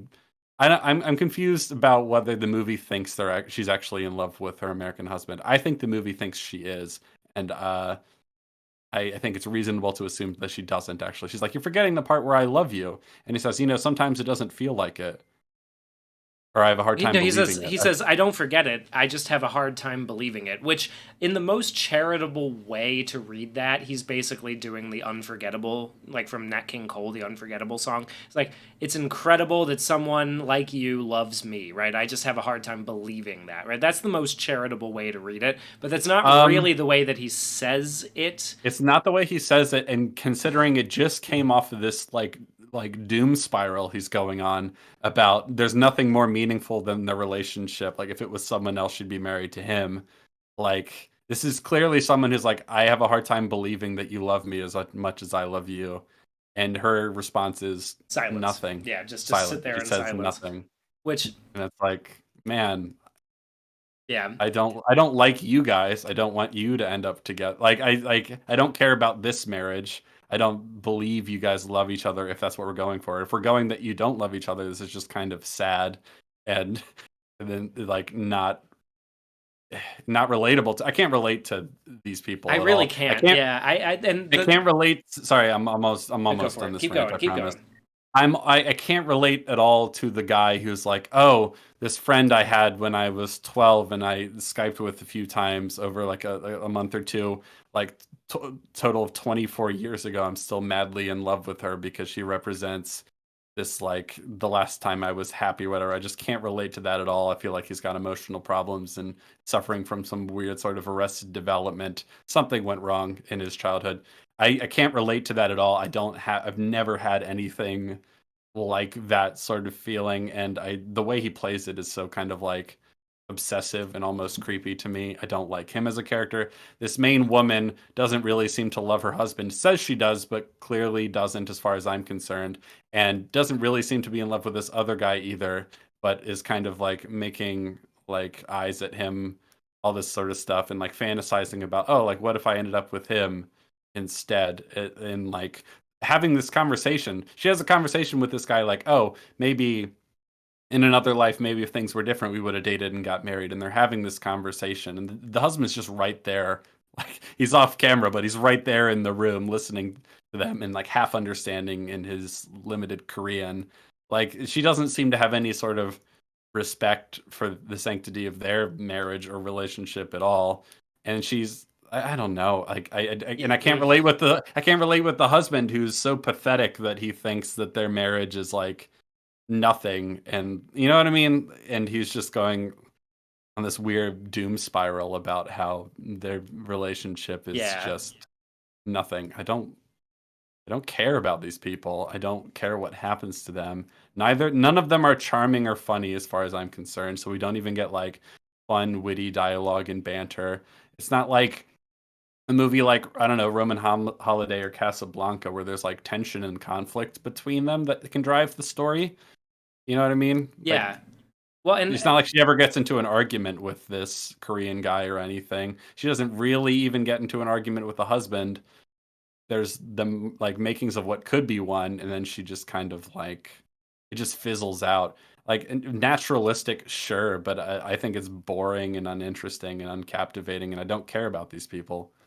I felt very similar that it's, it is very, it doesn't feel like, it doesn't feel like I'm really watching a movie. It feels like I'm just kind of reading somebody's journal entries, and it's not even a particular that so I think one of the things that I wanted to just address real quick too is that the idea of it's a a difference between somebody who grew up in America and somebody who grew up in Korea. I never feel that difference when I'm watching No. it. Like I don't feel like they're so far apart culturally based on where their lives have gone. It really feels to me like the movie's trying to say that the only thing standing in their way is the fact that she came to America and is now married.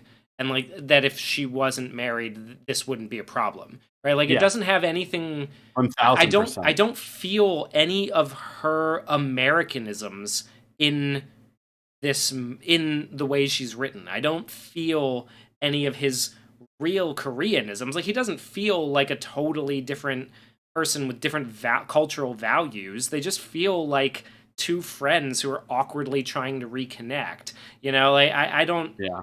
And you know, Paradox. I appreciate you telling us what people who liked it felt about the movie, but like what I'm saying is like I don't see where you found it, right? Like I don't know where that was coming from in because like I mean I'm not getting it when I watch it.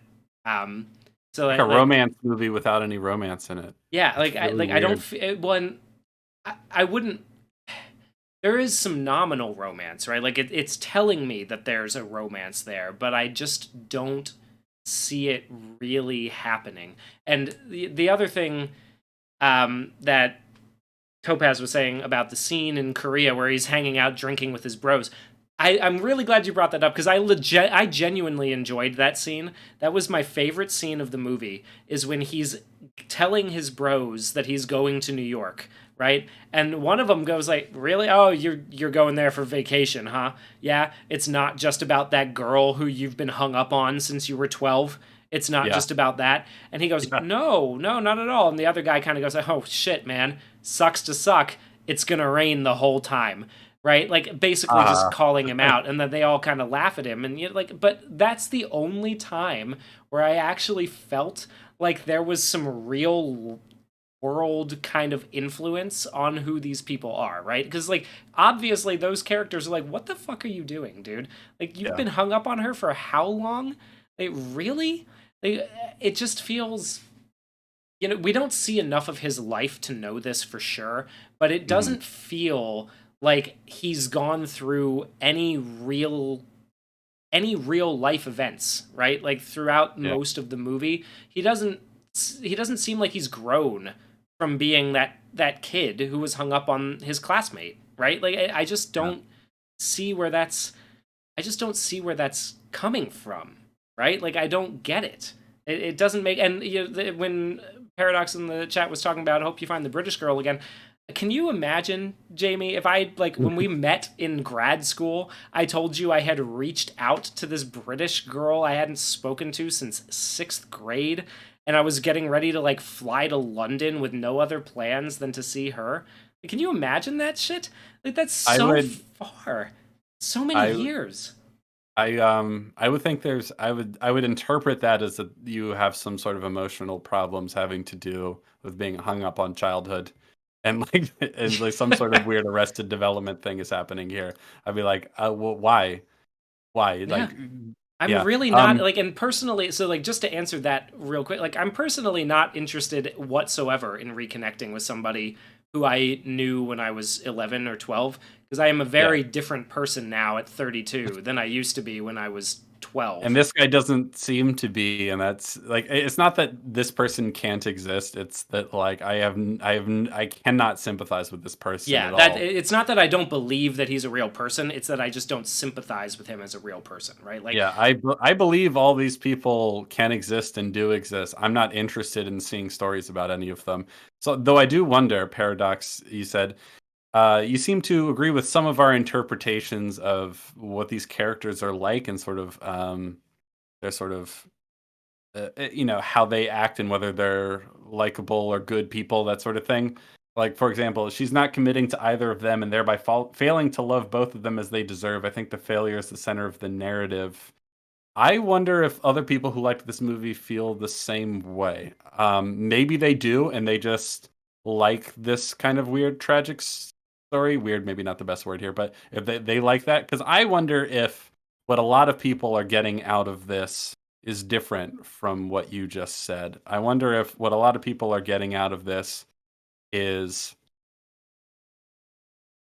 hold on. Sorry, Topaz says it seems like you guys are seeing the ending differently than the rest of us. We see it as more crying loss of past life in Korea. Whole experience had brought out emotions she had not felt in a while. It really didn't seem like that to me. It seemed like she was crying over the fact that this is someone she could have been with if fate went a different way, and that he still loves her, and that they can't be together, but maybe they can be in a future life because she clearly has some feelings for him. That's how the ending is played for me. The Koreanness of it didn't really feel like that was what she's hung up on, or that's I what would she's agree emotionally with invested in. I would agree with Topaz here that like we don't feel that the movie communicated the concept clearly enough, right? Like I don't think that's what everyone got out of it either. yeah, I I would wouldn't be think everyone got surprised if that that's from what it. everybody took away from it because it seems like it's very poorly communicated in like if that's the goal. And to follow up here on the thing about would we say it's well written? I don't know that I would. I wouldn't say it's a terribly written movie. It's not like No. immensely flawed, but It it doesn't feels break very time and space or anything like yeah. that. It's not we're not talking It's like not a plot hole MCU type kind of movie. like dog shit plot writing here, but like I wouldn't say that it's a particularly well written movie. I think it's fine. It's written Yeah, so but it I feels like a understand. first feature. It feels very much to me. It reminded me a lot of Nomadland, and that's probably going to piss a lot of people in the chat off. But it's like it feels like a very like a first feature from a first time director that just like probably got a little more hype than it really deserved. Like, it's not a terrible movie. It's just not mind blowing to the point where I would think Yeah, that it should be so nominated for sure. I would say something different. So I understand the question asking to separate, or if we separate the writing quality from whether we cared about any of these people and were invested in it. Like, because I watched this movie, I was incredibly bored and then frustrated and then bored and then frustrated. And I think in terms of the writing quality, separate from my investment in these people, if the story I think it kind of comes down to execution of going what they were going for, because what I walked away from this movie thinking was that the movie was going for a sort of like flirting with the idea of like, oh, maybe in another life I could have been together with this person who really loves me, but fate just went a different way, and sort of accepting fate for what it is, and maybe consoling ourselves with the idea that maybe in a future life or a past life we could actually be together if things were different. That seemed to be what it was going for, not so much of the like, oh, this is a woman who's in an unhappy marriage with her husband and actually doesn't really like this other guy either, but kind of is more emotionally invested in the connection to Korea, but she actually fails to love both people, and that it's her failure, that it's tragic. I don't think the latter is what the movie's going for. But certainly, I think more indicative of what happens in the movie in terms of how Yeah. she acts and what she says to people. But I think the movie is going for more of like a sort of, oh, how tragic is their doomed romance sort of thing. And if that's what it's going for, I actually don't think that that is super well executed. But there are no like plot holes, or like it's not like any of these people behave so inconsistently that you can't believe them as people, but I definitely can't relate to or sympathize with them as people, and I don't care what Yeah. happens Well, to them. and So I have a that's the problem engaging with them as human beings rather than as like characters in a story like this, just because it feels I don't know writerly. like it feels writerly. Yeah, it feels very writerly, like transparently so. Because I just don't. It just doesn't feel like these two people have actually lived life outside of these moments, right? That's I think I agree with that criticism. that. Whether that's something that's yeah, sorry, go ahead. No, Go no, ahead. no, no. Please. Whether that's something that would constitute something like, dare I say, objective flaw, I don't know, but Yeah, it definitely, if what it's going for, it did not execute well in my opinion. But maybe you don't, death of the author and all that, what it's going for is like hard to pin down necessarily what it is. I didn't care for at all. Um, I don't I don't even think any of the performances were all that incredible. But like in terms of the writing, like I wasn't wowed by any of the dialogue, really. It all felt very, Yeah. there wasn't anything interesting in terms of not poetic, like the dialogue needs to be poetry, but I didn't feel that it was super artistically, I don't know, brilliant or captivating as far as dialogue. It's very naturalistic to the point of boredom if you don't care about these people, is what I would say. Yeah, and I wouldn't call the character writing superb either, just because it doesn't. They feel like they could only exist in this kind of situation. Like it doesn't. One of the things that I brought up, I think to you, Jamie, was that it feels a lot like if you took When Harry Met Sally and just kind of removed all because it's got a similar structure, right? Like when Harry Met Sally, they're They meeting end each up other together, yeah. over, well, they're meeting each other over courses, like different points of their lives, right? Like Yeah. here's the scene where they're leaving college and going to New York, and then here's a scene where they bump into each other at the airport several years later, and then here's another scene where they finally, start to become friends after this many years, after one of them has been through an engagement and split, and then the other one has been through a marriage and a divorce, and Mhm. it just feels like if you took all of that extra life that happened in the intervening time, the changes that people go through, and Yeah. removed it and then made that movie and then ended it without them getting together, right? Like that's kind of where what I got from this is like Yeah. they don't seem to go through life outside of these moments, and so these moments feel like it's just driving a very writerly kind of idea. So I Yeah. wouldn't call this a particularly well-rounded character writing movie. I wouldn't call this particularly good at the dialogue. It's not like abysmal, right? It's No. just not. It just doesn't. I don't know. It just doesn't feel expert, right? It doesn't feel like. It doesn't feel like I could believe it outside of a movie. You know. I guess that's basically Yeah. what I'm getting at. And And for a naturalistic movie, that's what I want to. That's what I would like to see, right? yeah. So Um, Topaz in the chat says, I'd be so curious to see what you guys think of my favorite movie of last year, Perfect Days. That's that Wim Wenders movie. I think it's about a Japanese sanitation worker, if I understand correctly. I feel like you might find it to be the most boring movie ever or really buy into what Wenders is doing. From what I understand of that movie, it's very much a slice of life movie. From what I understand, what people have said, that it's kind of like a feel good movie, as opposed to like a sort of feel bad slice of life movie like the next movie we're going to talk about. But from what I understand of it, and I'm not rushing out to go see it in the theaters despite the good reviews it's getting, because I worry it's going to be so light on story that I won't like it. I'm a big story guy, and yeah, me too. when I mean, when but perhaps movies unsurprisingly, the two guys who run this channel, we are very story. We're that's we're we're that's big on story. now it's possible that Perfect Days. I mean, I might go see it, especially because there's not a lot of good out in theaters right now. uh, I'd like uh, to see it. I would like to see it mostly because I like seeing Japanese movies where characters behave subtly.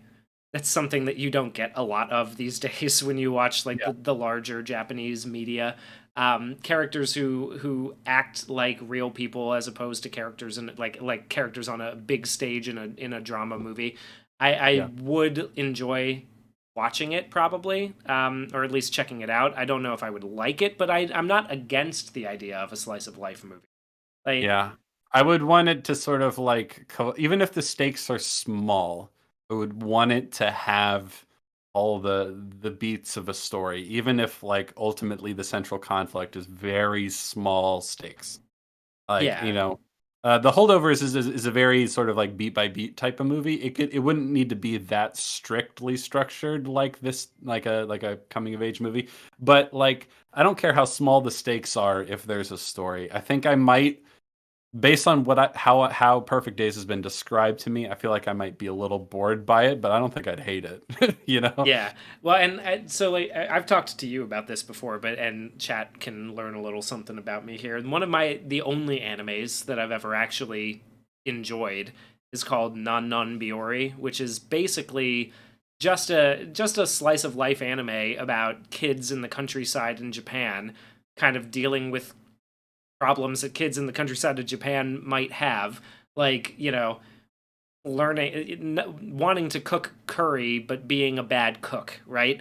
And so they have to, learn that, or wanting to play the flute but not knowing how to start to, how to form your practice so that you're getting better, right? Or any little thing. It doesn't have to be a huge set of stakes, right? I don't need like a big cinematic, the bus can't drop beneath 55 miles per hour or it'll explode kind of thing to give me some kind of engagement with the story. But the people, number one, need to sort of feel a little more real, and number two, I just need a little something more than, I don't know. I just need a little something more to grasp onto. I need a little bit of a stake. Like it could even be like somebody going to get their favorite chocolate ice cream because they've had a bad day and then finding out that they don't have chocolate in the store, they have vanilla, and deciding whether or not to move forward with the vanilla or to go out and look for chocolate at a different store, right? Like it doesn't have to be a lot. But something, a little bit of something, right? Like as long as it's done in a way, like if it's done funny or charming, I'm there for it. That's basically that's basically what I want out of a movie. Is like, is it charming? Is it funny? Is it engaging me? Is it sad but engaging me in a way that I care? Then I'm here. Then I'm here for it. Sounds good. Yeah, and I would like a strong story in every movie I see, essentially. But if I don't have that, and it's more of a slice of life, oh, here's how their Tuesday went, and here's how their Wednesday went. Like they got to be a likable character for me. Yeah, If as it's long like as the if it's characters are fun. yeah, or like if, interesting, and I Yeah, care about what happens to them, whether or not I explicitly like them. Um, Past Lives is a movie for me where I don't like any of them, and I don't especially sympathize with any of them, and I don't have a strong feeling why I should care about them. It's a movie that seems to work for a lot of people. Like I said, has very high reviews.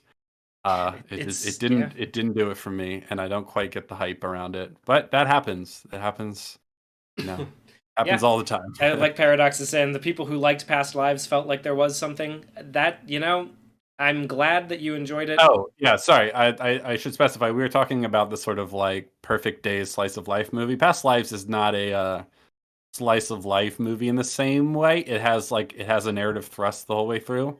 That's not my problem with it. You know what I mean? So yeah, this is yeah, that comment was more about the type of movie where it doesn't really have a plot. It's just people doing everyday stuff or vibing, you know?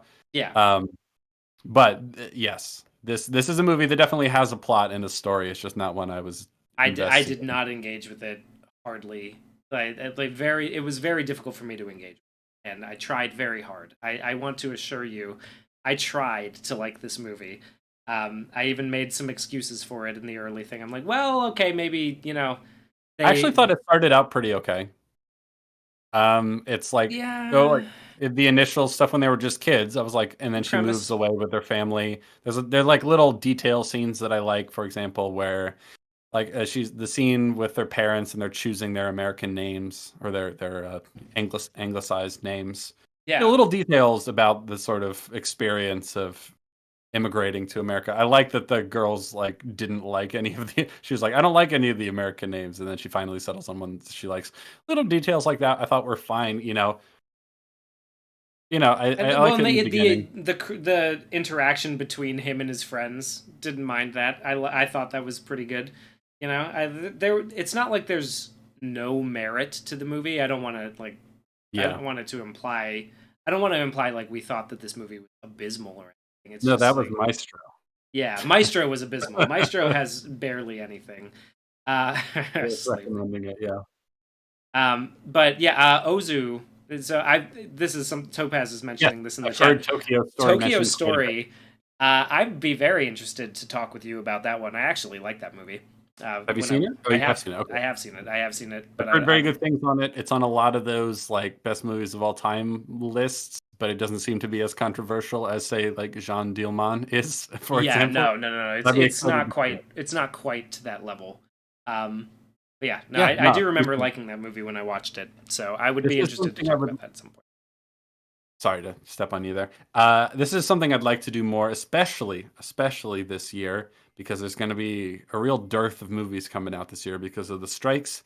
And so this seems like a good time to do more classic movies. We don't have anything immediately lined up now that the Oscars are done.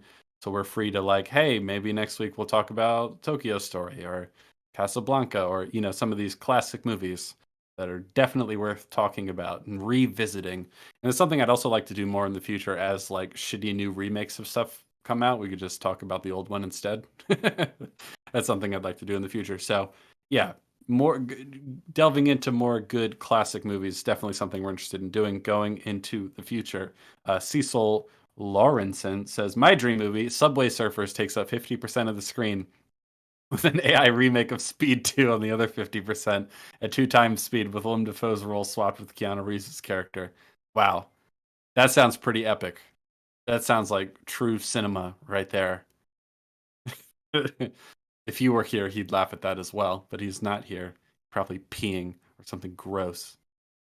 Um, yes, so I'll wait for him to return. I have There he returned. is. I'm back. Don't worry.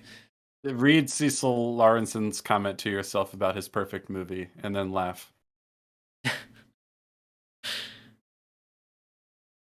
We'll give him a moment to do that. There it is. Is there any chance you can post beforehand what you plan on discussing? Because I'd love to watch them ahead of time. Yes. Yes. You can. You know what? I'm going to add a link to my Twitter in the description of this stream. That's where I do the sort of promoting of these things, not usually super far in advance, but I take your point. When we do watch an older movie, I'd like to give people time to go watch it because I like to Yeah. have spoiler-filled discussions. I'm not super big on spoiler-free discussions. I like to get into the nitty-gritty. So, especially if we're going to go back through like a great old movie, it'd be great to talk about it in all its glory and detail. So, I will definitely, if we're going to cover an old movie, especially, try to give as much warning as possible on Twitter, and maybe I'll make a community post. I keep forgetting. Do you guys see community posts from the people you're subscribed to? Because I know they've moved where they end up, and I feel like sometimes if you're looking on desktop or other places, like I never see them anymore, or I hardly ever see them. I don't know if you guys see community posts on YouTube or not, if they show up for you, but I can also do it there if that works. Yeah, and I'd really like to give everybody an opportunity to watch the movies with us and kind of Oh yeah, engage in the discussion because I think that makes it much more interesting than just us yeah. sitting I here don't. ranting about it. I don't envy some bigger streamers whose chat flies by so fast they can't actually talk to the people in chat. That's one of my favorite parts. So as long as we never get any bigger than this, we'll be able to keep That talking in you the heard it chat. here. You heard it here. Don't subscribe. Don't do it. Okay, people see them in their mobile subscriptions feed. Sometimes they see them, sometimes they rarely see them. Okay, well, I can do that as well for the Okay. people who aren't on Twitter. Yeah, you guys are enough. Don't tell anybody else to subscribe. It's just for you. You guys are the man. I usually find out you guys are streaming by reading my tea leaves. YouTube is cancer. Well, so it goes. Yeah, Well, if you want speaking of to. cancer, Oh yeah, I there's a suppose. third movie we're supposed to talk about today too. God Yeah. damn you, Um, making me watch this. God damn it. um, yeah, I'm guessing from what he said so far that he was not a fan of this movie. I was not a fan of a big part of this movie. I liked Um, the first bit. Yeah, this yeah, one me was more too. interesting to me than Past Lives, I would say. But like, I don't want to. I But don't want yes, to be so mean the or anything. last Just film now let's talk seems a about good it. as time as any to jump into the last film of these nominees. That is Jonathan Glazer's The Zone of Interest, a movie that takes place in World War II about the Holocaust. At a This is a famous Holocaust place. Yes, a Holocaust location. Filmed on location, actually. I Is found it it. actually? It is. It's filmed in the house Interesting. of the commandant of Auschwitz. Interesting. So, before we get into the nitty details, I want to see if we'll recommend this movie. Let me give you the premise, and then we'll say whether we recommend it. So, this is a movie about the commandant of Auschwitz, the guy in charge of it, ostensibly, and his family who live in this beautiful, nice, pretty house right next to a concentration camp. One of the most interesting things about this movie, from a storytelling and aesthetic perspective, is that the Holocaust, we know the Holocaust is happening right there, but we don't really see it. We Hmm. hear it sometimes. And the movie, I think it probably deserves to win Best Sound Design, though it won't. It'll go to the movie that people think has the most sound in it, which is probably Oppenheimer. But I think this Yes. movie is probably one of the better sound design movies. It makes storytelling and artistic use of sound design in a way that few movies do, that I found actually really commendable. So this is a movie where the Holocaust is happening in the background and you only really hear it, you never see the ugliness of it. We watch as a family lives out their relatively normal life, except for that they're right next to the concentration camp. And then as the story goes on, what would loosely be called the story goes on, I should say, like the horrors that are happening just out of sight are sort of encroaching more and more, you could say, into their normal, pristine, everyday lives. And then the movie just sort of ends. Yeah. um, this has, I think, one of the weakest stories of all the nominees. Yeah, even worse than Maestro, I would say. This is a movie I would describe as all premise, no story, in a way that I found really frustrating. It's a very slow, kind Hmm. of artsy movie that I thought was really enjoyable until I found out that it didn't go anywhere. I would Um, say it was surprisingly, I called it art house efficient because it opens with 3.5 minutes of just a black screen with some pretty, tame by comparison to the rest of its sound over top of it. And there's mhm. no quicker way to guarantee that I'm going to be annoyed with your movie than starting it out with me wondering whether or not my stream is broken. Like, Okay, so it's funny because I you complained about this to me a bit in our chat before we started. Now I want to ask you this: how do you feel about the overture playing over a black screen at the beginning of 2001: A Space Odyssey? I don't remember that part of space. You and I have talked about Space Odyssey quite, a few times. I've Well, never made it through the whole movie. I know you're, and it's unbelievable to me that you still haven't. I know you think it's slow, but I own it on DVD, but I still let's haven't made it let's through. set aside your inability to finish what is largely regarded as one of the best movies of all time, and I think rightfully so in many I respects. will give it. Let's I set you will watch let it hold all on. the way through We're gonna eventually. set that aside. We're gonna set your moral and ethical failings aside for now, and you just tell me whether you think the overture playing over the black screen is something you think works in 2001 in the Space Odyssey, or whether you had the same sort of reaction as the equivalent that happens in this film. I did not even remember that that happens in the beginning of A Space Oh Odyssey. yeah, and I think it So really works. I would I would have to get back to you on that one, honestly.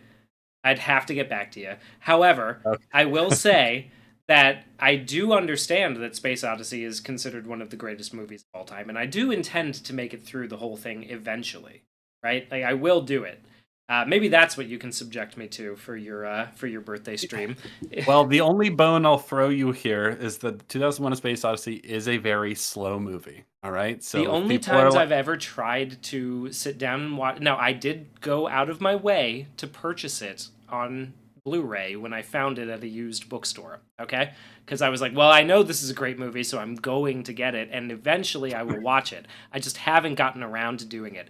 The only time I've had to try to get through the whole thing was in school, in a film class, where we were put into a very dark, very warm room, and I've Yeah, fallen asleep every time. So yeah. like, and it happened multiple times. Okay, like I this did is not too. the I yeah. fell asleep during a lot of those movies. I don't know if I was in the same class as you for that, but I had one very similar, if not, and I fell asleep during a lot of those. Yeah. Yeah, so it's not like I'm gonna say it is sort of the fault of the environment in which I've tried to watch it. Okay. I have enjoyed what I've seen of it, right? It's just I that I thought you keep said you hated how slow it was. it's very slow, but I don't know if I don't I look, okay, I've come around a little bit on this. Like I don't think I hate how slow it is. It is just kind of slow. But I don't mind slow, right? Like it doesn't have to Okay. be, All right. rapid fire, that kind of thing. I think I would enjoy it a lot more if I went to try to watch it, now than I did when I was falling asleep in class trying like Yeah. multiple times trying to watch it, right? Did not remember Last that thing. happens. So I Last. will Last. say that Go ahead. this movie using it, um, and that being is that the only other instance of a movie where that happens, like an It's the only overture. one I can think of. There are other older movies that have overtures. It's not something we do much anymore, but that's the only other movie I can think of that has something like an overture, a tone setter, a mood setting introduction that plays over a black screen. It's the only one I can Okay, think of. very bold to compare Yes. yourself to a Space Odyssey in that Well, way. All right, that's all I'm saying. okay. We're gonna circle back to the zone of interest. The last thing I'll say about 2001: A Space Odyssey is it the most enjoyable viewings I've ever had of it. I've seen it several times now, but the most I've ever enjoyed it was when I saw it in a theater. And I think something about sitting in a theater, big screen and all that, but also no distractions, no whatever. You just locked in. It's easier to watch a longer movie in a theater, I find, than it is at home when there's all these distractions. A slow movie might be a better way of saying that. So if you get the chance to see it in a theater, uh, it's an incredible experience. Also, they do this a lot where they show that movie like, for a whatever anniversary screening. So if you get a chance to see it in the theater and you watch it all the way through that way, I think that's the way to do it. Okay. Now, and it's very good. Good movie. Apparently West Side Story does, but the logo with changing colors has a similar overture. Yes, there's a lot of old movies that have overtures. A lot of times they play over title Well, sequences and old like what is musicals the and stuff. overture of that's playing in 2001? Is it the famous song, the No, no, no. It's not the spoke Thus Zarathustra, Spoke Zarathustra or whatever? Yeah, that's however you not say that. it. Yeah, it's not that. It's the same piece or a section of the same piece that plays when they first encounter the monolith both times. It's like the choir and the like atonal sort of orchestral shifting. It's scary. It's like haunting and scary and tense and dissonant, and it Okay. plays for I don't know however many minutes, and then it fades to silent, and then the logo comes up, and then we do the ba ba ba that we do that part. Okay, yeah. So then, do you think that this bit of music from Zone of Interest in the first 3.5 minutes of black screen is as interesting as the one that plays in Space Odyssey? No, definitely not. But I Okay. didn't hate it, and I'll tell you why. Because I do think there's something that it does as far as like a mood setting. When something starts that slowly, I think there's well, because Zone of Interest is a very slow movie, and I think starting on a sort of like overture kind of puts you in a certain headspace that I think probably works in the movie's favor. But I didn't think the music was nearly as interesting. It was a little repetitive and aimless.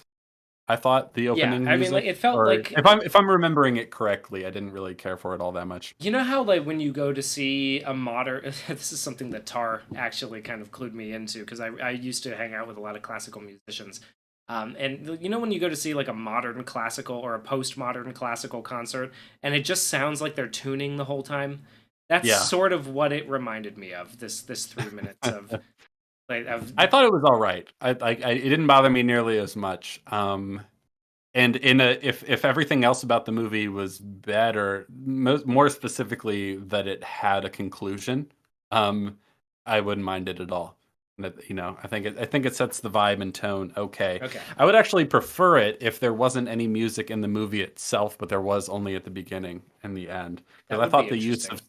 because I thought the score that they actually used in the movie itself was a little like it kind of clashed. Was I right when I texted you about this, by the way, that they use, like, I swear to God, I heard vuvuzelas at one point in Yeah, the. there's some sort of weird like kind of like I don't even know how to describe it. Like, but there's I don't know if they're vuvuzelas or not, but something weird like that. Yeah, there's some music that I don't care for in the movie itself. But let's zoom back out for a minute. Okay. The zone of interest, like I said, uh, it's a premise, not a story, as far as I'm concerned. In terms of whether I'd recommend it to people, we're going to talk about it in detail now, but whether I should, someone in the chat said they definitely want to go see it, so they're going to dip out. I would not I wouldn't recommend this recommend to it. most people. I would not recommend that this movie is one that is viewed. I there's think some merit to it. Like it's not I completely think it has a devoid. lot of merit, and then it fumbles it at the end. My big problem with this movie is the story or lack thereof. It's the whole movie is like the first act of a story, and then nothing happens. It doesn't go anywhere. It doesn't develop into anything. I was very frustrated at how interested I was in how this played out, and then knowing that it went nowhere, I was like, God damn it! Like, Yeah, it I really doesn't. want to like this movie, but I really want if okay, because this is slow and subtle and subdued.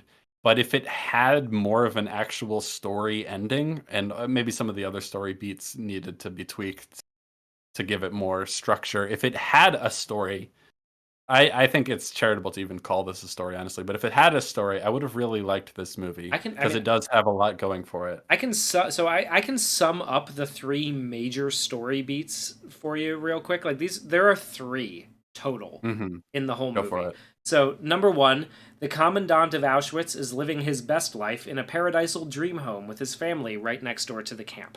Right? Are you reading this from Wikipedia or did you write that? I wrote this. I wrote all of this. Okay, I go summed ahead. it up for myself because I was like, okay, Yeah, like I was like, so this is literally all that happens, right? So gotcha. that's the main thing, right? We see some shots of Hmm. their lives, and they got a nice garden, and their family's doing pretty well. He's got a boat. They like to go out to the river and swim, all that kind of thing, right? So then Yes. the next major beat of the story is that he's transferred because he's running the camp so efficiently that he's being promoted to the head of all camps. He and his wife have a fight because they initially think the whole family will have to move, but they end up deciding that it's better for the kids and his wife if he just goes to Berlin and runs the camps alone and just comes back to visit every now and then. So like that's So they get to stay in the house and keep like, she's really happy with their house there, and she doesn't want to have to move to somewhere that's colder and more miserable and all that sort of yeah, stuff. like they've this is what they've wanted the whole time, and then yeah, so there's that. And then he goes to Berlin on his own while and things over the winter things start to get a little more depressing and all that. He runs a meeting, singular that we see. He runs one meeting where he kind of presents a solution to the problem of there's like 700,000 Jews coming in from Hungary and we got to figure out they got to be dealt with. What do we do? So Hmm. he presents a solution at a meeting, and then he's given permission to return home because he's getting a lot of Jews shipped that need to be gotten rid of. That's it. Yeah. He does not. We do not see him return home. What we do is we see him have like it's not even really a going away party, but I'm going to call it that. Like we see him vomit in the staircase after his going away party. We cut Hmm. to a bunch of people cleaning the modern day memorial hall at Flash Auschwitz, forward, yeah. and then Very yeah, the terrible decision as far as I'm concerned. Okay. So and let's then we come back, and rewind. then he walks down the stairs, and then the movie's over. That's the plot. That's the plot of the fucking movie. Yeah. It's bad. It's really bad as far as I'm concerned. It's just a nothing burger as far as the story. This movie really frustrated me and I really kind of hate it now because it could have been good, but instead the director, and this is something he does elsewhere. This is Under the Skin as well. Under the Skin is Oh, he also did that, didn't he? He did do that, yeah. didn't he? So Jonathan Glazer got his start directing music videos, and he's directed some of the more iconic music videos of like kind of alternative music. There's that famous, is it Jamiroquai? Is that how you say it? I've never actually said it out loud. Where like the floor is moving under him. Like Family Guy's even parodied that one at one point. You'd know it if you're you're not recognizing it from how I'm describing it. He also did the video for Karma Police by Radiohead, which I think is an excellent music video. He's a talented director, but both of the feature films I've seen from him, The Zone of Interest and Under the Skin, have super thin, weak stories at best. He doesn't seem interested in conclusive, satisfying stories. He seems That's more not, interested in atmospheric, like art pieces, right? Like that's yeah, basically what and both I of these don't are. like that. I'm so annoyed because this movie could have had a good story, and I think this actually falls into a similar category as Killers of the Flower Moon by avoiding an aspect of what really happened for the sake of not having a satisfying story, which I found really frustrating. So, you Interesting. summed up the whole first half of the movie well. We'll get into the finer details because there is good stuff in there, little There's a lot details, of good stuff at the a beginning. lot Yeah. of good stuff. Yes. But with regards to the overall story, we see their life and we establish the setting and the premise of the story. And then the conflict is when he's being transferred, and that's going to maybe upend their idyllic, in quotes, air quotes, life here, right? And part of the dramatic interest of the story is the conflict, or the what's the word, the dissonance between their life and what we know is happening just on the other side of that fence, right? Yeah. Like things, when like that's what's the real meat of the story, and then we spend the rest of the movie there until the very end when it just farts and that's the end of the movie. Well, what could have happened is that you could expand on that sort of family conflict, right? You can make that when things start to go wrong, and then you could end the movie with the liberation of the camps and what happens to this guy, because he gets arrested and he gets put on trial for war crimes and he's executed. That's what happened to the real guy this is based on. By the way, based on a real guy, right? Yeah. That's Yeah. the end of that's the end of his story. And so what could have worked really well, I maintain could have been an excellent ending to the movie and really saved the whole thing, is if you end with the liberation of the camps and the family being arrested, or at least Well, the head of the you like the don't. family being Yeah. broken up. I'll tell you why. I'll tell you why this could have worked really well, because this would be a sad ending for the characters and a But happy ending for the audience. And so the dissonance, like the dissonance stays the whole time, and that could have been really interesting to like see yeah. them be sad at their family life being uprooted and how they would view it as a tragedy kind of thing, the Yeah, I do. dissonance. Yeah. Well, and like you don't even have to go with the exact historical accuracy of the thing, because this is something that I found out about quite, I would say quite comparatively recently, but the end game for the Nazis in Europe was this thing called the Götterdämmerung, which is based off of a Wagner play, right? Which is basically like Ragnarok, right? The idea that we're gonna take everybody, or we're gonna take the world with us when we go, right? Like Hitler wrote about that in a lot of his works. It's like classic cult leader shit, right? Like we're gonna if we're gonna take everything with us when we go, and what he meant was that they were gonna take the German people with them. There was an idea that he was committed to this, and there were some Nazi fanatics who straight up like murdered their whole family and then killed themselves because they realized that the war was lost, and they Mhm. were going with the idea like, yeah, well, we're taking everything with us, Yeah. which you don't have to go necessarily. I think I might prefer to see, like the war crime stuff cut in and Mhm. out of all of this, Or maybe regular just at daily the life, end. Yeah. maybe just at the end. But you don't have to do that. You can fictionalize it a little with real life events, such as like Nazi commanders murdering their own children and their wives in order to like get out of this the way that they Yeah. did, in real life. They have a very satisfying ending for the audience baked into the premise, and he deliberately chooses not to go for it. Yes, and we'll talk about why in a second. I want to respond to Topaz, who had a similar thought about how the ending should have been. I agree that this could have worked also, is that at the ending, they liberate the camps, they take them away, and as they're being led out of their home, they have to kind of walk through or past the camp and finally see it for the first time. Yeah, that would have been That's really something. That would interesting. have been meaningful. Topaz also mentioned what I think is manifestly true is what he was going for is like, oh, we see a view of how people can sort of the banality of evil, how they can look the other way as atrocities are happening around them. It's like, well, yeah, that's already there, and that wouldn't be diminished at all by having a satisfying ending. But I know, like deep down in my gut, that his idea of eschewing any sort of satisfying ending for the audience, where these people like face the music, so to speak, is that like, oh, he wants it to have more like poignancy and like people to like think about their own complicity and stuff like that. And so he gets rid of the happy ending so we're not let off easy. Like that's the idea for sure. And it feels like the same sort of general motivation that's behind Killers of the Flower Moon, ignoring the investigation, where it's like, no, I want to confront the audience with their own complicity in evil. And so if I have a happy ending or if I have a heroic person trying to save the day, then they can escape identifying with the evil and fate, like that sort of thought Yeah, process. yeah. I I bet you really that's don't why. like that. Really don't like that at all. I hate that approach. First of all, we're just like, okay, well then what you have is an unsatisfying movie that doesn't have an entertaining story. And I feel like you could have an ending to this where we get everything that he wants to convey and we get a satisfying story out of it. And you can even see, like, I want to know how these people react to this all crumbling down around them. I want to Yeah. see what happens to them when this happens. I don't think that so the three story beats that I summed up there, I don't think are bad, right? Like No, they're they good. Yeah. introduce some conflict and they give me a little bit to, to go forward with. It's just that it ends before the story is over. Like Yes. it ends before we've concluded this whole thing.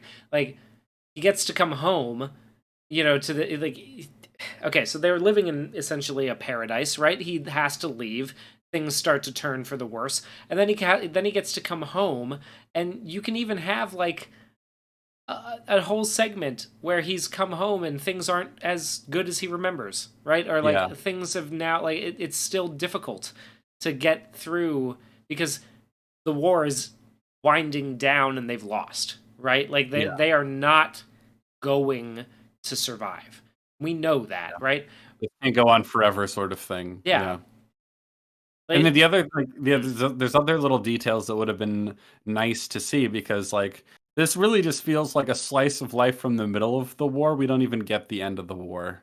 You know what I mean? Like, we yeah. don't even, like, I'm curious about how these people feel when it seems like the war is, because what sort of happened in World War II is that, like, kind of crazy, seems crazy to a lot of people, is that, like, as it was becoming clear that they weren't going to win the war, they like tripled down on the whole Holocaust thing. You know what I mean? Yeah.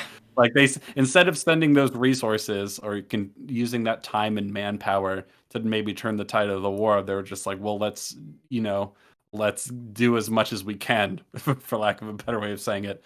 Like as we get on our way out the door, sort of thing. Let's do as much damage as possible. And so like you never really get the feeling in the movie, even towards the end, when and it could like mirror the sort of mild low stakes conflict of their family life, that like the war is like you can feel it coming to an end and it's changing how people handle themselves. We don't get any of that. No. It fizzles out and it ruins any chance for being like a strong story. And as a result, it's like I wouldn't recommend this to most people. Why would I? Cecil in the chat, alternate title for this movie, Life is Dutiful. That's That's good. Let's talk pretty funny. about. Pretty funny. Anyway. I want to talk about some of the good details in the beginning and then some of the bad details in the end. So, one of the things I really like about this movie is how subtle it is and how we get these little moments where like the callousness to what's happening kind of rears its ugly head. So, Yeah. Sandra Hüller, I think I'm pronouncing that right, same woman who is the lead in Anatomy of a Fall, also in this movie. She's the wife of the commandant of Auschwitz. And there's little, first of all, they're just living their normal life. And we hear screams and gunshots in the distance sometimes. Sometimes we see smoke on the horizon, but most of it's normal everyday life stuff. And then, and this is something that I would like to give the movie credit for, is that as the movie goes on, it kind of invades into their space more and more.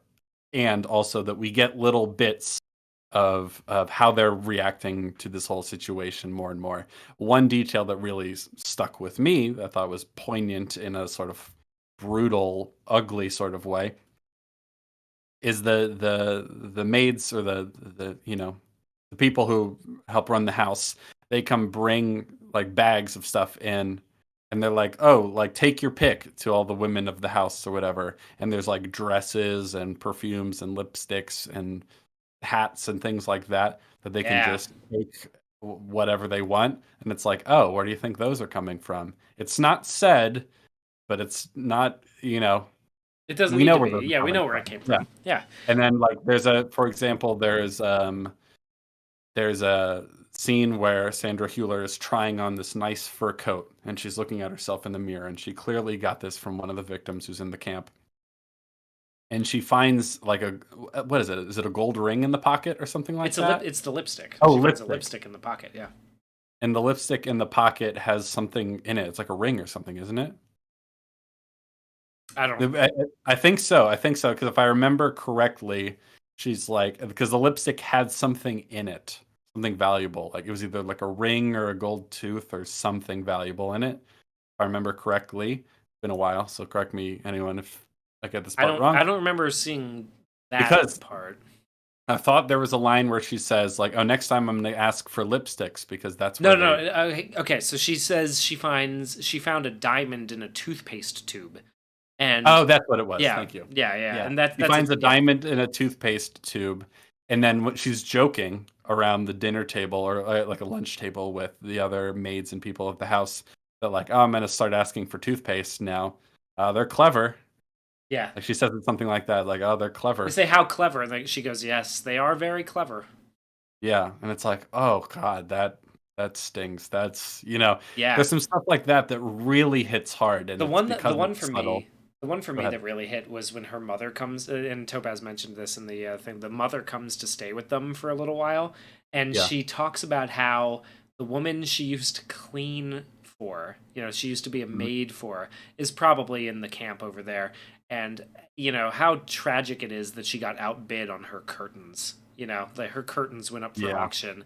I was like, oh Jesus, like Yeah. that's horrible. Yeah. Like, Yeah. And that's the sort of like, I don't know, for lack of a better term, like everyday ugliness of this time period and what was happening. You know what I mean? It's like we don't see the people being gassed. We don't see the people being shot in the back of the head or being forced to work all day doing like nothing but like dragging bags of sand from one end to the other, not even accomplishing anything. All the horrible stuff that they had to deal with, right? We don't see any of that. yeah, We see these little moments of like ugliness from the people who are just allowing it to happen and maybe even celebrating it to some degree. And those little moments hit really hard and it's very effective and very good. For example, the mother who comes to visit, she's staying with them for a bit, and she's like, "Wow, what a nice garden and all that stuff." But she's not used to the camp being right there. And at one point in the middle of the night, she's woken up in the middle of the night by a light, and the light is she looks out the window, and the light is flames coming out of the smokestacks. yeah. And That's a really good moment, man. And you can like yeah, the sound design there is like to highlight another thing that the movie does really well. The sound design when the light is flaring up, it's like you can imagine that you hear screams, right? Like I don't know if yeah, that's exactly true, but you know that in for that character in that moment, she knows she knows what's happening. She knows hmm what that light means. And so whether or not that is the sound of screaming happening is yeah, irrelevant, right? It sounds like it is. And so you yeah. know that that's what she's thinking. And then she leaves. And then she leaves without saying anything, or Yeah, she leaves a note, but we don't get to read it. Yeah. yeah. And you can tell that the mom reads the note, but we don't see what the note says. And then she gets mad at her house because like the housekeepers left a plate out for the mother for breakfast. the mom's waiting there at breakfast. Sorry, the wife is waiting there at breakfast, and she's like, "Is she coming? Is she coming?" And then it's like, "Oh, she left a note for you." And the note, by implication, says something to the effect of like, "I can't stay here. I'm going back home," or something like that, because she's upset upon reading it. And then she lashes out at the housekeepers. It's like, "Oh, what did you set her place at the table like as an insult to me?" Like she gets really upset, and she's like, "I could have you thrown in the camps. My husband, the con." I could have your husband. I can have my husband scatter your ashes. Oh yeah, it's brutal. Like she's really offended, and I really like that detail. A, because she delivers it with such venom, but it's like spurred on by we don't know what she says, but clearly the mom doesn't like it here. And the wife has done such a good job of compartmentalizing and allowing herself to live here because it gives her the life she wants, that when she's like faced with someone who can't take it, she gets really upset. Right? She gets really Yeah, upset, and then she thinks it's an insult that they let her think she's still here by setting the place at the table. And so she lashes out at them and threatens to have them killed. It's like, oh God. you know, yeah, and she plays it really well. She's a really talented actress, I think. yeah. I think she's These good. I think she's. details are really good. There's another detail. Oh, okay. There's a couple bad details I want to get to, but I want to talk about some missed opportunities. I feel like they totally wasted the children. Um, Yeah, yeah. The kids do not get as much work, to do in the mhm. story. And I think like it would have been really interesting to see what their life is like growing up hearing, gunfire every day and hearing like the Screams screams and of smell of the smoke and stuff. Oh, yeah. yeah. Before I just want to rewind quickly back to a detail I liked. There's a scene where the commandant is taking his children fishing, and when they're in the river, like there's like a human bone, Is so that like that's what it is? Yeah, cuz I like I something like that. It becomes obvious that human remains are in the river, and then he immediately rushes out of them quickly, and then we see a scene of like him obsessively scrubbing himself clean. And it's like I like that detail too, because there's another thing about Hitler specifically, but Nazi Germany in general, is sort of like obsession with orderliness and cleanliness, you know. And yeah. if you know much about the way they talked about like vermin and parasites and stuff like that, it's there's a sort of obsession with cleanliness, and we really see that in the main uh, commandant character, and I thought that was a nice detail. Yeah. Back to the kids, they wasted the opportunity to have kids be like naturally curious about what's going on over there. The kids just never seem to care. Like I understand what we're going for is that they've become like numb to it, but like children, I feel like if there's something happening over there, all the noise and smell and all that sort of stuff, and it's right on the other side of this fence that we're not allowed to cross. I feel like there's a natural curiosity that at least one of the kids you think would be more interested in, and as a result, we don't give the kids anything else to do instead of Yeah. that. So it's like, oh, why are the kids even? I mean, I understand why the kids are in the movie, but we have scenes of them just doing kids stuff, but they never seem to turn their attention to it. Like I can understand the adults being really good at compartmentalizing, but the kids, I don't know. Something felt wasted There's like about that to one me. or two scenes maybe where the youngest son sees or hears something and then immediately returns to like playing with his toy soldiers. I think he like there's one scene where you can hear somebody getting dragged around, and you hear people screaming like "drown him in the river," that kind of thing. And the kid gets up and looks out his window and then comes back down to his toy soldiers and says, "Don't do that again," that kind of thing. But that's it. That's That's really really like the about it. only that's like Yeah. the only situation where the kids. Otherwise, it's just general kid stuff. Oh, one of them. Oh, and one of them's looking at gold teeth under his pillow one time. Yeah. Yeah, like he's collected the gold teeth of the victims from the camp, and he's hiding them under his pillow and looking at them at night. Like that's Where did really. he where did he get them from? I wasn't sure where he got I that. probably just from. I would assume it's probably just from the like On the other side of the wall or something. well, Yeah, I either on don't the know. other side of the wall or like from the collection. Like here you go. Here's some stuff Right. from the camp. Take what you like. That kind of thing. In- Interesting. Yeah, that's the main. That's what I figured. One thing about the grandma that I found interesting is that she could not sleep while her grandchildren were crying at night. The mom was so used to hearing all this stuff that she couldn't hear her own kids cry or tuned it out. That's a really interesting detail. Yeah. I didn't think about that one at all, but that's an interesting connection. See, there's a lot of these details that are really strong. Let's get to some of the things that I think are not strong at all. Intercut with this general day-to-day stuff and some of these little like pointed details of ugliness and brutality, we get these scenes at night shot in like infrared or Yeah. something like that that are black and white, but they're kind of glowing like a heat signature or something like that of a female figure. It's not clear who it is because of the footage is so strange and kind of alien looking, and she is wandering about, leaving apples and other fruits and things along the path from the trains to the camp itself, leaving them there for the sake of like Jewish passengers and gypsies or Yeah. whoever else, and so that they can grab it and have something before they go into the camp.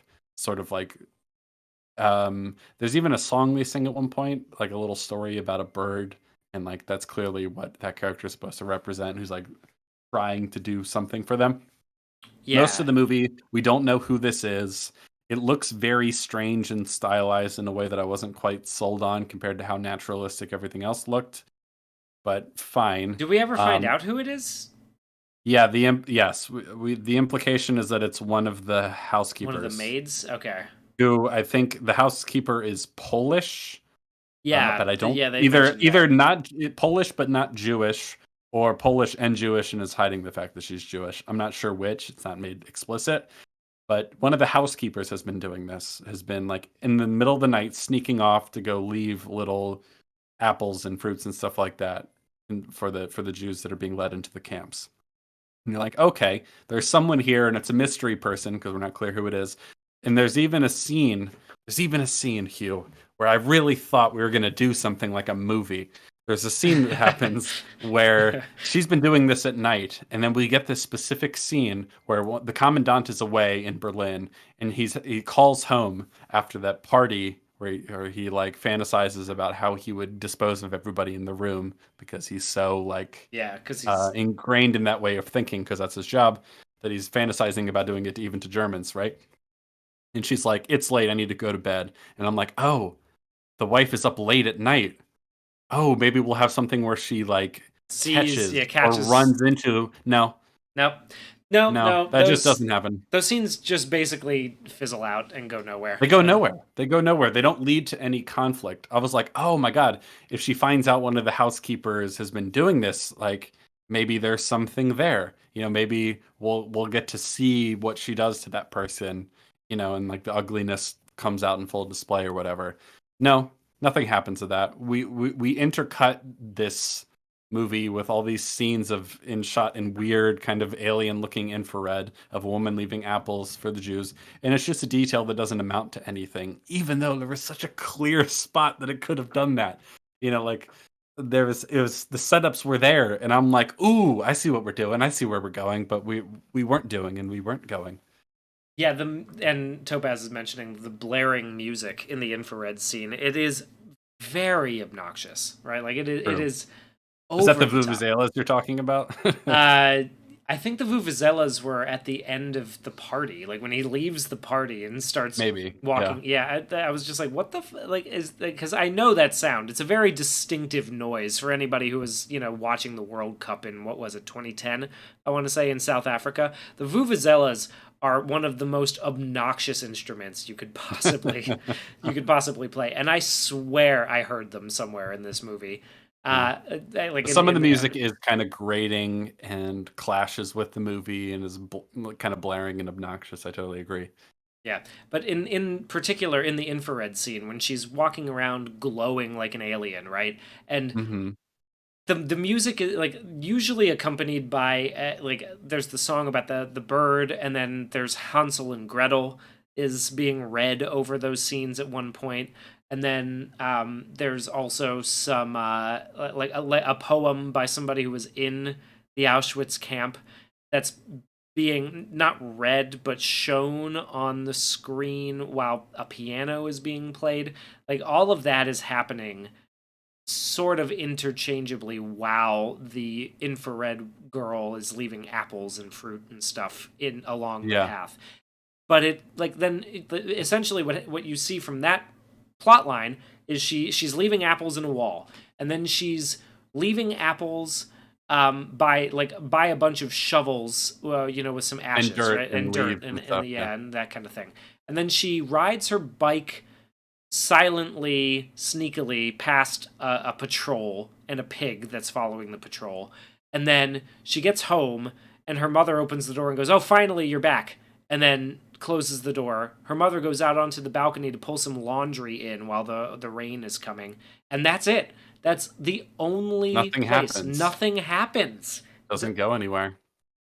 And then the most egregious example of this is the final ending itself. So at this point, it's become obvious that it's not going to have a great ending because there's basically no time left. But it was even worse than Well, I the only thought because conflict of the movie gets resolved within 3 minutes, yes, that's a basically. big mistake. Yeah, Like they have because an even if you, argument about him being transferred and her not wanting to give up the house, right? Which could yeah, be, a defining moment. But then they argue, they walk through the house for a little bit. He's doing this really funny thing where like he's constantly just walking ahead of her and closing doors behind him, and she's yelling at him and having to walk past and like open the door.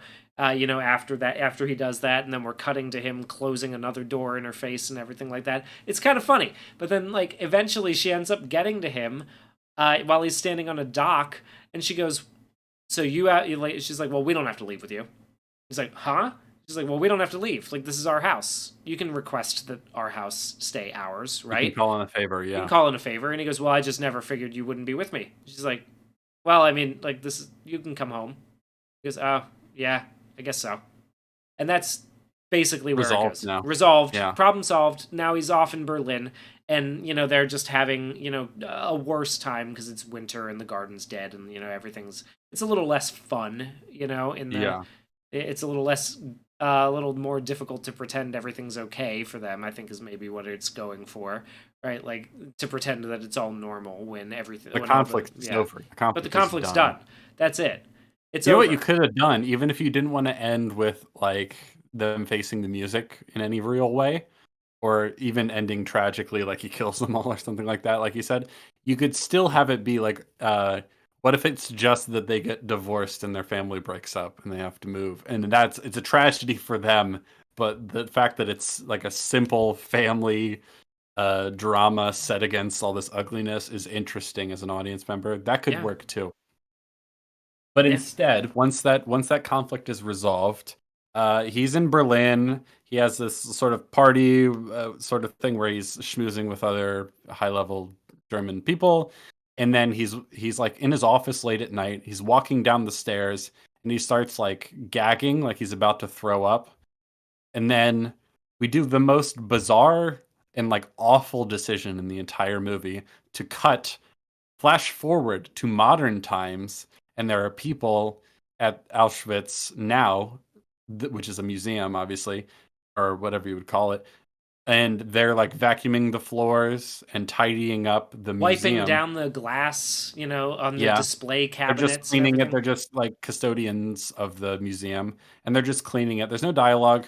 We just see them cleaning this place in boring, mundane detail, and then it cuts back to him and he walks away into the darkness, and that's the end of the movie. It's an awful, awful Yeah, like ending. what And the is choice to flash forward, like it accomplishes so little. I can't believe they broke like the immersion in the story just for the sake of doing it. The best case scenario is they want to draw some parallel between the obsession with cleanliness of the Germans at the time and I guess the still obsession with cleanliness of the Germans now.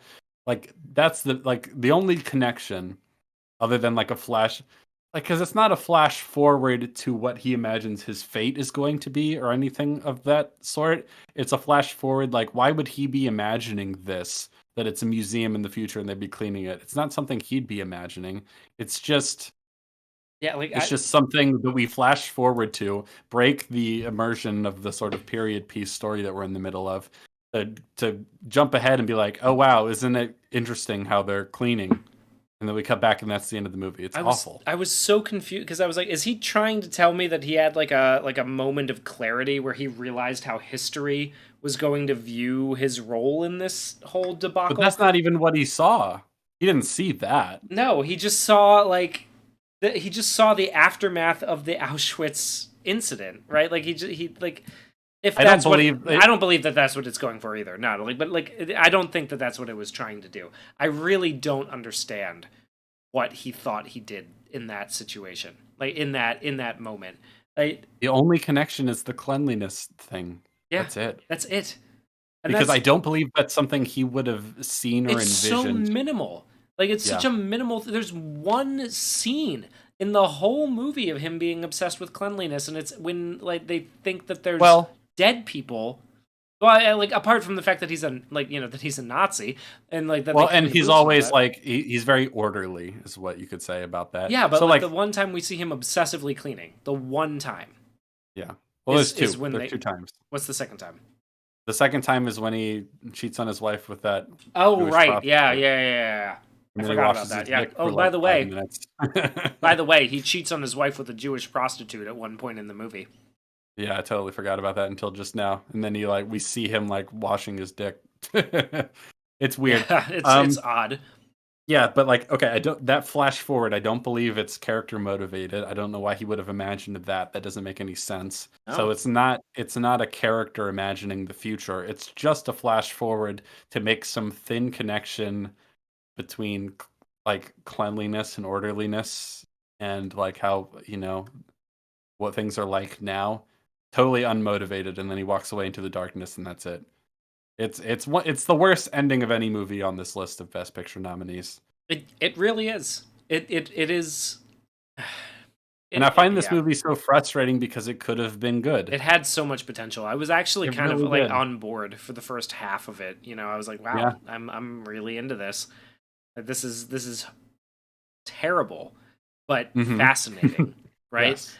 And it's a version of the World War II story that I think people don't. It's not considered particularly cinematic. Like it's not like a movie plot, but it makes sense that this would be something that you would. People went through this. This is what people lived like in that time, Yeah. and seeing that and the consequences of it is a really interesting thing to do. And then you just end it like that. Of all of the things that you could have done, you end it in the biggest, like you said earlier, wet fart imaginable. It's pathetic. Yeah. It's I really I've don't never like seen it. And anything fumble the ball quite this bad. At the and it's like, I just know that the writer director, he just, he thinks movies don't need satisfying endings, or he doesn't like them clearly. So it's, I just think it's a shame because this could have been a really good movie, and this is a movie that could have like stood the test of time, and that people will still talk about years later if it had a stronger story. As it is now, I think this will be something of niche interest to few people that like vibesy, artsy movies, and for whom the premise is enough. Nothing needs to develop from the premise. It's just the premise is good enough for them, and like I think it loses the emotional and sort of what would you say, the moral impact, the ethical impact it could have had, because it's not an interesting story. If it was a more powerful story, you'd remember it more, you'd think about it more, it would really sink into you. The way it just won't, because it doesn't, or it just won't for as many people, because the experiences of being bored and being unsatisfied. I think the movies that have a lot to say about a particular moral issue, ethical issue, historical issue, social commentary, whatever, the ones that really deliver the message best are the ones that are good stories, first and foremost. Or at least they have good stories, and like that's the way of delivering the message, is through story. If you kind of like throw away story like it's not important, kind of undermine your own message, in my opinion. So Emily is in the chat says it sounds like the Sopranos ending, and so I haven't gotten all the way through to the end of the Sopranos, from my watch through. However, from what I understand, the end of the Sopranos, like he's kind of marked at the end of the Sopranos, and and he's waiting in a diner or in a restaurant for his family, and the door opens, and then it cuts. He looks up, and it cuts to black. Hmm. There's more context for and it's ambiguous, but there's more context for an ending there. Like you either know that his family came through that door or he's dead, and that's Yeah. the only two options that you have. This does not which either one is a conclusion to the story.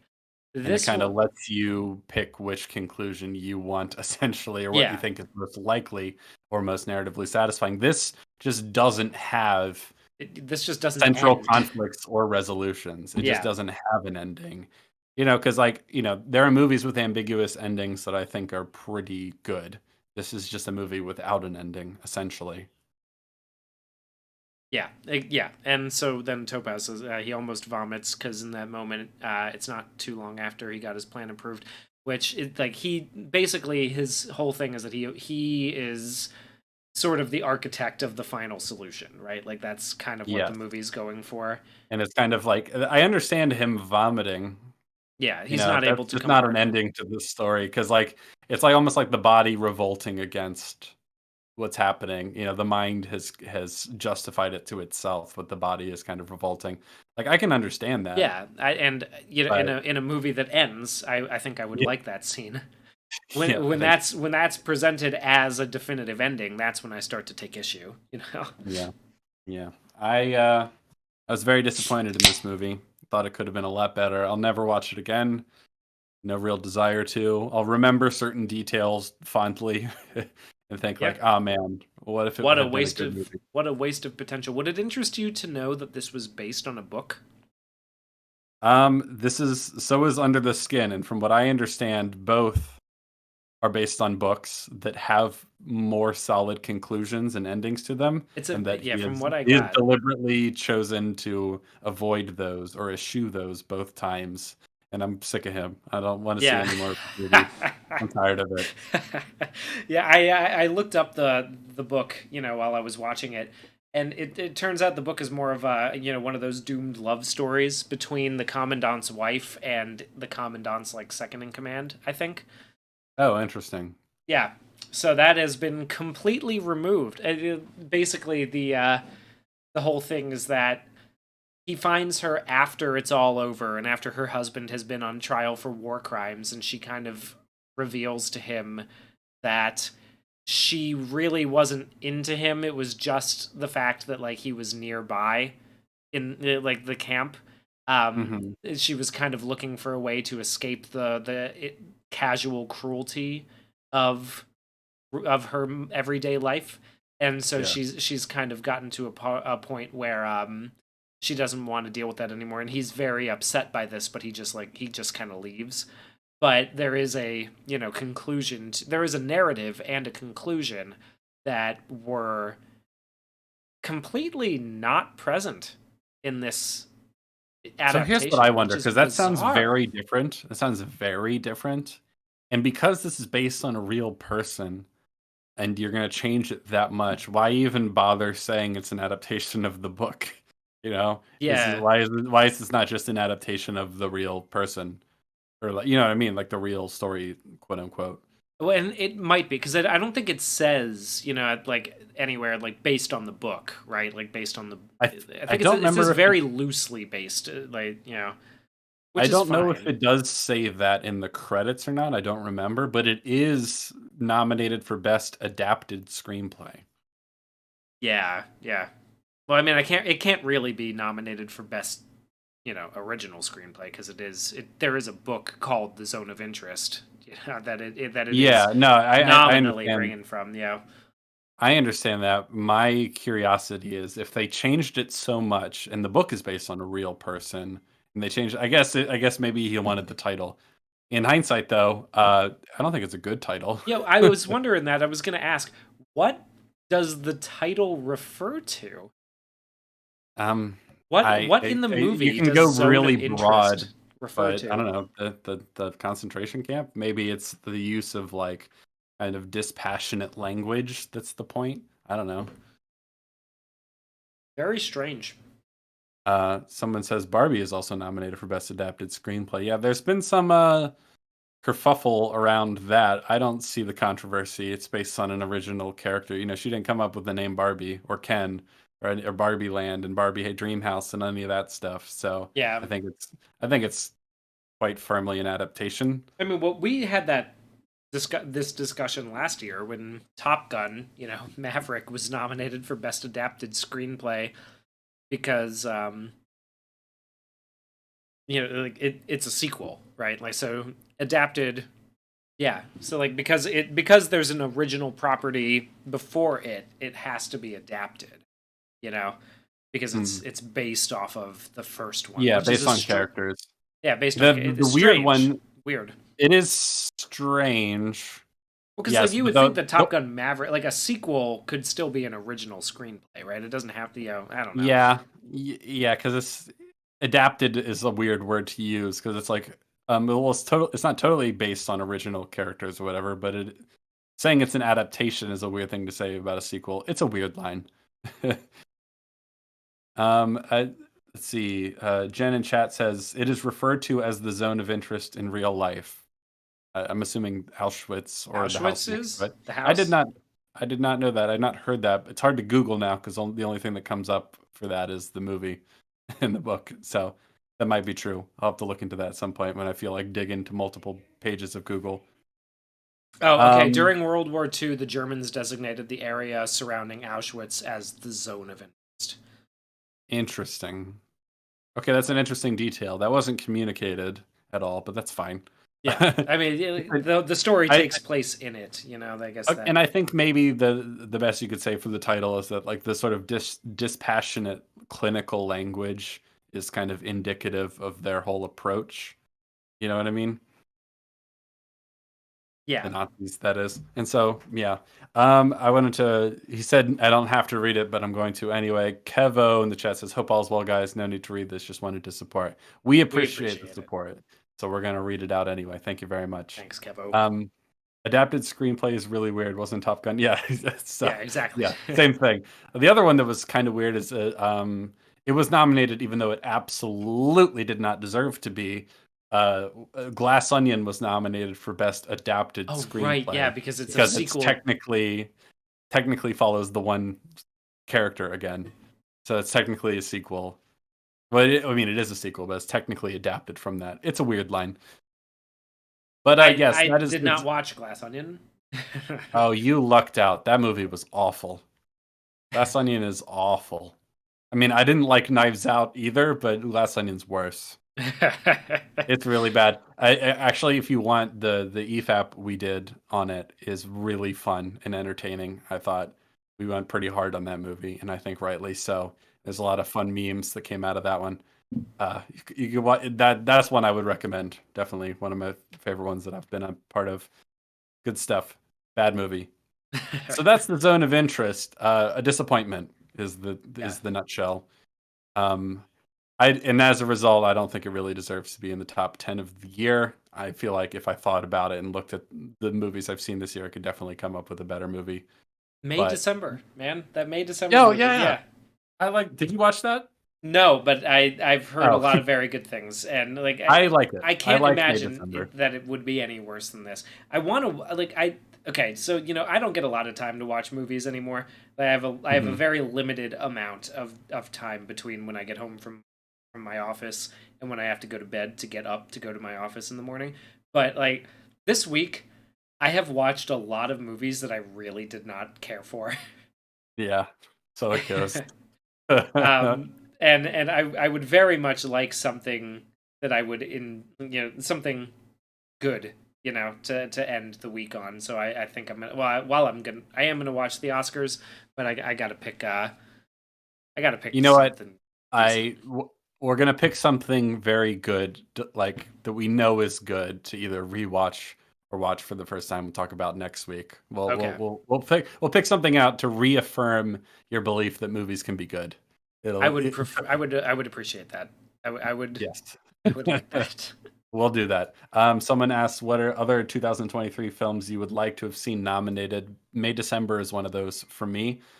Uh, I'll see. This is what I have my letterboxed for, so I can pull it up and point to things. May December is definitely one of them. I think an easy case could be made that it's better than Barbie, that it's better than The Zone of Interest, that it's better than Maestro. May What about December the is. Iron Claw? Oh, fuck yes, The Iron Claw. Thank you for reminding me of that. The Iron Claw was one of my favorite movies of last year. It's good. But apparently A24 didn't spend the money on the 4-year consideration No, they campaign decided for to that do it one. for Zone of Interest instead, because And Past Lives. Past Lives is A24 Oh, as that well. was A24. Yeah. Yeah. So, you only have so much money to throw at that sort of thing, and they decided not to on the Iron Claw. I think that was a mistake because I think the Iron Claw has more commercial appeal, I would say, broadly. Just in terms of a business decision, I think, you know, it's a shame to me because I think the Iron Claw is really good, and I don't think nearly as many people are going to see it as should see it, in my opinion. Because I think it's a really palatable movie. I mean, it's sad, but it's a really palatable movie for a lot of mainstream American audiences in a way that The Zone of Interest is not. So if they were going to spend the money on advertising and marketing and for your consideration campaigns, the Iron Claw would have been a better choice. It's a really nice movie. Is Cade the Tortured Crossing nominated this year? No, unfortunately not. I can't wait for that to finally come out for real because I want to show you that movie. I want to show you that and Twisted Pair because they're sequels. Let's see what else this year. I'm looking at the movies I saw. I wasn't enamored with this year of movies, to be honest with you. Yeah, me neither. Oh, I mean, Fast X though. Where's Fast X? I would never expect nor really want this movie to be nominated for Best Picture necessarily, but one of my favorite movies from last year was Blackberry. That was a really funny little movie. Yeah. I didn't. I really enjoyed that. It's really good at what it's going for. A funny little movie. Glenn Howerton is very funny in that. See, I'm looking. At least those two. At least the Iron Claw, May December, and was there another one we mentioned? Let me see. I have a list. Let's see. Oh fuck, Saltburn. That movie sucked. Honestly, I'm not in love with Godzilla -1 the way some people are, but it was better than a couple of the movies that were nominated for Best Picture. So Yeah, we'll say that. I would definitely have preferred to put Godzilla on instead of, I don't know, Maestro. Yeah. Even Priscilla, which is not an amazing movie. Priscilla is a movie about Priscilla Presley and her relationship with Elvis Presley. It's not an amazing movie, but it's good. I like it. There's a lot of good stuff in it. It's a little too vignette-y for me. It doesn't maybe have as strong a through line throughout the entire thing as I would like, but Kaylee Spaney is really good in it. And what else? I thought it's well directed. Elvis. I like it more than Elvis, that's for sure. It's hard to compare because they're very different movies, and one's about Elvis and one's about Priscilla. But I do think Priscilla is much less obnoxious than Elvis is, the movie that is. Those are a few that I think, at the very least, were better than some of the ones on this list. I'm looking at the list of the ones that I went to see, which would be Dungeons and Dragons, which that was pretty good, but it was fine. I wouldn't want it on this list. Yeah, it doesn't. It feels, if you like D&D, it feels like a D&D game.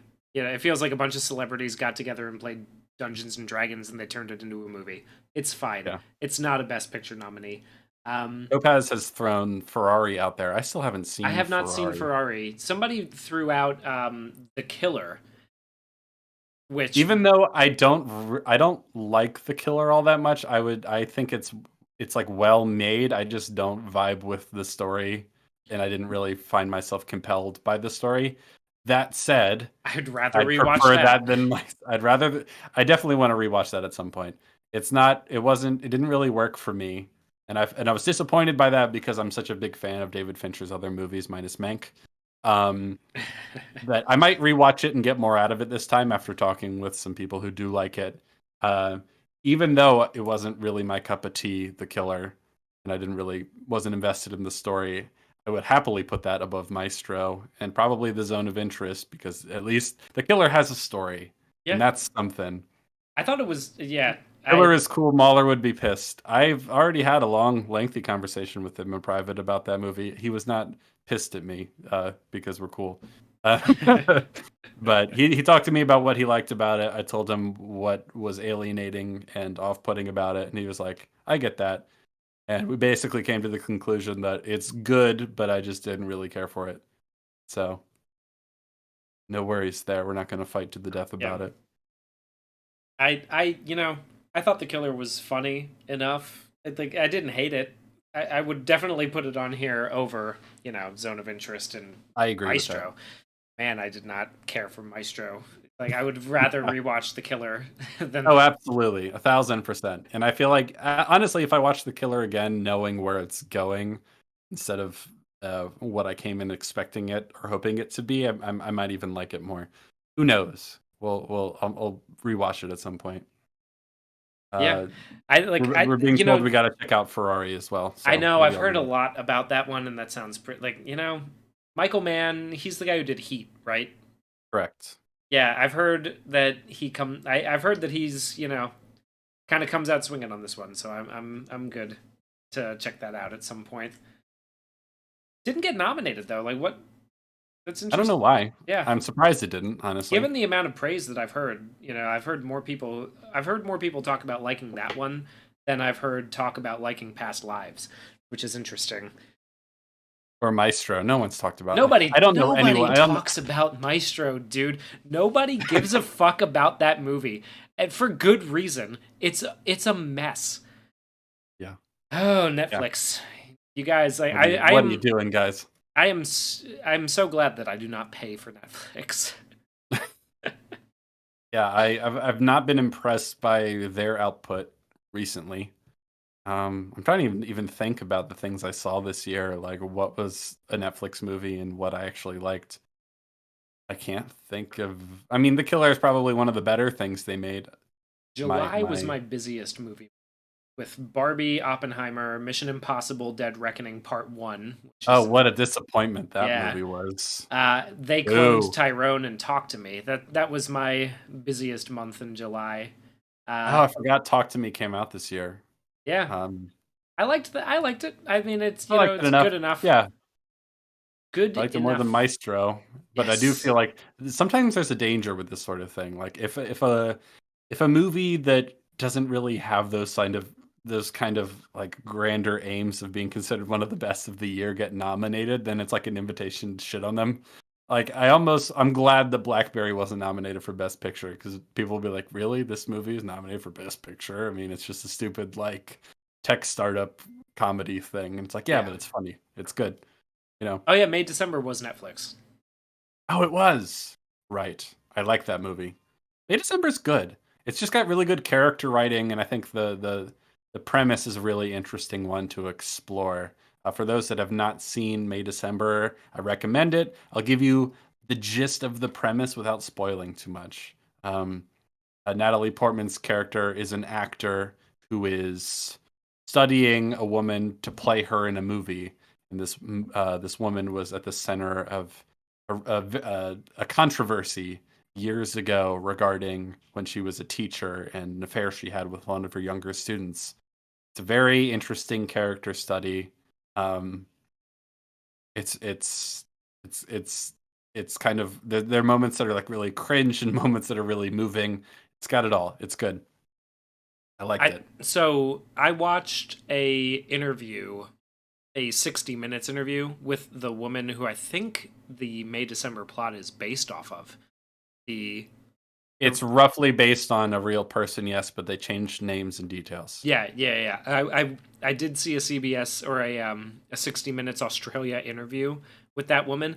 Holy shit, that was painful to watch. It was Uh-oh. it was it's heartbreaking to watch this poor because her husband is there. You know, Yeah. her husband is with her in the interview. It is it's brutal. That poor guy.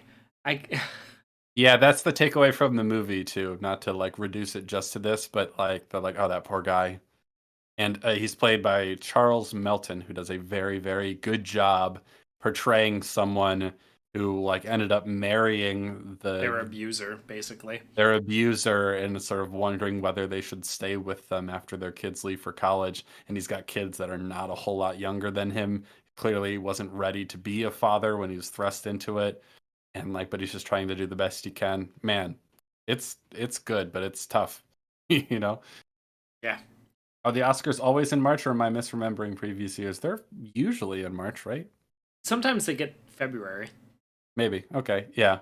Thank you, Emily Roberge. I don't know if I'm saying that right, for the super chat of the salute. Salute to you as well. Yeah, so that is all the 10 Best Picture nominees. We've talked a little bit about movies that we think probably deserved it better. We've also talked about our favorites. I don't know if your favorite of the year is also The Holdovers. Is that what you said? It is. Yeah, it is. Yeah, I That's think that's number one. that's my pick of these. Now, we hinted at this already. I think it's pretty obvious, but what do you think will win? Prediction Oppenheimer. time. Oppenheimer's gonna sweep. Yep. There's Yeah. no chance that it's not going to. Everybody want like I. This is Christopher Nolan's moment to finally get his Oscar, and it's like as usual. It's gonna happen with like it probably should have happened years ago, but it's gonna happen with this one now, and that's fine. I'm okay with it. He deserved Yeah. it way back when. You know, he's been he's been holding out for a while, so I'm fine with Yeah. him getting it here, even though I think this is definitely not his best movie. No. I think The I'm not. Holdovers should win, hands down. Out of all of these nominees, The Holdovers is the best. Like that's my pick. I think it's the best executed for what it is, I Yes. think, Yeah. is how I would put that. It's a lovely little movie. Yeah, Oppenheimer's going to win. I'm not like emotionally invested in it. Like it wouldn't actually like enrage me if Maestro won, but I would be like, what the fuck? It would guys? enrage What are me we if doing?" Maestro won. I would be It would angry. enrage. Okay, that's fair. I I'd be suppose. angry. All right, capital O opinion here. I would be fucking pissed if that movie won. Oh my Yeah. god. There's Yeah. no chance that wins though. Like really, No, like no, there's no definitely chance not. at all. Nobody even Unless they- watched it. No. So it won't win. I think Oppenheimer is the clear choice. There was a while where I thought maybe Killers of the Flower Moon had an edge over Oppenheimer because of its importance in air quotes. Surprisingly, it has not. But it didn't really have that effect.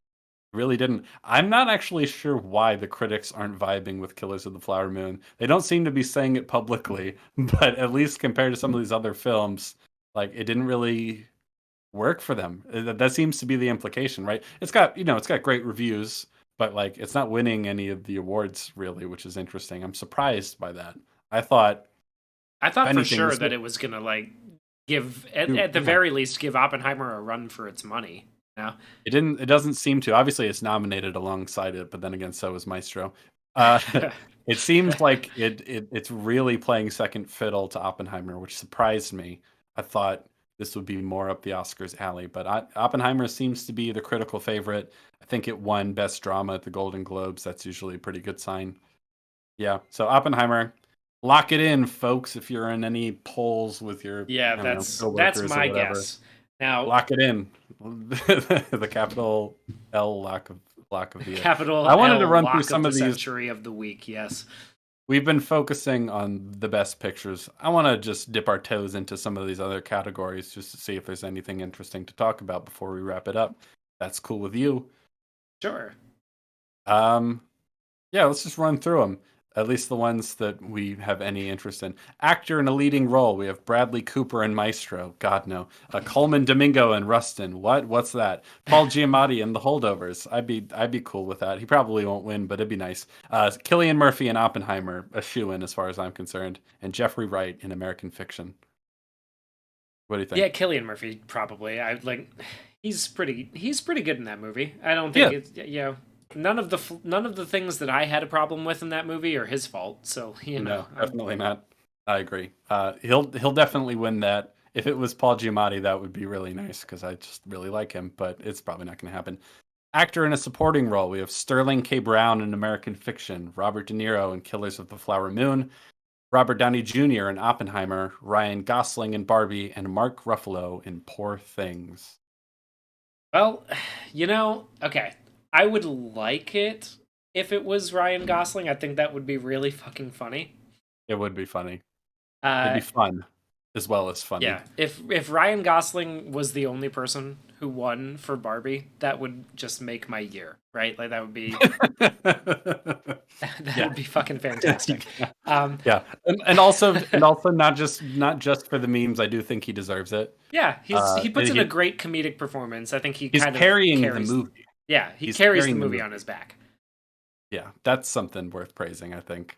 It'll probably go to RDJ, I would Yeah, assume. probably, but again, like I don't know. This is another one where I'm like, he probably should have won an Oscar, a couple of years ago when he was playing Tony Stark. Like that. Like I would say that he was doing pretty fucking good work in those Marvel movies. Like he probably could have been nominated for one of them. But Problems with Endgame aside, he was good in it. Yeah, I think yes, I actually remember seeing an interview with him back around that time. I think it was on Howard Stern. Howard Stern was asking him like, "Oh, do you think you get an Oscar? Do you want an Oscar?" And he's like, "I told them not to do the for your consideration campaign for it." Like RDJ was just like not interested in that. gotcha. He was just like, "Yeah, don't bother with it, like I like the work I did. It's good enough. We don't need to spend money on that." I Like, like God. I like that guy. I like that guy a lot. What a good dude. So yeah, I don't know.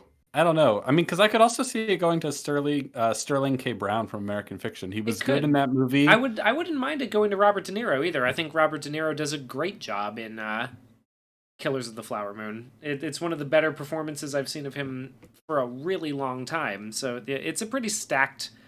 The I supporting actor is pretty stacked, I think. Yeah, I think Robert De Niro has probably been praised so many times that they won't feel like they should give it to him. Yeah, that's probably He true. is good in the movie for sure. I think Killers of the Flower Moon is going to walk home relatively empty-handed if they win anything, honestly, Yeah. which is kind of crazy. I wouldn't have predicted that when I first saw it. Actress in a leading role, we have Annette Bening for Naiad, which is apparently that like swimming across the English Channel movie that your mom and no one else has seen. Yes, my mom Lily, is the only person who's watched Naiad in on the globe, actually, and she thinks Lily, Annette Bening should win. So I think oh, she's pulling for okay, Annette Bening. wow, all right. We have Lily Gladstone for Killers of the Flower Moon, Sandra Hüller, it's got an umlaut, I think that's how you say it, for Anatomy of a Fall, Carrie Mulligan for Maestro, and Emma Stone for Poor Things. Ooh, tough I call. if I had to predict, I'm gonna say Lily Gladstone I'm going Emma because Stone. she's Native American. Yeah, I mean, she is good, but I'm just thinking like an Oscars voter, and there I was a think minority, and I clapped. Yes. that's my thought process for what if they're gonna choose between the two. Lily Gladstone would get the edge. I both think that they're doing good work in their respective movies. I'm So, gonna go with Emma Stone because I think that they like her enough, and that they would. I feel like they'd be impressed enough by her Poor Things performance that that's gonna push her over the edge. She carries the all movie right. a little bit more than Lily Gladstone does. She's also a bigger part in it for sure. It would be interesting if Emma Stone won for Poor Things because it would be praise for a comedic performance, Yeah, and I would say like a mostly comedic performance. So that's something. I'm all for that. She's funny in the movie. And she's doing a lot to act like the brain of a baby inside of an adult. Like at least in the beginning when they're committed to that bit and eventually they just kind of make her a normal person. It gets a little lame. But Seatown in the chat is asking, did Emma Stone win for La La Land or something? Did she win for La La Land or oh, I something? don't know. I think she did, right? I feel like she won. I'll look it What up. year was You keep that? going. You look it up. I'm gonna keep going. Now we have best animated feature film. This is a weird one because I'm in a couple polls where it's like I don't know, you can win like $100 gift card if you get the most predictions correct. This is the hardest one for me, so I'm curious what you think. For best animated feature film, we have The Boy and the Heron, Elemental, Nimona, Robot Dreams, and Spider-Man Across the Spider-Verse. I have Shit. no idea what's gonna win that. I've That's a only tough seen one. I've only seen one of them, which is Across the Spider-Verse, and I didn't think it was as good as the first one, which won the year it came out. I have no idea what's gonna Yeah, win that's Best tough. So Animated Feature. I was not as impressed by Boy and the Heron as a lot of people seem to be. I think it's one of the it's Miyazaki really showing his age and kind of having the Lucas thing where he can just do whatever the fuck he wants and nobody's going to question him as to whether or not it Mhm. makes a lot of sense. Um, Given that it was supposed like so if The Boy and the Heron had ended up being Miyazaki's swan song, I would say yes, that one for sure. Because like they're like clearly they would give it to the guy who's like the Ghibli man Beloved who's and has a lot of great movies people really like, and it's on his his end of his retirement career. day. Yeah. But he's not he's not ending his career on this anymore. So that's tough. I don't So, think it's going to be Elemental, even though well, Pixar reigns supreme they generally when it sure comes do. to That's my thought process on that. That maybe like they love Pixar so much, and Pixar needs a win. So maybe Pixar's not doing as sure great wasn't as they used Elemental's to. box office numbers. That wasn't very No, much of a win. I say the definitely not. problem is that I don't know, man. Like I feel like The Boy and the Heron. I'm gonna go with The Boy and the Heron on this one. That's what I picked too, but I really have no idea. That one's a total toss It's up a for me. toss up. It could be Across the Spider Verse. Who knows? I'd be surprised though. I think if I'm thinking like an Academy voter, and I'm thinking like best animated film is the one with the best animation. If I'm just thinking like that smooth brained about it, I feel like Across the Spider Verse could win It because could, it yeah. probably is the best animated. Um, Someone said I've heard good things about Nimona, but it doesn't seem like a film that would win. That's sort of how I felt about it too. Uh, the trailer didn't look good to me. She looked like the main character would be annoying, but I've heard good things about it, so maybe I will check it out at some point. Also, doesn't seem like the kind of movie that would win an Oscar to me. And to Ace Degenerate, who says I liked Anatomy of a Fall as well. So did I. It's a good little film. Go check it out if you like slow European. Uh, what's the word? Go check it out Courtroom if you want dramas. to see what's wrong with the French. You want to see Moving on, why we they're have brain dead. That's so rude. I can't believe you. Next, we have cinematography. We have El Conde, which I believe is a movie about like what's the name of the guy, the Cambodian dictator guy. Pol Pot. I think that movie is Pol Pot, but a vampire. What? I Okay. didn't see it, Interesting. but am I what's hold on? I might be getting that wrong. Actually, no, it's not Pol Pot. Let's see. Oh, it's Pinochet, not Pol Pot. It's Augusto Pinochet, who is a vampire in this movie. I have not seen it, so I can't speak to its quality at all. But it's an interesting premise. That's nominated for best cinematography. Also, we have Killers of the Flower Moon, Maestro, and Oppenheimer and Poor Things. Ooh. Well, I think Killers of the Flower Moons, for me, that's probably the best cinematography of them I all. agree. I'm gonna guess they're gonna give it to Oppenheimer. I agree with both of those things. I think Killers of the Flower Moon's a better looking movie, but they're gonna give it to Oppenheimer. It's not Hoyte von Hoytema's best looking movie, in my opinion. I think he's done a lot better work in other things. Anyway, but Oppenheimer will probably win that one too. That's my Yeah. prediction. Yeah. Have we done best supporting actress? Jen says Emma Stone won for The Favorite since Hugh didn't look it up. Way to go, Hugh, dropping the ball. She only that was it. I could have actually I did look it up and then I just didn't say anything. I think Sure, you did. here it is. Emma Stone. Academy Awards. Emma Stone. It says she won for. Did she win for La La Land, or did she just win for? You didn't look it up. You're so full of shit. You're I looking typed it it up in. Okay, now. I typed it in. I typed it in and then I didn't hit. Yeah, I didn't hit the enter button. Then you didn't look it up. I did. So I didn't look it up. You're right. You're Caught red-handed. Caught in 4K. What kind of vampire do we? What We Do in the Shadows vampire, 30 Days of Night vampire, or Near Dark vampire, or Buffy vampire? Maybe. I have no idea.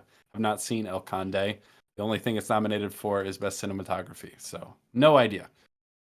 Is it Hugh or Hugh? Metal put doubt into my heart. Yeah, Hugh spells his name like every human being with the name Hugh does, Hughh. Metal Yes. put it as Hew only because on Discord Hugh's name is Hugh too, like Like Mewtwo. Mewtwo, but with an H, yes. But yes, it's Hugh, like every human who has that name.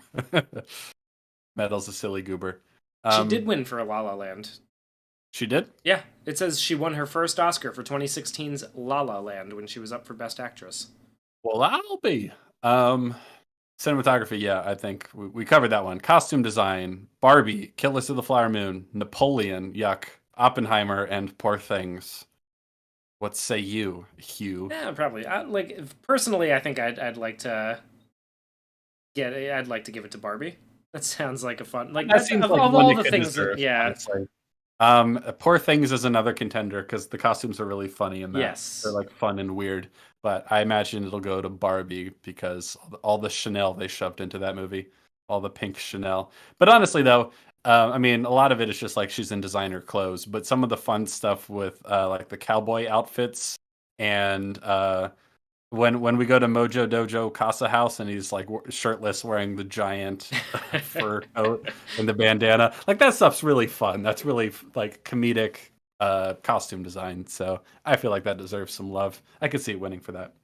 Yeah, so on according to Wikipedia, just for Jen's benefit here, it says her portrayal of Abigail Masham in The Favorite earned her her second Best Supporting Actress nomination for an Academy Award, but it says that she won for La La Land. So, Oh, yeah. that's fired. You came at Hugh, but you weren't ready. That'll teach you to do that again. No, I'm just kidding. When I finally look it up, Jamie, by God, I'm gonna look it up right. That final Ken costume should be in a museum. Yes, it should. It should. Also, the hoodie's fun. You know, It is, yeah. It's a dumb joke and a dumb resolution to his character arc, but that's another story. Yeah, I think actually Barbie could win that one. I wouldn't be shocked. Yeah, I'm gonna say I think Barbie should and will win for that one because they're gonna give it something. Oh, wait a minute, I forgot. Best Supporting Actress, America Ferrera is nominated. I think it's Ooh. Ferrera. Yeah. Ferrera, America Ferrari. America Ferrari. Directing, we have Anatomy of a Fall, Justine Triet, I believe that's how you say it. Killers of the Flower Moon, Scorsese, Oppenheimer, Nolan, Poor Things, Yorgos Lanthimos, and The Zone of Interest, Jonathan Glazer. This is actually kind of tough for me too. My gut says Nolan because Oppenheimer's going to win Best Picture, but it could be Scorsese because they'll feel like they haven't given him enough love, but probably not. Or it could be Justine Triet because Woman. That's what happened with The Power of the Dog. Coda won Best Picture that year, but they gave Best Director to Jane Campion because artsy artsy directress. Yes. Directress. Yeah. Oh man, that's tough. I'm thinking just go with the gut and say Nolan, but I don't really know. That one's kind of a toss up for me too. Yeah. I think Nolan's the obvious choice, but I'm gonna be a little risky here. I'm gonna go with the lady. You're going with the lady. I'm going with the lady. She did a good job. I don't want to diminish her accomplishments. I thought she actually did a really good job directing that movie.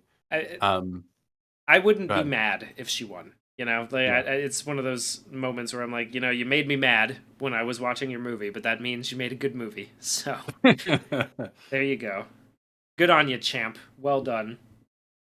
Documentary feature film. I have no idea. No clue. Did not watch any of them. Yeah, so let's just skip it. Documentary short film. I'm going to read these out, not because I saw any of these, but I want you to guess which one you will win based on the titles alone. Are you ready? I'm ready. Let's do it. All right, so forgive the pronunciation here, but Nai and Waipo. That's one of them. Okay. We have The Last Repair Shop. Okay. Island in Between. The Okay. Barber of Little Rock. And The ABCs of Book Banning. It's the that one, right? Yeah, the ABCs of book banning. That's it. That's the one. It's gonna win. Locking it right now. That tends to be how it goes. Last year, I correctly predicted that Navalny would win best documentary short, and people are like, how'd you know that? And it's like, oh, because it's about Russia, Ukraine. That's the only reason. Yep. Like, And this one is essentially from what I like, because I did look that one up because I was like, oh, interesting. Because, a documentary on what book banning, air quotes, in America actually looks like would be a could be particularly interesting. Yeah. interesting thing to look at. I think that is something shedding light on a topic that gets thrown around in conversation by a lot of people Willy willy-nilly. nilly, Yeah. yes. That they don't know jack shit about for real. Like, because most of what we consider being like, book banning in this country is basically just that elementary school decided they don't want it in their library. Mhm. Is basically That what it it's no boils down longer to. mandatory reading for this age group because maybe they're too young for it. It's like, oh no, I guess they can just go read it on their own then if they want. Yeah, That's what like, a oh lot of it wow, is. it's almost like if there's a Barnes and Noble nearby, you can go there. Like, Yeah, they're not going to yeah. kick you out for reading it. Like, those people don't have that much backbone. They work at a Barnes and Noble, so like, just go and And read. then the other example that it sometimes falls into, it's like, hey, this book that has sexually explicit things in it probably shouldn't be read to kids. Like, oh, Yeah, God forbid. God forbid that we God should, forbid. yeah. So that usually tends to be what book banning in America means. Yeah. A very overblown term because no book in America is really like banned. You can go and get it. Like, I managed to find a copy of Roman Polanski's autobiography that showed up to my door within 2 days when I was looking for it, right? Like, you Yeah. can go to the bookstore and get a copy of Mein Kampf if you want to. Nothing is Hmm. banned. It's just at your school, they may not want you to read it to the kids, you know? Yeah. Yeah. Absolutely. So Um, but I cannot wait for this documentary. I like when I started looking into the ABCs of book banning documentary, it basically came down to we're going to explore the premise being we're going to explore how banning certain books affects the lives of the students who they are banned from, which means that and from what I could tell, they interviewed a bunch of elementary and middle school students about why it affects them so badly that they can't read that book Genderqueer in yeah, their that's the one with school porn in it. library. Yeah. That's with the porn in it. Yeah, that's the one. Like, really? That's really stupid. That's very, very stupid. And yes, as Topaz has asked in the chat, is there a single book in America that's actually banned? Not that I can think of. Certainly none of the ones mentioned in the ABCs of book banning are actually banned. I'm struggling to think one. Can you think of any that No, are actually go to Barnes and Noble and ask them to order you a copy of Mein Kampf. They'll do it. yeah. They'll do it. They won't look at they might look at you funny, but they will be like, "Oh, okay, yeah, sure." I mean, we don't like they do stock it, but if they didn't stock it, they'd be like, "Well, we don't stock it usually, but we can order it for you." And you'll get it. Go to Yeah, Amazon like and yeah. order Roman Polanski's autobiography. You'll be able to get it. It'll be Yeah. delivered to your door. Go and order. Like, I have a friend of mine sent me a copy of the Yukio Mishima autobiography, or not autobiography because he died before he could do that, but the biography of Yukio Mishima. He's a weird guy. His biography is not banned, so like you can read I have a whatever you copy want. of the Satanic Verses by Salman Rushdie. I haven't read it yet, but I have it. You can get Yeah, it. I, you can get that proudly. I would say you should go out. Like, don't even read it. You don't have to read it. Go out and buy it to show Iran who's boss. The ABCs of pissing off the Ayatollah. Anyway, yeah, Yeah, so that one will probably win because topical political things. yeah. Well, Uh, because Orange Man bad, basically. That's the meme, right? Like, yeah. Red State bad. Californians don't like them. Film editing. We have Anatomy of a Fall, The Holdovers, Killers of the Flower Moon, Oppenheimer, and Poor Things. Oppenheimer, right? Like, Oppenheimer's gonna get that for sure. Probably. Noticeable Probably. editing, and it actually like plays a role in the story. Question mark? Question Yeah, I get mark? what you're Yeah. saying. I get what you're saying. I think it's probably a shoe-in for a lot of these technical awards. The only thing that makes me think it could go to Killers of the Flower Moon is because Thelma Schoonmaker is like has been editing a lot of great movies forever, and like she's kind of a legend in her own right, Hmm. and she's a lady, so maybe they want to give it to her. I don't know. Oppenheimer also edited by a woman. I think Oppenheimer is probably a shoo-in, but I think of any of these editors, she's the only one whose name I recognize, if that means anything. You know what I mean? Yeah, yeah, Someone asked, "Killers of the Flower Moon had an editor?" Yes, yes, it did. You could be forgiven for not realizing that. Though I think this is actually a point of praise for the movie. It doesn't make it all the way to the finish line, but for most of the movie it has remarkably good pacing in my opinion. Mm-hmm. I was like impressed by how not bored I was for like the first 2.5 hours. So that's something. That's actually, something worthy of praise, I would say. I'm leaning towards Oppenheimer on that one too. Next we have international feature film.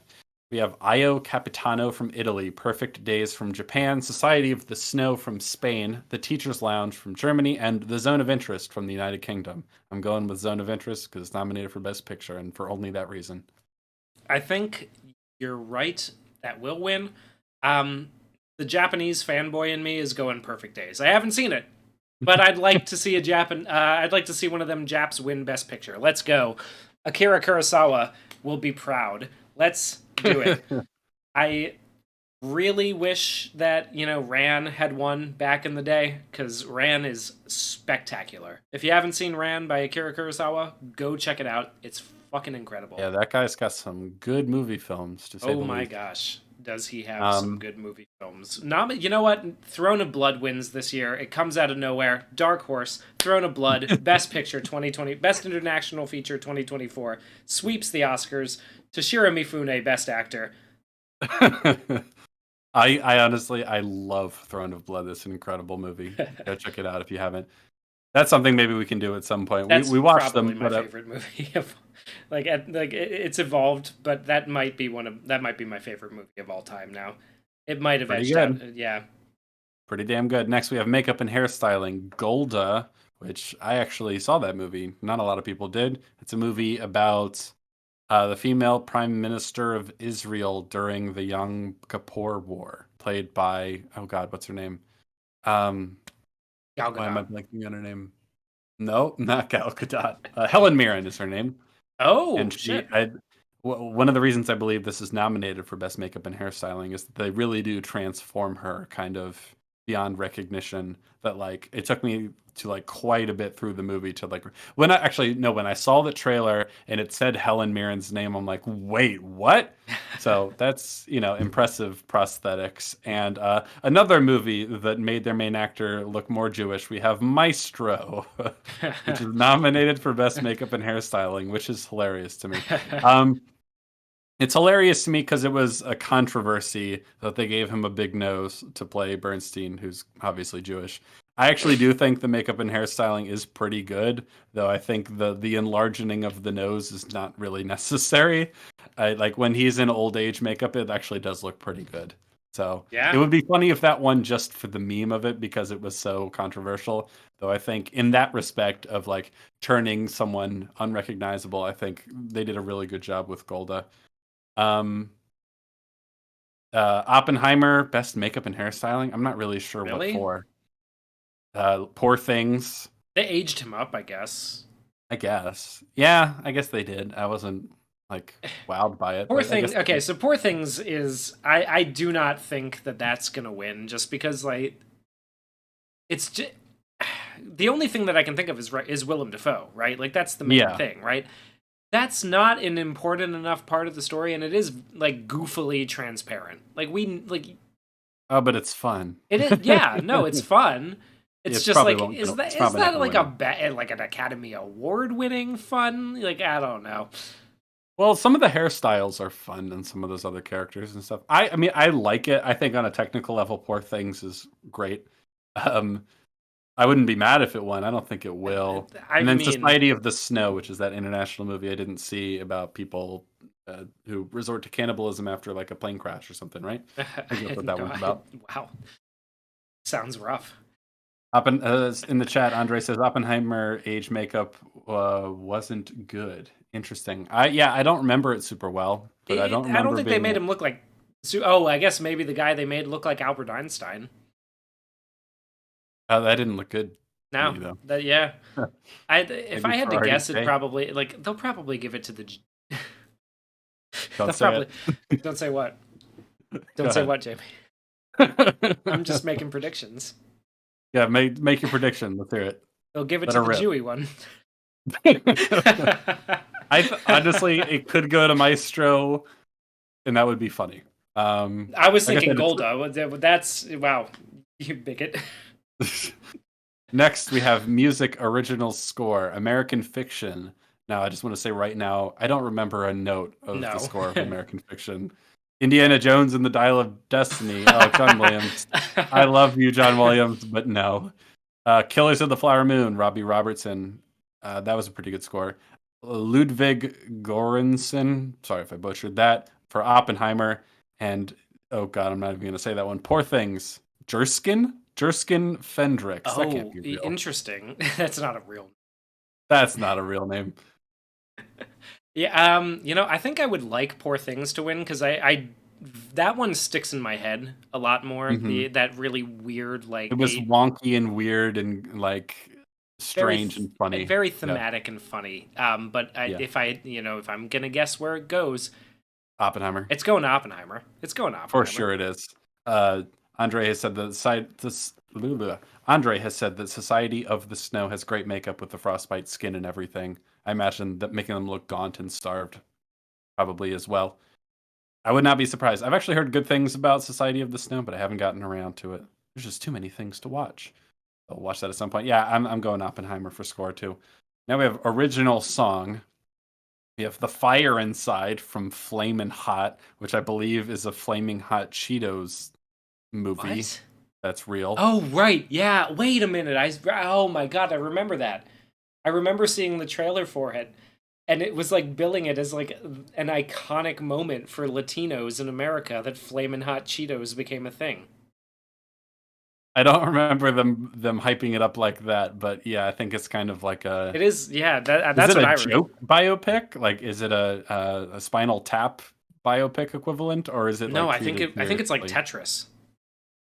Okay, well, Tetris is like fun, so okay. It is a comedy drama, yeah. Okay. Yeah, Richard Montanez, son of a Mexican immigrant, was a janitor at Frito-Lay when he came up with the idea for Flamin' Hot Cheetos. His creation, inspired by the flavors of his community, revitalizes Frito-Lay and disrupts the food industry. Oh my God. It's billed as like a hallmark moment where Latinos saved a American business. That sounds funny. Either in a way that's like ironic funny or like actually funny. I'm kind of curious about that. Anyway, a song from that called The Fire Inside is nominated for Best Original Song. That's pretty funny. Also, we have I'm Just Ken from Barbie. Nice. We have It Never Went Away from American Symphony. I haven't even heard of that, but it was made by John Baptiste, so that might be why it's nominated. We have, Wazaze, A Song for My People from Killers of the Flower Moon. And What Was I Made For, that really cringe whisper-sung Billie Eilish song from Barbie. Okay. If I'm guessing what will win, what will win, probably Killers of the Flower Moon. But in my heart, the anthem of the Confederacy, baby. I'm just Ken. The Confederacy shall rise again. I'm going with the Killers of the Flower Moon one. I'm thinking they'll like elevating the Native American song. They will probably do that, but I'm voting with my guess, heart. But I really have no idea. We already did Best Picture, Production Design, Barbie, Killers of the Flower Moon, Napoleon, Yuck, Oppenheimer, and Poor Things. What do you think wins Production Design? Ooh. My money's on either Barbie or Poor Things. Yeah, I'd hope. I mean, like, Barbie has really great production design, so I'm gonna go with that. Everything in Barbie Land, Barbie World is really well designed. I think everything in the real world was just kind of flat and lame. Yeah. But That stuff is really strong, very colorful, very bright, very well shot. Honestly, I'm a little surprised that wasn't nominated for best cinematography, but that guy is the same guy who did Killers of the Flower Moon. Oh, So okay. So it doesn't. Yeah, yeah. quite a year. He's had a pretty He's solid having. run. Yeah, so Barbie, I think Barbie will win. I think the production design is really fun in Poor Things, but I just don't see it getting the award. Yeah, If it's Oppenheimer, that would be really strange because Oppenheimer is almost all location work. I don't think they built any sets. yeah. I So mean, that's kind of funny if it wins best production design. yeah. Would they give it to Oppenheimer specifically for the period piece aspect? They tend Maybe. to really like Yeah, but favor. there's nothing really like striking about. They tend to favor period pieces, especially when it's like old Victorian dresses and things like that. You know Yeah. what I mean? I don't know how much they'll favor it just for like having old suits because this is all just people wearing suits, you know? And a Something lot of that it's men in shot on like real white phrase. locations. I'm sure that they dressed the locations, but they didn't build any sets. And production designers are voting for this, so I'm thinking probably not Oppenheimer on this one. Probably not. Probably not. Keva was Animated, asking, do you think Barbie will sweep to deflect sexism allegations due to Margot Robbie and Greta Gerwig not getting Best Actress and Best Director nods? No, I do not think no, I so. don't think I so do not either. think they give a flying fuck. No, and especially because I think that anyone who would take that personally involved in the Academy would be like, "What do you mean? We nominated Justine Triet for Best Director.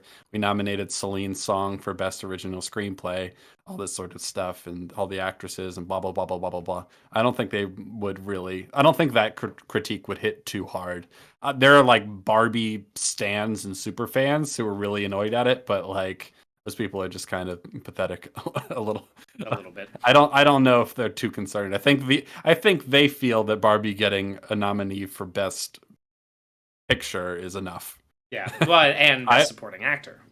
Yeah, and well, and a lot of these technical categories that some of these technical categories I think they could actually win, like production design and costume and things like that. Animated short film, none of them. It's not obvious to me based on the titles what's going to win, so I'm going to skip it. Live action short film. I actually saw these. We'll talk about them very quickly because I know that no one cares but me.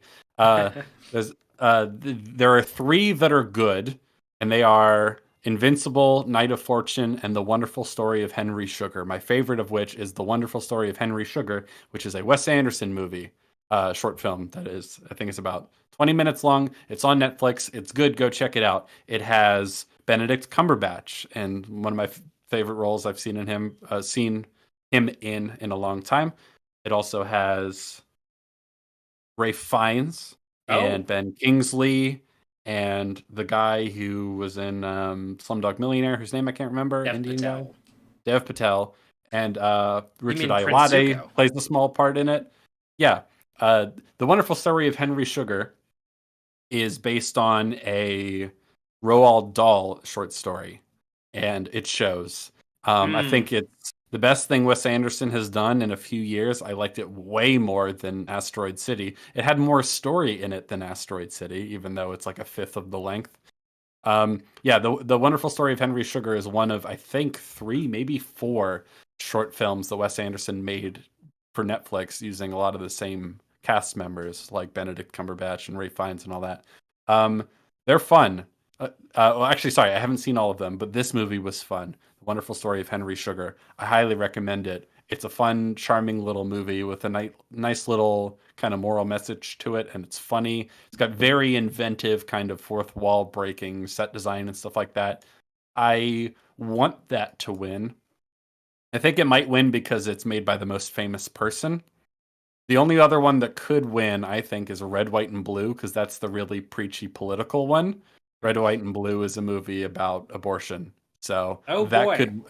could win for political message reasons. It is not a well-made film by any stretch of the imagination, but it could win for that reason alone. I would love it to go to The Wonderful Story of Henry Sugar because it's good. It's legitimately good. I think Okay. it would deserve to win, not just because I mean, Wes Anderson I made it. like Wes Anderson when he's not doing vignettes. You know.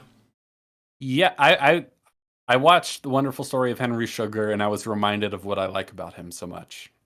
So that's good because I did not get that from Asteroid City. Yeah, Asteroid City and the French Dispatch. I did not care for those. Yeah, not his strongest work, unfortunately. So, if he does more adaptations of like children's books or especially Roald Dahl stories, that would be great. He does I'd have love that to see more style of that. that fit He's very really well good for at that. it. Yeah. It suits him. Sound, The Creator, Maestro, because music, I guess. Mission Impossible: Dead Reckoning Part One, Oppenheimer, or The Zone of Interest. Oh, Zone of Interest. That's That's what like I the only think. thing the movie does well. That's its strongest thing, and I think it probably deserves to win Best Sound. I think it's going to go to Oppenheimer. Oh wait, yeah, that's right. Sorry, Oppenheimer. Sorry, Oppenheimer sweep. I forgot. Right, yeah. Sorry, Oppenheimer. We're on the Oppenheimer train. Yeah, Oppenheimer. I think Oppenheimer's going to win for sure. I don't think it necessarily deserves to, but it will, I think. Visual effects, we have The Creator. Again, 2 nominees for The Creator. That's too many. We Oh, have The Creator, Godzilla Minus One, Guardians of the Galaxy Volume 3, Mission Impossible: Dead Reckoning Part 1, and Napoleon. oh, Jesus. Uh, Oh, sorry, to hmm. the person in chat that says you see Maestro winning because it's about music. No, I don't think It's so. only nominated because it's about music. Yeah, that's my thought on that one. Visual effects. What do you think? What were the nominees again? Godzilla's on there, right? The And then Creator, Godzilla Minus One, Guardians of the Galaxy 3, Mission Impossible: Dead Reckoning Part 1, and Napoleon.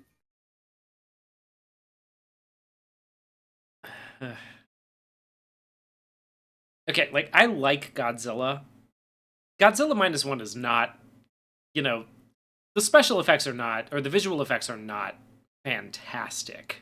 You No, know, they're like good for its budget, but not good in any yeah, sort of like. I mean, not that they're bad, but they're not like masterful. They're just really good for how little money they had, yeah, which they is look, yeah, impressive. that is impressive. I really don't want the creator to win, but Neither do I. Do you oh, think it could go reasonably? Could it go to Guardians of the Galaxy Volume 3? it, yeah, maybe, Probably yeah, not. probably. I don't know. The This is whole the toss the for good me. part of Guardians of the Galaxy 3 is the whole thing with the animals, which is all visual effects, Yes. right? So like Actually, you know what? You've convinced me. I'm going Guardians 3. yeah, I'll go Godzilla because I'd like a Godzilla movie to win. You know, Yeah. Well, it'd be a good moment for that team that yeah. pulled off an awful lot on very little money. And Yeah, that'd be good for cool. them. Good for them. Let's go Godzilla and maybe, I like Godzilla and Guardians 3. Let's split the difference here. See what happens. All right. And now for the last but certainly not least, the actual writing awards. We have writing for adapted screenplay, American Fiction, Barbie, Oppenheimer, Poor Things, and The Zone of Interest. That's adapted. Mm-hmm. My money says Oppenheimer because Oppenheimer. Oppenheimer sweep. Oppenheimer. Yeah, Yeah. that's what I think. I think if I'm thinking about like what I think deserves to win, well, I think Oppenheimer, from what I understand, is very Very faithful, faithful. Yeah. except for a couple small details like having him say, "I am become Death Destroyer of Worlds" while inside of Florence Pugh. Yeah, while Uh, climaxing inside of her. Yeah. that's an odd moment that I imagine is not in the book, but maybe it is. Who knows? All these other ones, I think, vary wildly from their source materials, or remarkably from their source materials. And in terms of like, what's the best story here? I don't know. Maybe American Fiction, maybe Poor Things. I don't know. This one's tough. Hard to say. Poor Things But I is an think, adapted screenplay? yeah, it's based on a book. But from what I understand, much like the Zone of Interest, he changed quite a bit of it. Interesting. I think American Fiction maybe could win this one. Okay. Yeah, I mean, I'm still gonna stick with I don't Oppenheimer know. because I think they're just, but like I Yeah. would like American Fiction to win. I would like it to get something because I liked that movie. Yeah, I agree. And then last, writing original screenplay, Anatomy of a Fall, The Holdovers, Maestro, Oh, May, December, and Past oh, Lives. there's okay. May December is getting nominated. Nice. Yeah, I think that's the only one. Probably Fig- not gonna win. No, definitely not. Um, you know, you know, I'd like to see.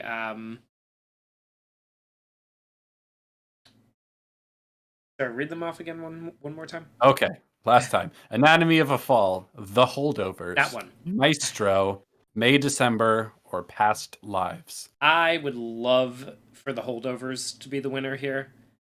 Mostly because I know it's not going to win Best Picture, and I think that it deserves something for its storytelling. Because that's, I would like to see that as well. yeah. I don't think it will win, but I would like to see it. What do you think is gonna win?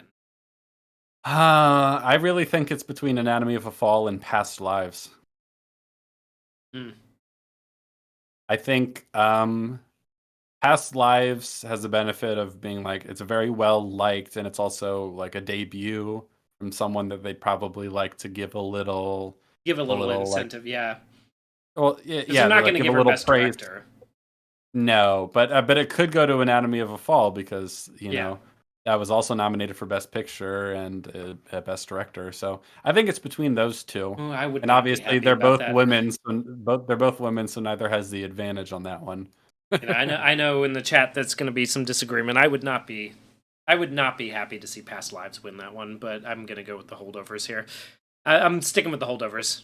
For Lock it in. prediction, Yep. you're predicting that one, Yep. okay? This one's tough. I'm gonna go Past Lives. That's my Okay. prediction, All right. All right. and that is all the Did we nominees. do Best We did Supporting it. Actress? We did. Okay. Because I don't It was remember. that. I don't remember calling out Oh Divine Joy no, Randolph to be the no, I skipped that somehow. My bad. Last but Damn it, very Jamie. much least, apparently, actress in a supporting role. We have Emily Blunt in Oppenheimer, Danielle Brooks in The Color Purple, America Ferrari for Barbie, and Jodie Foster for Nyad, and Divine Joy Randolph for The Holdovers. Divine Joy Randolph. Let's go. That's who I want to win, and I think she could. I think there's a good chance. I think she should. I want it. Let's make it happen. Let's go for it. Let's do it. And that is all the nominees, unless I magically skipped another one and didn't realize it either. Can you imagine America Ferrari winning Best Supporting Actress for that fucking screed in the? That would be. I wouldn't like Oh, that at that all. would piss me off so much. Yeah. Oh I my wouldn't. god. I would not care for that one. Anyway, that is the Oscars in a nutshell. That is what we think of them in general. We have, we'll call it mixed feelings to say the least. They're interesting to watch, in my opinion, not to actually watch the ceremony necessarily, but they're interesting to see in terms of like, as a bellwether for the industry. It can be a nice feeling when movies that are really good get the praise they deserve. A lot of times they get stuff wrong. A lot of stuff they make decisions for really dumb, shallow reasons, like for like diversity reasons and that sort of stuff. And they get things wrong a lot of the time, but it's interesting to see what gets picked and like how that influences what gets made in the future. So I like covering them, and also it's an Sometimes excuse they to get be it like, right. Sometimes they get it right. They got it right with Parasite. Got it yes, right. there are definitely movies on here. If I go to Best Picture, where is that? I'm looking at this list. I don't know if I would have seen. I don't know if I don't think I would have seen America. Actually, that's not true. I was going to say I don't know if I would have seen all these if they weren't nominated, but the only ones I would say that about are actually movies that I didn't enjoy, like Maestro. Yeah. Definitely wouldn't have seen that if we Would weren't not have covering watched them. it if we. had But not there are decided good to talk movies about in it. this bunch, and so they definitely do prop up good movies sometimes. So that's something. Yep. Every now and then they get it right, so it's worth it for those times where they do. Jay Jameson says, "Oh, I just watched The Holdovers on your recommendation, and it was great. You're goddamn right, it was. Goddamn right. Good Glad you man. enjoyed it. It's just a lovely little movie. I really like it. It warms my cold dead heart. And I like movies that do that. I just watched E.T. for the first time in years last night. That was a really nice, like, heartwarming movie. I really like E.T. It's a really good film. Yeah, I'm a big Spielberg fan, but I like movies that give you that sort of feeling, that earn that sort of feeling is perhaps even a better way of saying it. I think The Holdovers is a movie that like Really is earns that, yeah. cozy and wholesome and lovely, but like earns it without being too sentimental and sweet. And I really like that sort of thing. Agreed. Topaz says Once Upon a Time in Hollywood should have got that Parasite Oscar. Mm. Hmm. I don't know about that. I like Yeah, Once Upon a Time in Hollywood. I yeah, just I do like that movie, but that I was a don't know strong about that. year. Okay, that was a good year for Yeah, movies. that was a very strong year. That was such a strong year that two of the best movies of the year weren't even nominated, which those being The Lighthouse and Uncut Gems. So Yeah, it was a pretty strong year. We haven't had a year quite like that in a few. since that year. Yeah, That was the I don't know. I really do like Parasite, and I think it's got kind of a stronger story. Once Upon a Time in Hollywood has some things that I don't love about it. Part of it is that like it doesn't really work if you don't understand anything about the Manson family and the murders. yeah. Because the whole thing, a lot of it is like building up the tension for when that's going to happen. And if you're like, I don't really know what any of this is, it's a little inside baseball for my tastes, that movie, but I do like it. Yep. How do I feel about Shutter Island? I saw it when it came out and thought it was good, but I have not seen it since. So like that was years ago, so I have no idea how it holds up on a rewatch. But I liked it at the time. Yeah, I me thought it too. was It's been a while since I saw that one. yeah. There's certain images from it that really stick out in my head, like when they're gunning down all the German soldiers outside of the concentration camp. That moment really stuck with me when he's like hugging his wife and she's like fading away into dust, like she got dusted at the end of Infinity War. There's a few moments, and then there's like a final moment with Mark Ruffalo's character that I remember being really strong. I remember certain things about that movie pretty vividly, but like the broad story and like how good it is, I don't remember. I'd like to rewatch it at some point. Yeah, That's Scorsese too, right? I think so. Yeah. People often forget that that's him. I think that rarely comes up as much when we talk about his great films. So I'm kind of curious how that one holds up. I think I was in high school when that came out. It was a Yeah. while ago. Yeah, I was working at the movie theater when that came out. I saw it a few Uh, times, and it's been a while. I got one word for you, Hugh. Movies. Movies. Movies. Thank you, Mr. Sometimes Spielberg. they Thank can be you. good. Sometimes they can be good, and isn't that fun? It's a wonderful thing when they are. Well, unless there was anything else, I won't be watching the Oscars this year. I'll just check out the results the next day. I I will don't want to have be it on the background while I play Baldur's Gate with my girlfriend. nice. That sounds fun. Yes. Um, okay, what's the over under on Jimmy Kimmel making, let's say, 3 Matt Damon jokes? Ooh, man. With Matt Damon being in Oppenheimer, I'm gonna go over. You think more than 3? I think more than three. I think more than three.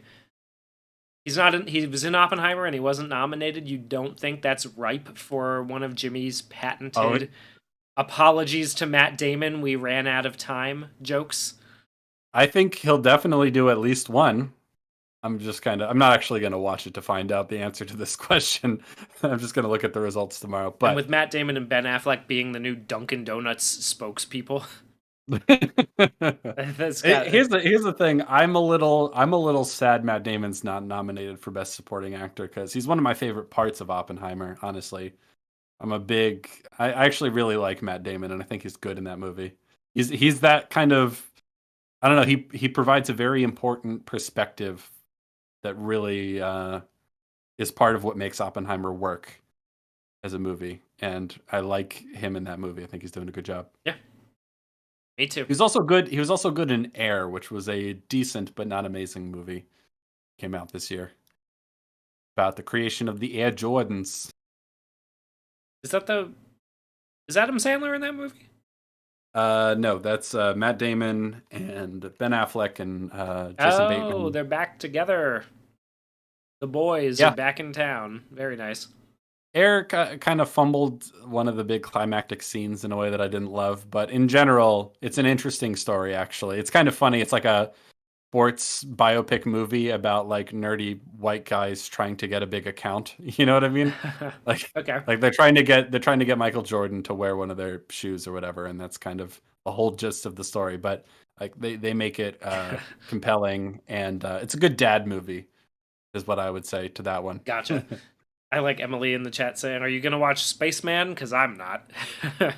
Is Spaceman yet another Adam Sandler movie for Netflix? This is an Adam Sandler Netflix movie where he is in space talking to a giant spider that he is maybe hallucinating, maybe not. I saw the trailer for it and it was like watching a car crash. I couldn't look away. Well, maybe sometimes I like a good car crash, so maybe I'll check that one out. I was a little high when I watched it, and I was like, my mouth was open as it was happening. Like, and then like a giant spider creeps around the corner of the space station and starts talking in English to him, and I'm just like, okay, something's happening here. It seems it's one of those movies that you could see being like a Family Guy skit. Okay, yeah, like a fake movie on a 30 Rock episode or something. Yeah.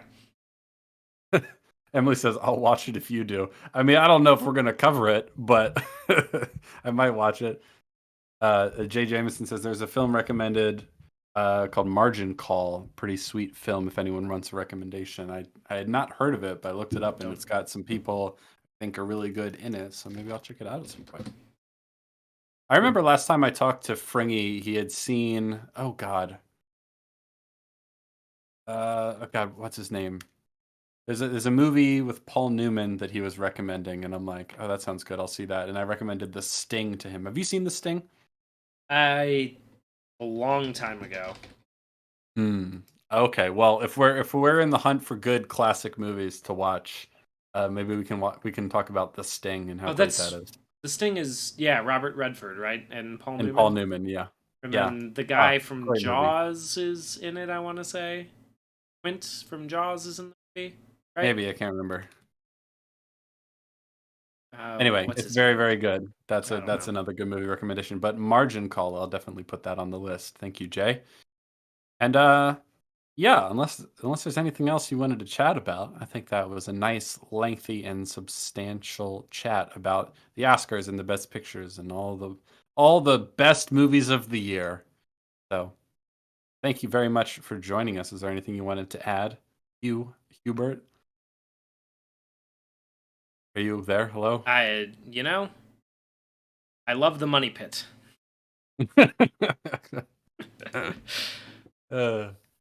Well, thank you guys very much for hanging out in the chat and for the super chats. We very, very much appreciate it. Indeed. Hope you all have a wonderful rest of your Sunday. We'll probably be here same time next week talking about, I don't know what yet, but I'll try to give you as big a warning as I can so you have time to watch whatever it is we're going to chat about. I think, unless something comes up, it'll probably be a good classic movie. I would like that. I would appreciate that. Yeah, because as far as I'm concerned, there's nothing big coming out that I'm interested in. So we'll talk about some old classics instead. So join us for that. Like I said, I'll make a tweet. I'll make a community post talking about what we're going to be covering next week. And we'll see you there for that. Should be a good time. Thanks again for hanging out with us. Have a good rest of your day. We'll see you next time. Toodaloo. Bye-bye. Goodbye.